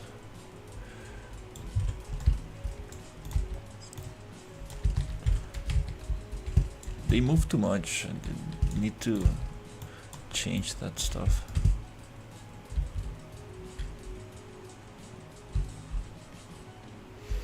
I kinda need to adjust them so they really feel part of the same.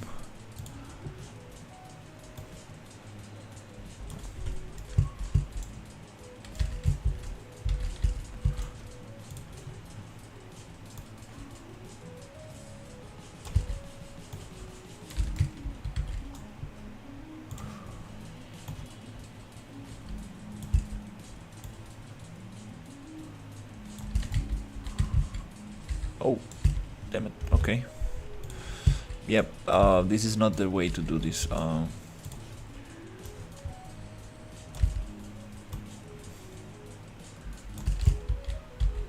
will get a lot of floating stuff and it's not gonna really look nice.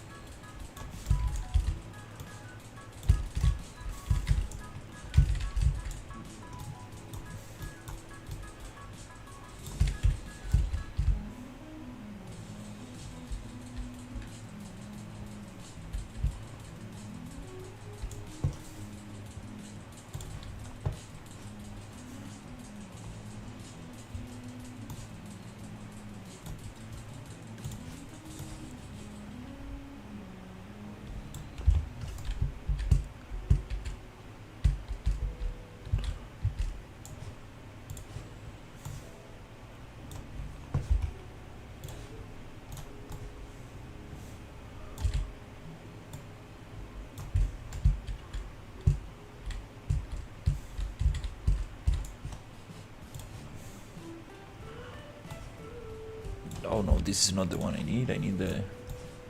huh, where's the smaller one?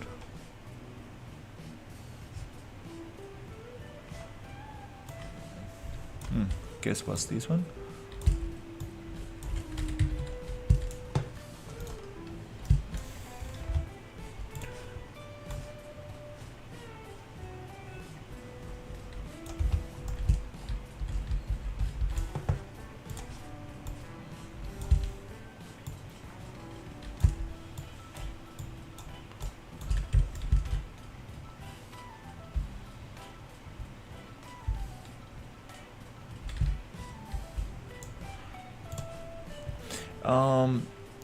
We need something that grows on top.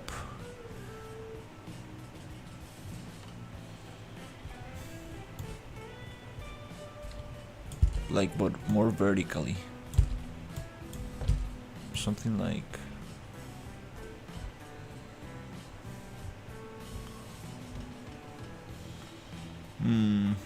needs to be something more like...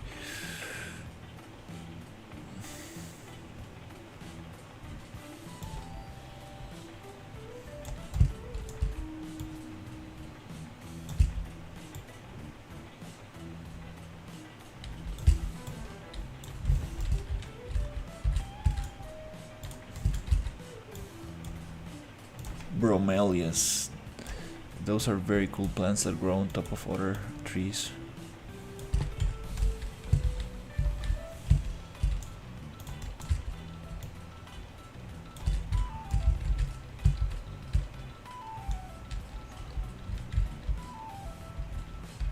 And I want to be careful not to change too much the color of this. I want to make it too colorful. I want to make it mossy, like very mossy. So I might need to change the textures, the materials from these plants, so they can all be part of the same thing.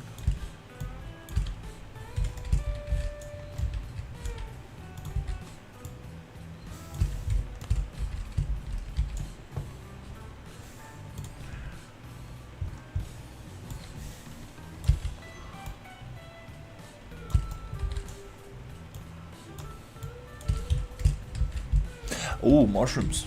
Mushrooms. Yes, we can put some mushrooms. Why is this shiny like this? Oh, is there a light there? Okay. Whew. I was like, what is going on? The scale. Always change the scale. Cannot really have the same scale twice.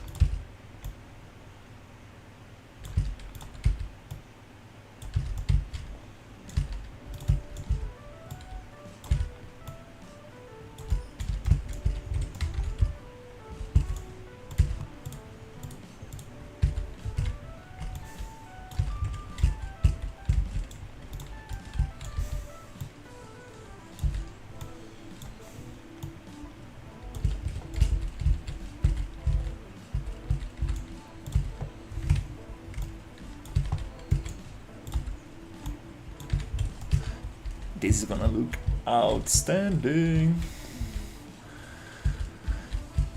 These branches are a little bit not so nice, but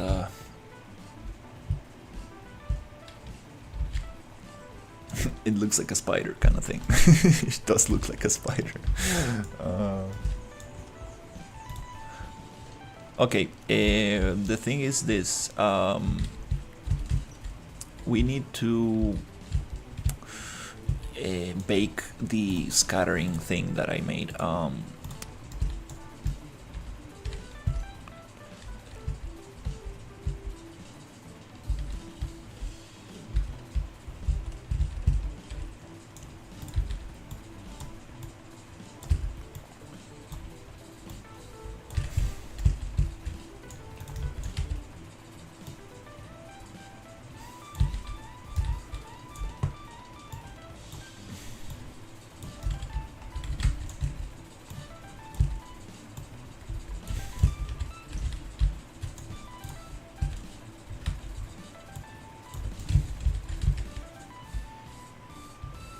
That looks crazy.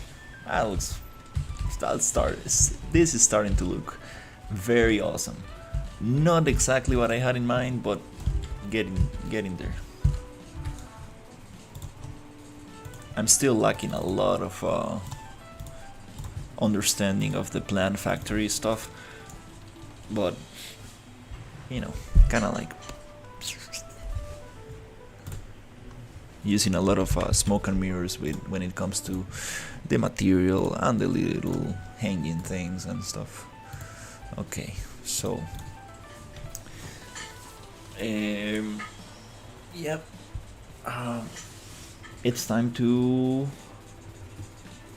take this to yeah, let's try to bake. I need to learn how to bake this stuff. So these little things right here, all these things that I scattered, this is a little empty here, but it's okay.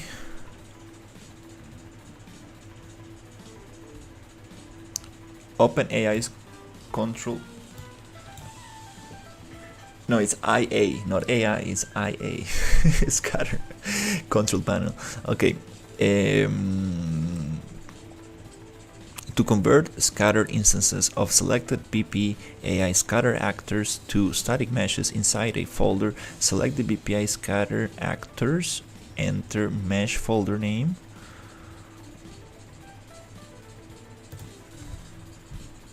which is gonna be the let's say swamp tree. Convert to foliage, randomize seed after convert, turn off BPAI scatter after convert BPIA scatter after convert. Remove, convert cables to static mesh actors. Let's say we wanna remove it. Convert, preset name,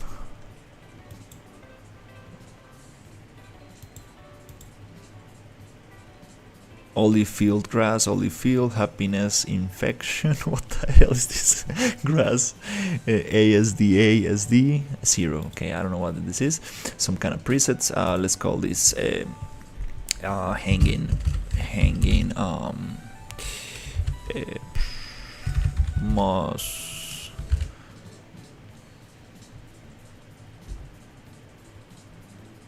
Yeah, it's okay. Hanging moss. Should we call it SM? Yeah.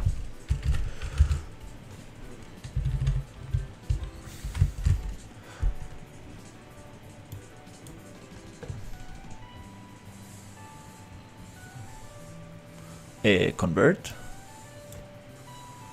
Oof. I did something.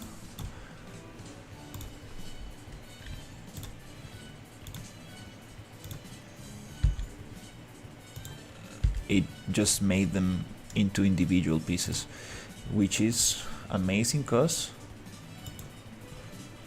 I call them swamp tree.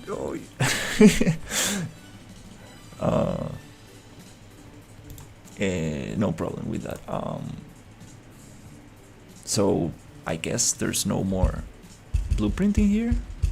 It's kind of cool. So now we have everything separated by material, and you know what, let's just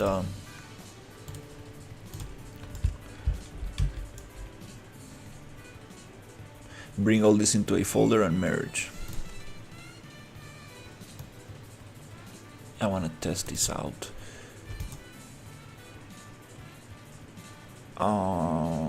Yeah, let's test this out. Wireframe, poop, and then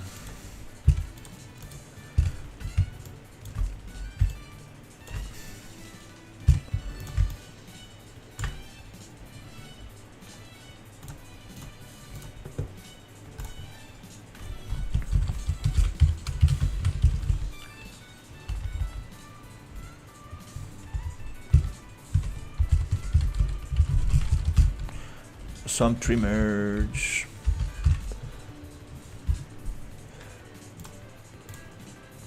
And this is gonna move to swamp tree. Oh no, it's already there. Okay, so let's just hide and let's keep on selecting everything. Move to swamp tree merged. Hide. Let's go again.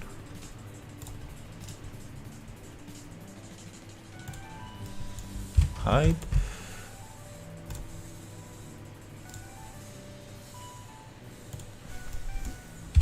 I think we got it.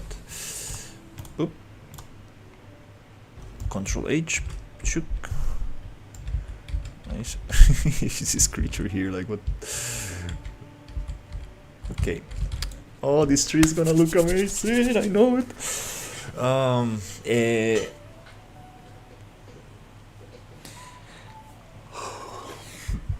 Let's get the vertex world position offset. Oh, sorry, thing moving on.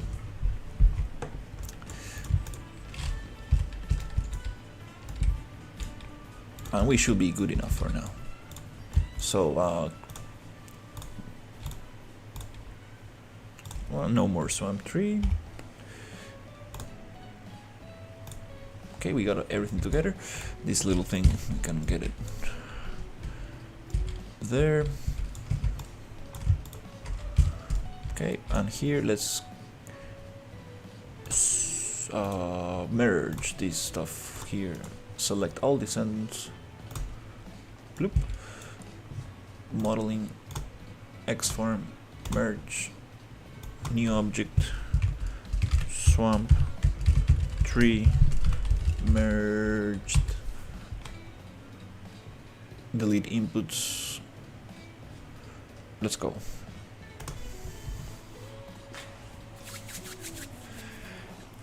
The cool thing about having this in a one merge actor is that we can paint it with foliage tools instead of a level instance that you can spawn it through only PCG. So I mean, you can take a level instance and make it again merge. You can merge it into one, so no problem, and you can paint it after. So yeah, it's kind of cool to learn how to convert things from blueprints to static meshes, foliage to static meshes, level instances to static meshes, and all these conversions. Okay, nice. Pretty happy with this tree. 4 hours later. And I wanna check it out. Actually, I wanna check it out. You see Dagoba.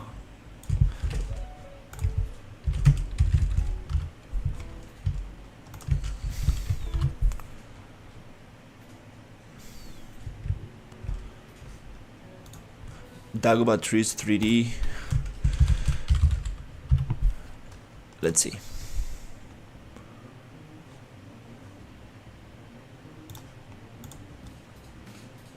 Too many requests, okay.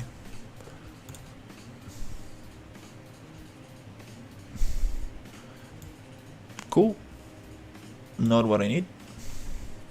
Yeah, I've done this search many times before. I found a couple of them that are very cool, but crazy expensive for a single model. And they're very hard to find. This is a perfect asset, like the perfect asset to make. I bet there's other people trying to make cool.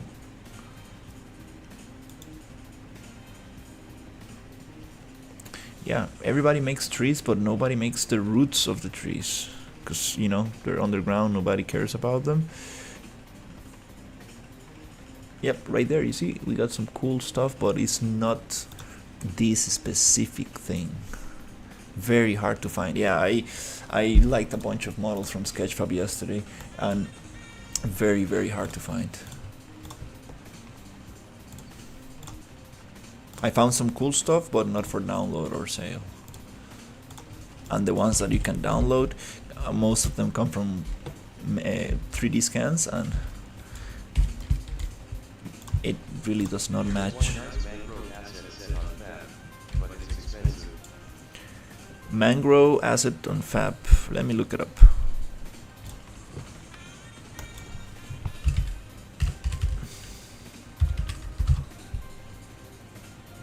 Mangrove forest. Oh, $200. Damn. Beautiful. This is how. Hey, how's it going? This is how a mangrove looks like. But again, it looks realistic, looks beautiful. I've seen this asset before, and I think they really nailed it, especially with the muddy, dirty water. I think it's amazing. Maybe a little bit too gray. I would like some more transparency in some areas, and maybe some foliage growing out of the water. But I mean, it looks amazing. But this is not, again, this is not the Star Wars roots formations. What I'm trying to do here is to walk underneath the roots. Here we cannot really walk underneath the roots. It's super realistic. I think it looks absolutely amazing, but it does not. You can walk around the trees, but not underneath them, unless you make them maybe very big, you see. But absolutely beautiful pack for sure. That's why I'm making this, trying to make this stuff. This is super nice. Like, wow, I really wanna get something like this. Yeah. But yeah, that pack 0, it's absolutely amazing for sure. Let's see what happens. Did I mess up something? Oh crap, no. Oh my god, no.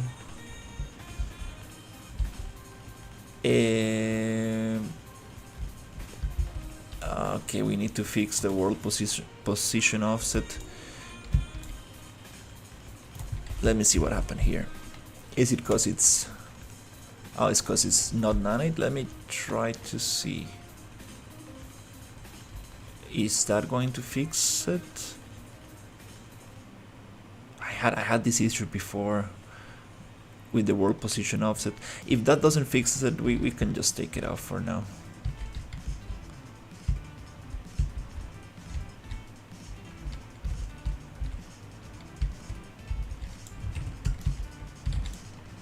Wow, it really broke my tree.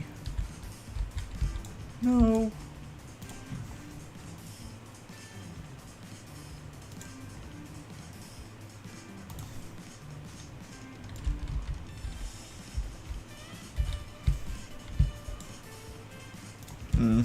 Okay, no problem. Let's figure this out.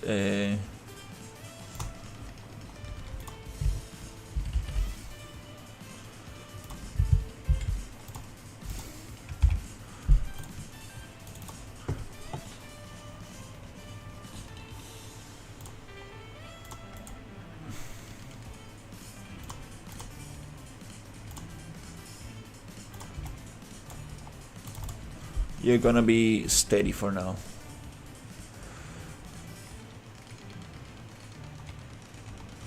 Let's do the other one steady. Let's keep building the world, because yeah, it's been almost 2 days working on this tree, and I mean, we need to keep on moving. We can definitely come back and really give it some nice detail, but for now we need to see the whole picture. There's a lot of like buildings and little props and little things I want to make, but it's not the best time right now.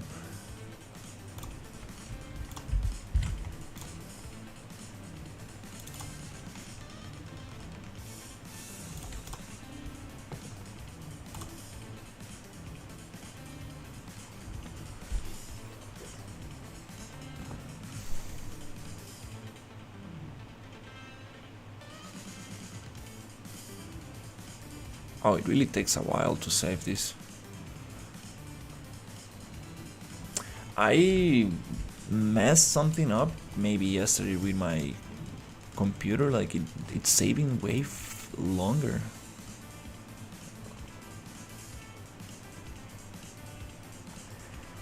Okay, this one I wanna... Let's start placing them actually in order, so I don't get confused. So let's find this one, and this is number 2. Let's find this one. This is number 3 for some reason. This one.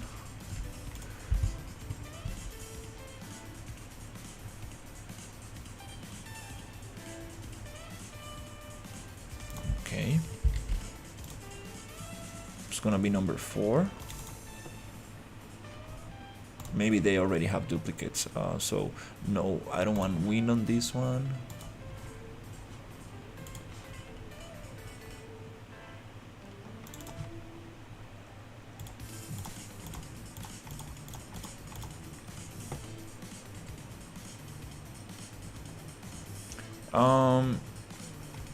Okay.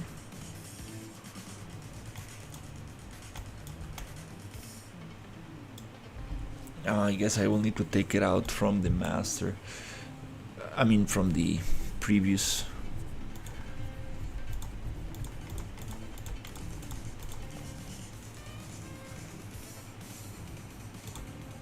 It's okay. Let's take it off for now.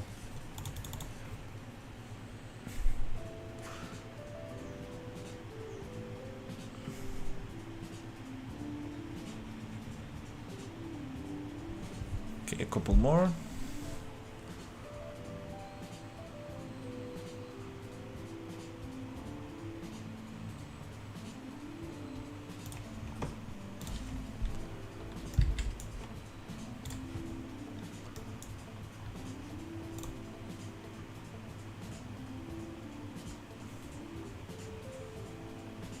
Oh, I think it generated new materials. Mm, mhm.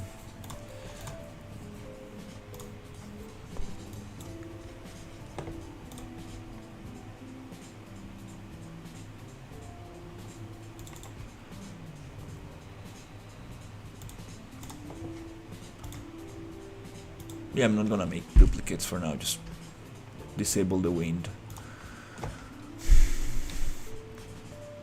So we can have it there.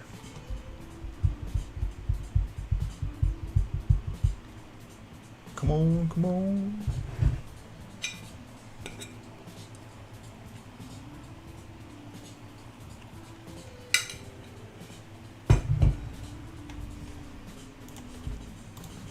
Mm-hmm.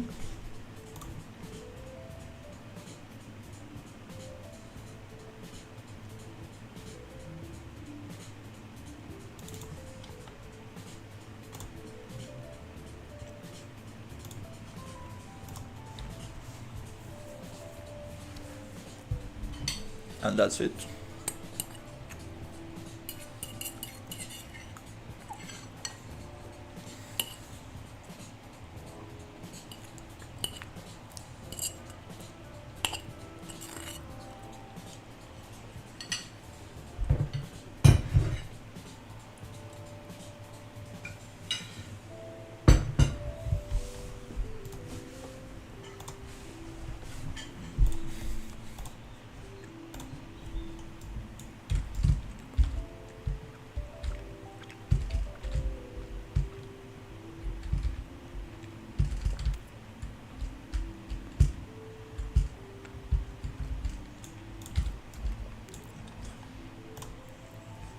Let's edit pivots.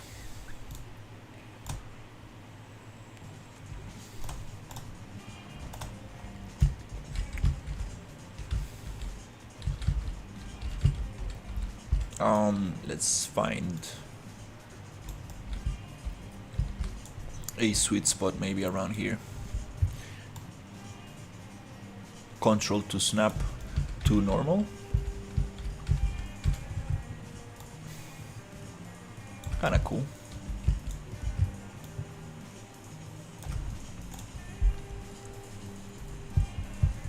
Nice. So our tree is complete. Still needs the wind movement and stuff, but we can leave that for later.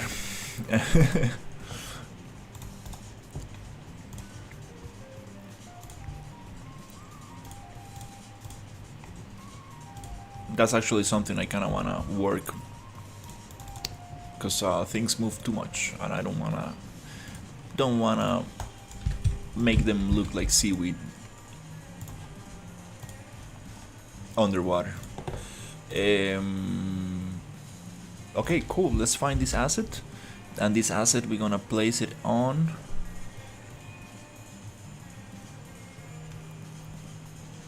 It's cool because we have all the other branches separate. We can create some crazy stuff from here.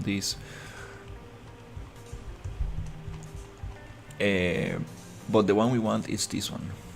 Let's rename it a little bit better. Just merged like this. And this one is gonna go to the swamp tree folder right here.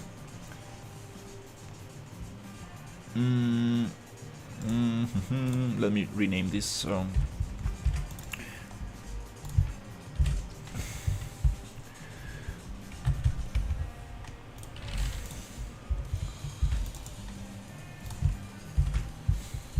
Make a couple of folders. Bloop. So long,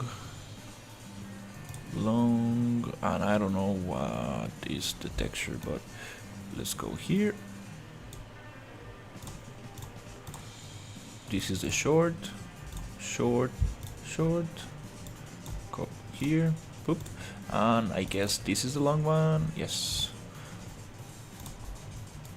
So these three go to the long one.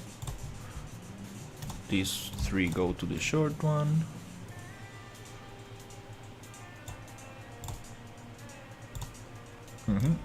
This one goes to 1.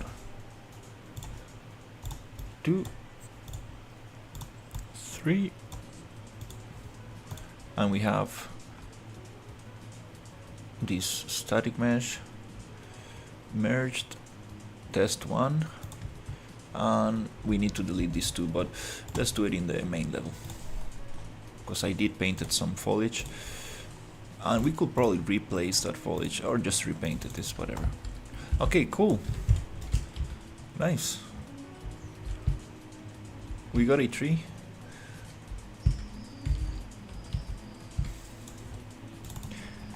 Was it worth it to spend around 8 hours doing this?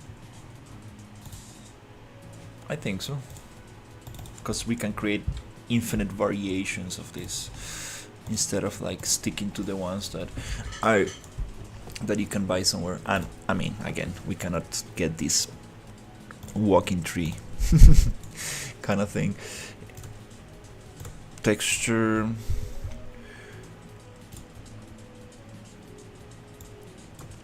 a level, sci-fi overview, let's go.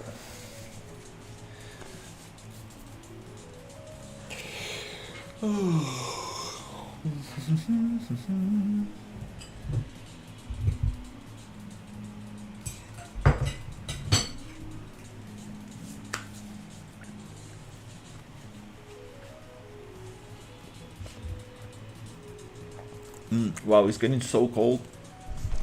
Perfect for my computer. It's hot.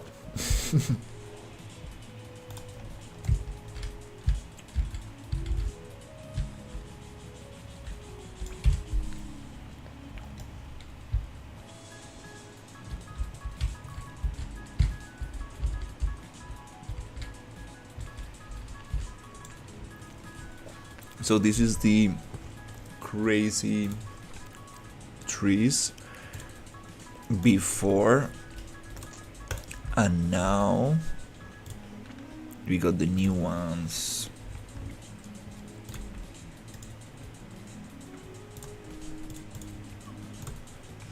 Right here.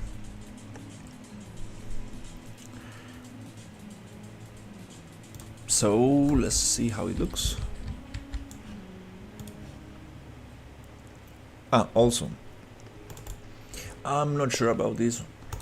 I'm not sure if I should use complex collisions because it's too much stuff. Oh, look at this. We are still messing up with something.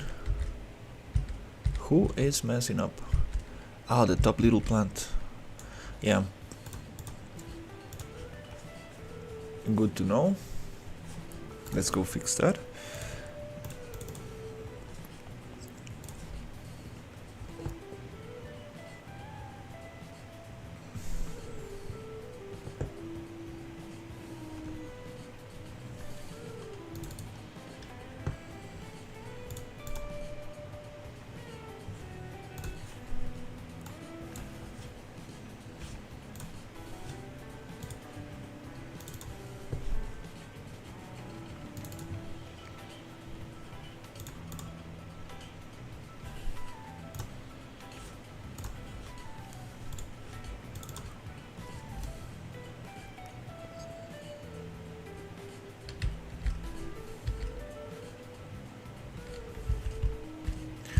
Still some funkiness with that normal map. Okay, no problem. Anyways, let's go.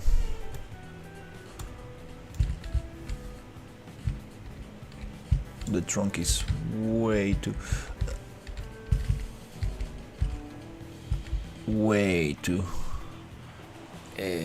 straight.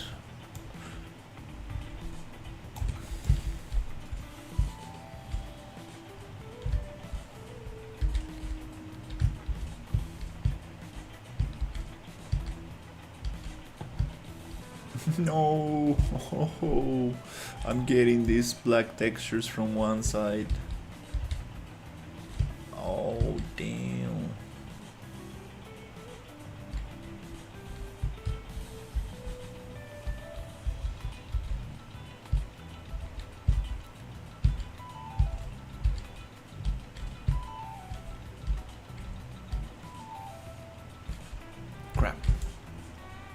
Okay.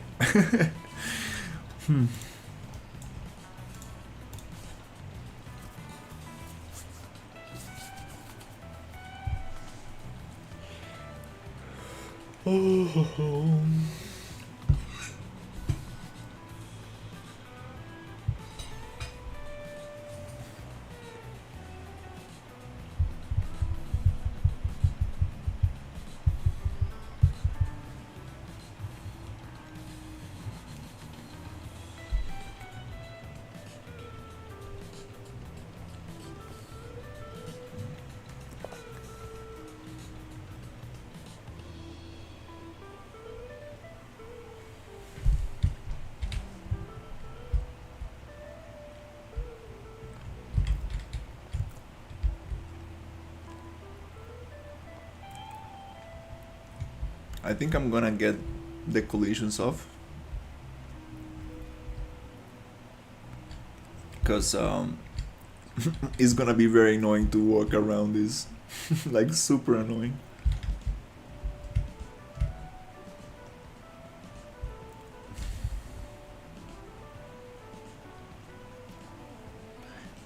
Non-nanite marking job queue overflow. Performance may be affected. Yeah, when I make this nanite, it just looks terrible. We need to go check the nanite options again, because it really breaks it down.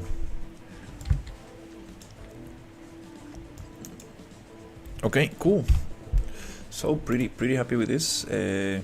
Still need to fix some stuff, but let's take the collisions off for now.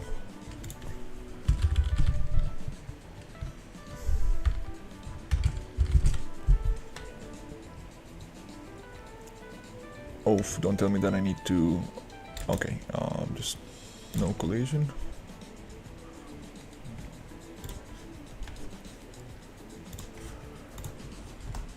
Okay, let's see.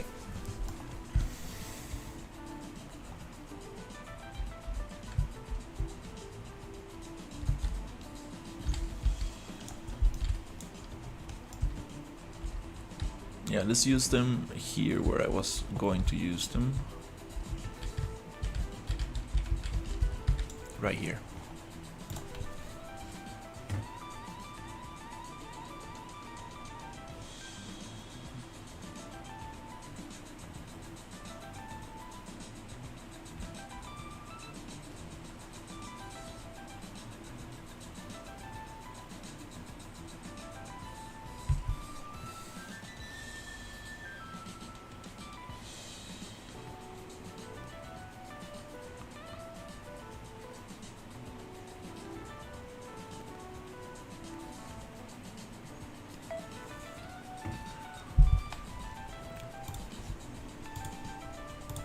Okay.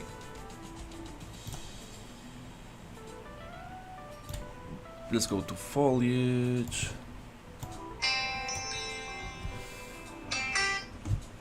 Alô?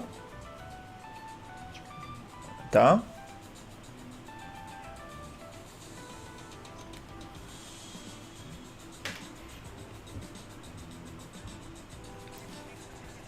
Ok, ido.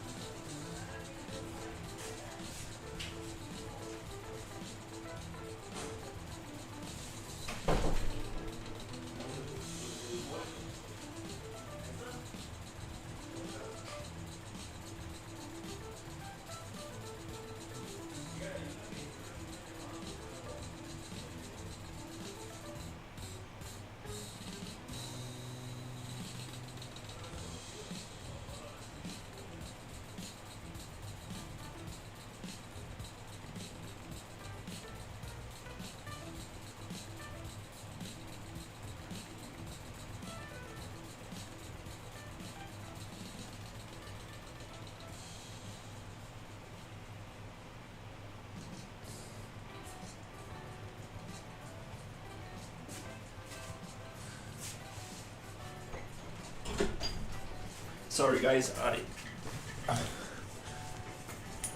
Sorry, I needed to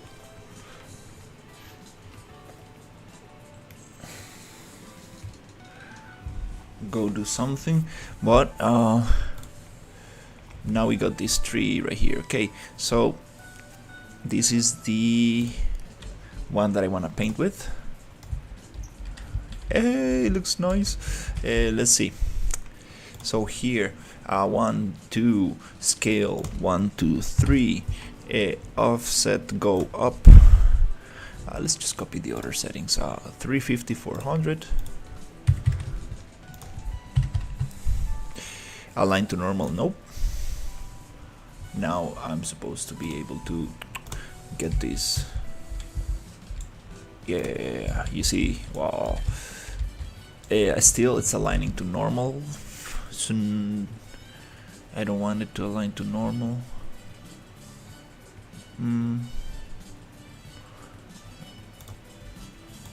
Okay, perfect. So it's always gonna be on the same. Yeah. Poof. Not that close. Give it a little breath. Breathing distance. Yeah.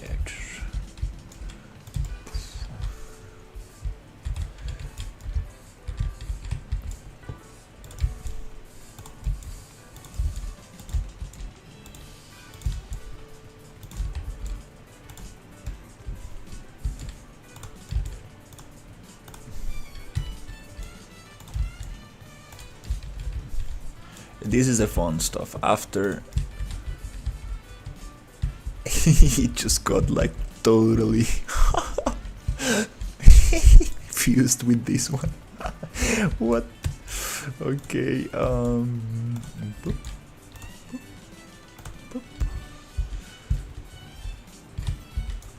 Okay. Yeah. Well, I would love to make this nanite because it's probably gonna be too hard. Cool, let's make it rainy.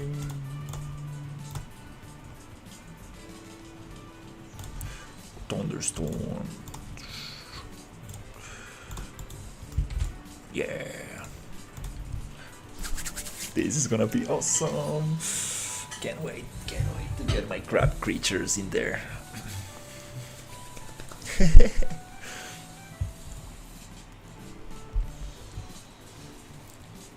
Nice, so nice.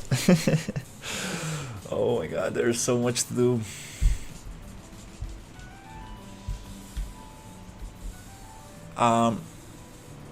We need this to be nanite. Unfortunately, this is not gonna allow me to walk around.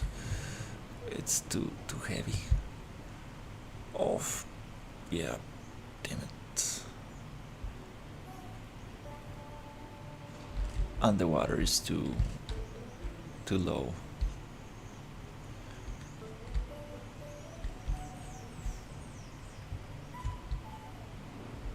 Okay, we're getting that feeling of being surrounded by nature and like there's always something on top.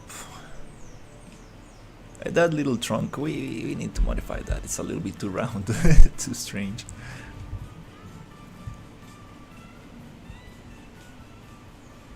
Wow, this is super awesome.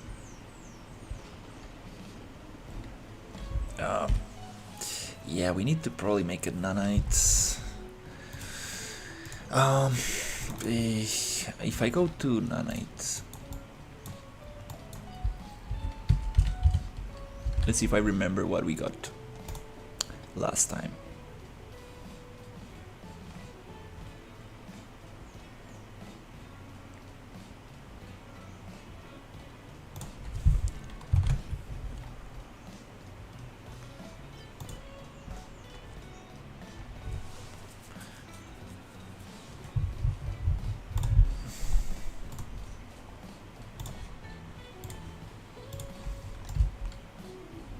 It broke my tree. Why? Why do you do this, nanite? Why? Why you do it like this? No. It looks like RuneScape. Why? All the beautiful roots and stuff just got totally obliterated. Okay, we gotta learn how to deal with this stuff. Oh Jesus! And it does not improve performance. I'm still like getting 11 frames per second. So, what's the deal?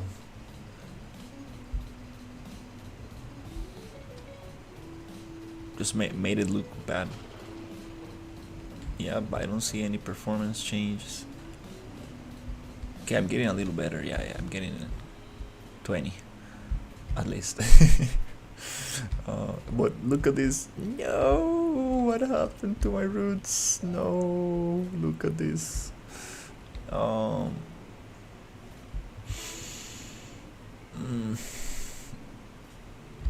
Okay, well, this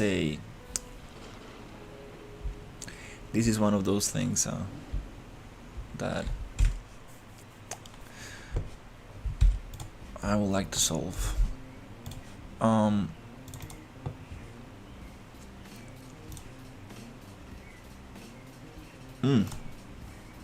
Relative error 0. Apply changes.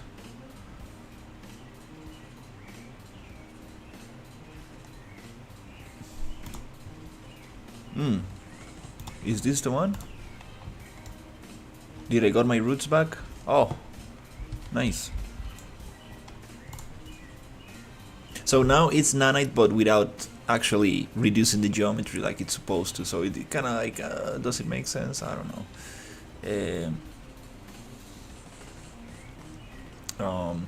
Lit Optimus nanite visualization overview. No, it's not nanite. It's not nanite.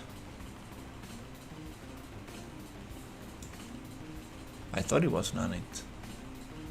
Why is it not nanite?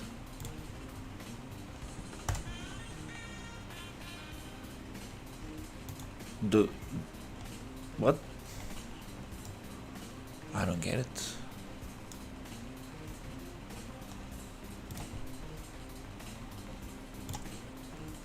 It's not showing me the little triangles. Confusing stuff.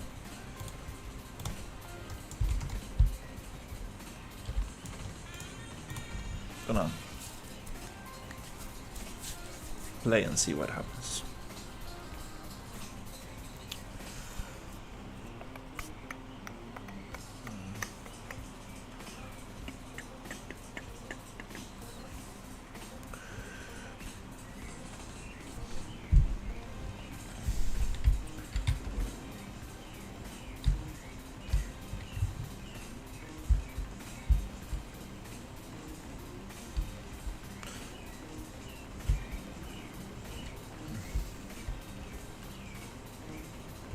Is this because it's a foliage actor? And it needs to get like the settings reapplied and reloaded? Because, but yeah, this it looks super awesome. Oh yeah.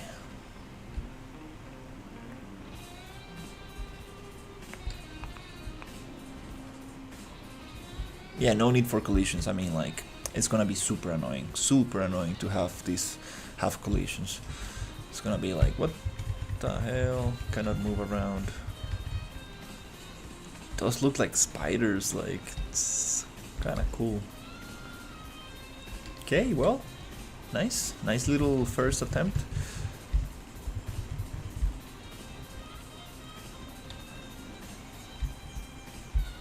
We gotta fix these little ones. They do look pretty cool from one side, but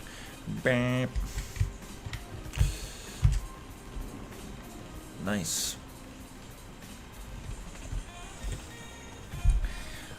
I don't know what happened to the nanite stuff. Oh, that's kinda cool.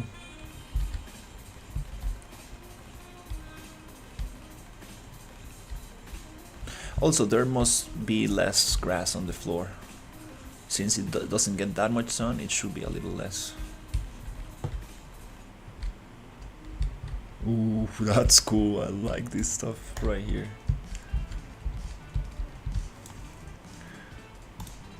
Okay, so okay, it's been 5 hours of streaming. I think I'm gonna go have some food,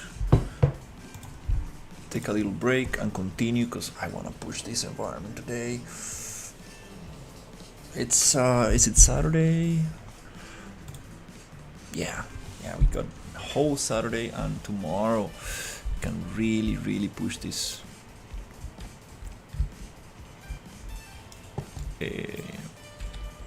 That's super awesome. Okay, cool. So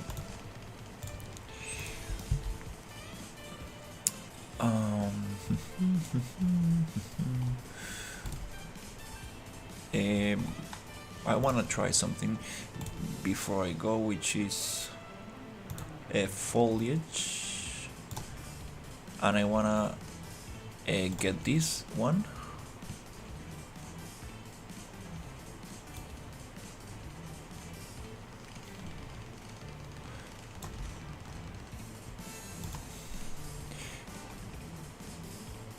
And I think it was like reapply.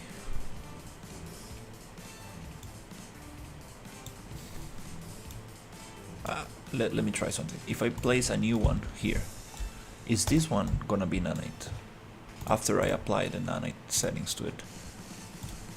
Because these are reapplying foliage stuff. It's a little tricky.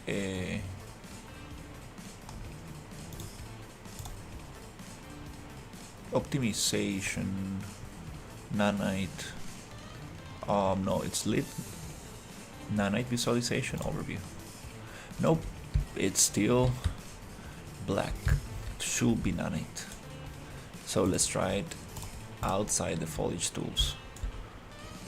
What happens if I come here and just drop this one here? And still it's not. What? So this is a fake nanite thing. It says that it's nanite. I got a 3080, a bunch of RAM, and AMD processor. It's a Ryzen 9, I guess.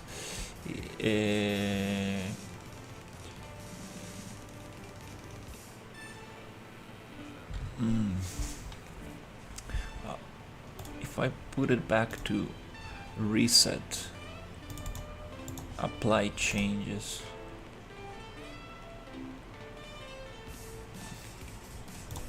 and come here, I still see no nanite. Why? What's wrong with this?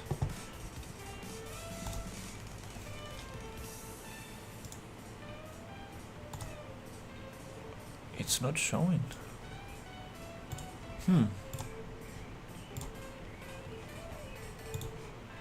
I don't know what it is.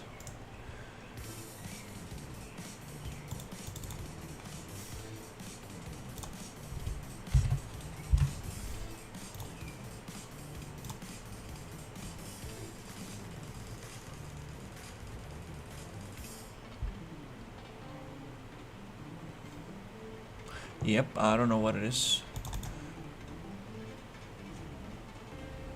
I see that it's breaking the whole model.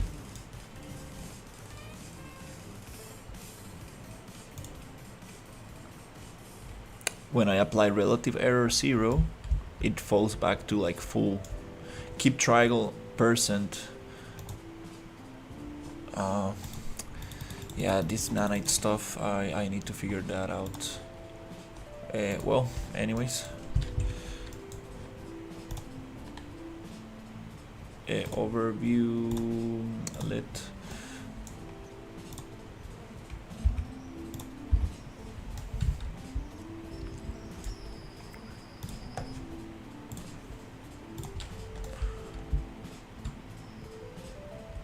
Alright, so yeah, let's take a break, and I'll be back in a little bit, and I'll try to speed this up and do the world building. I'm gonna place a lot of rocks, and maybe get the underground labs, because we do have some sci-fi labs that I want to put underground, and a lot of rocks, player paths, maybe work a little bit more on the river little villages. Kind of want to get like a basic block out of everything in this in the swamp environment.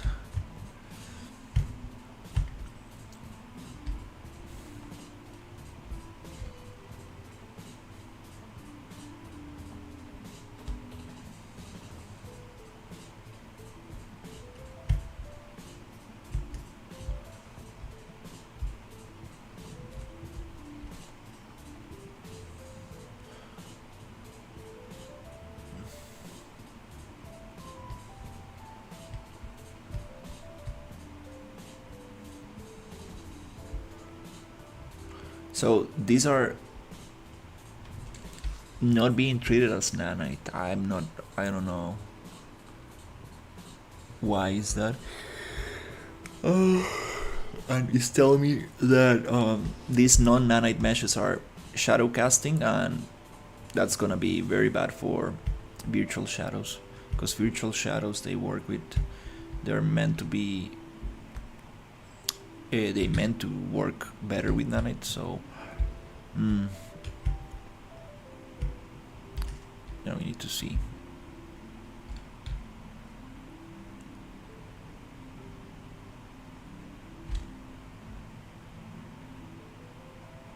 Nice. I like this.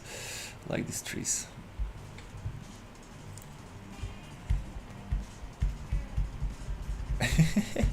Oh, my mantling. Oh no, I'm gonna get it fixed. So it does not do that. You're not supposed to mantle on the landscape. Okay. My god. Oh.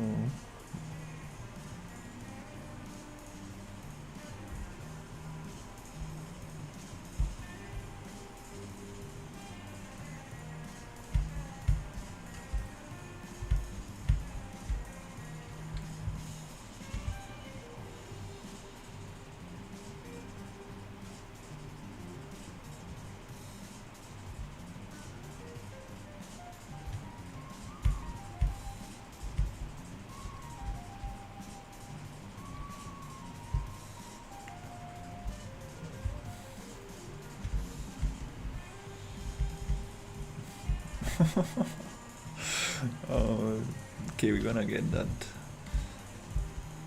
that fixed. Yeah, for now main focus is the environment.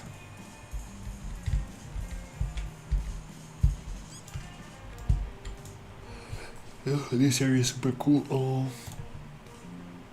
data layers. Oh, Gaia. Bloop.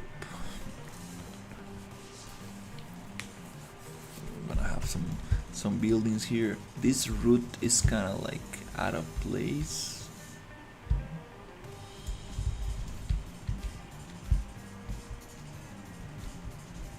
Also this tree. Yeah, these things are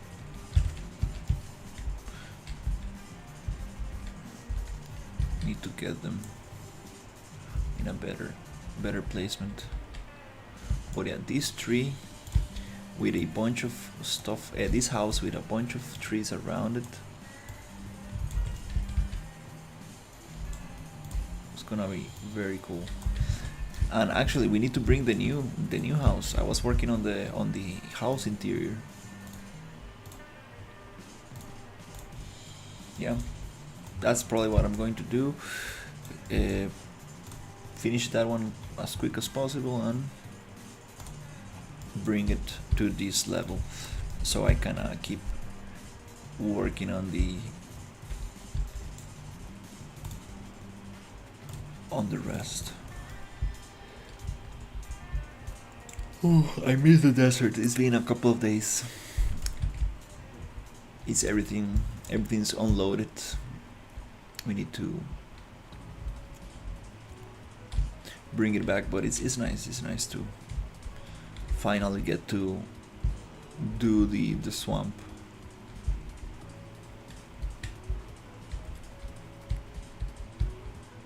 Little ramp right there. Okay, yay.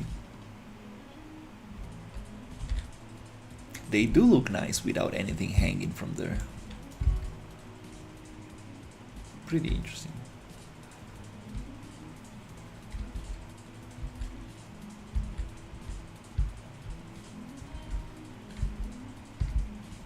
We can have multiple variations.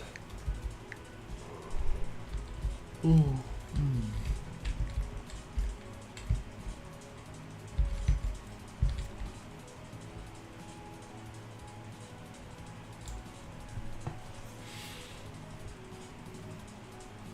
Let's try this out. How this gonna look foggy?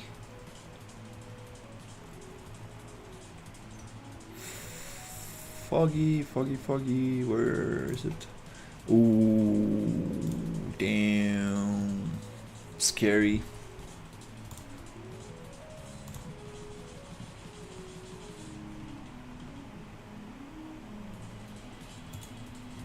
Ooh.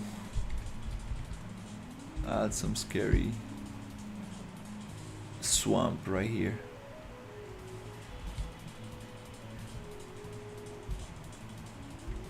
Too much fog, but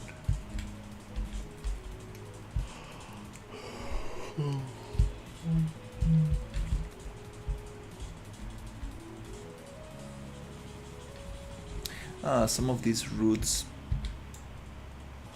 end up like very like a pencil. We need to like make them different.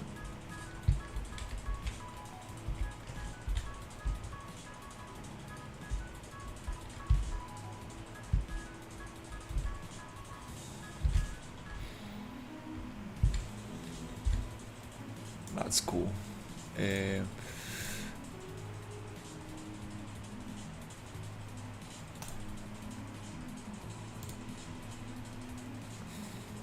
Yeah, I like it like this. Rain, thunderstorm, and a little bit of fog. Maybe a little bit more than this, and it's gonna look very nice.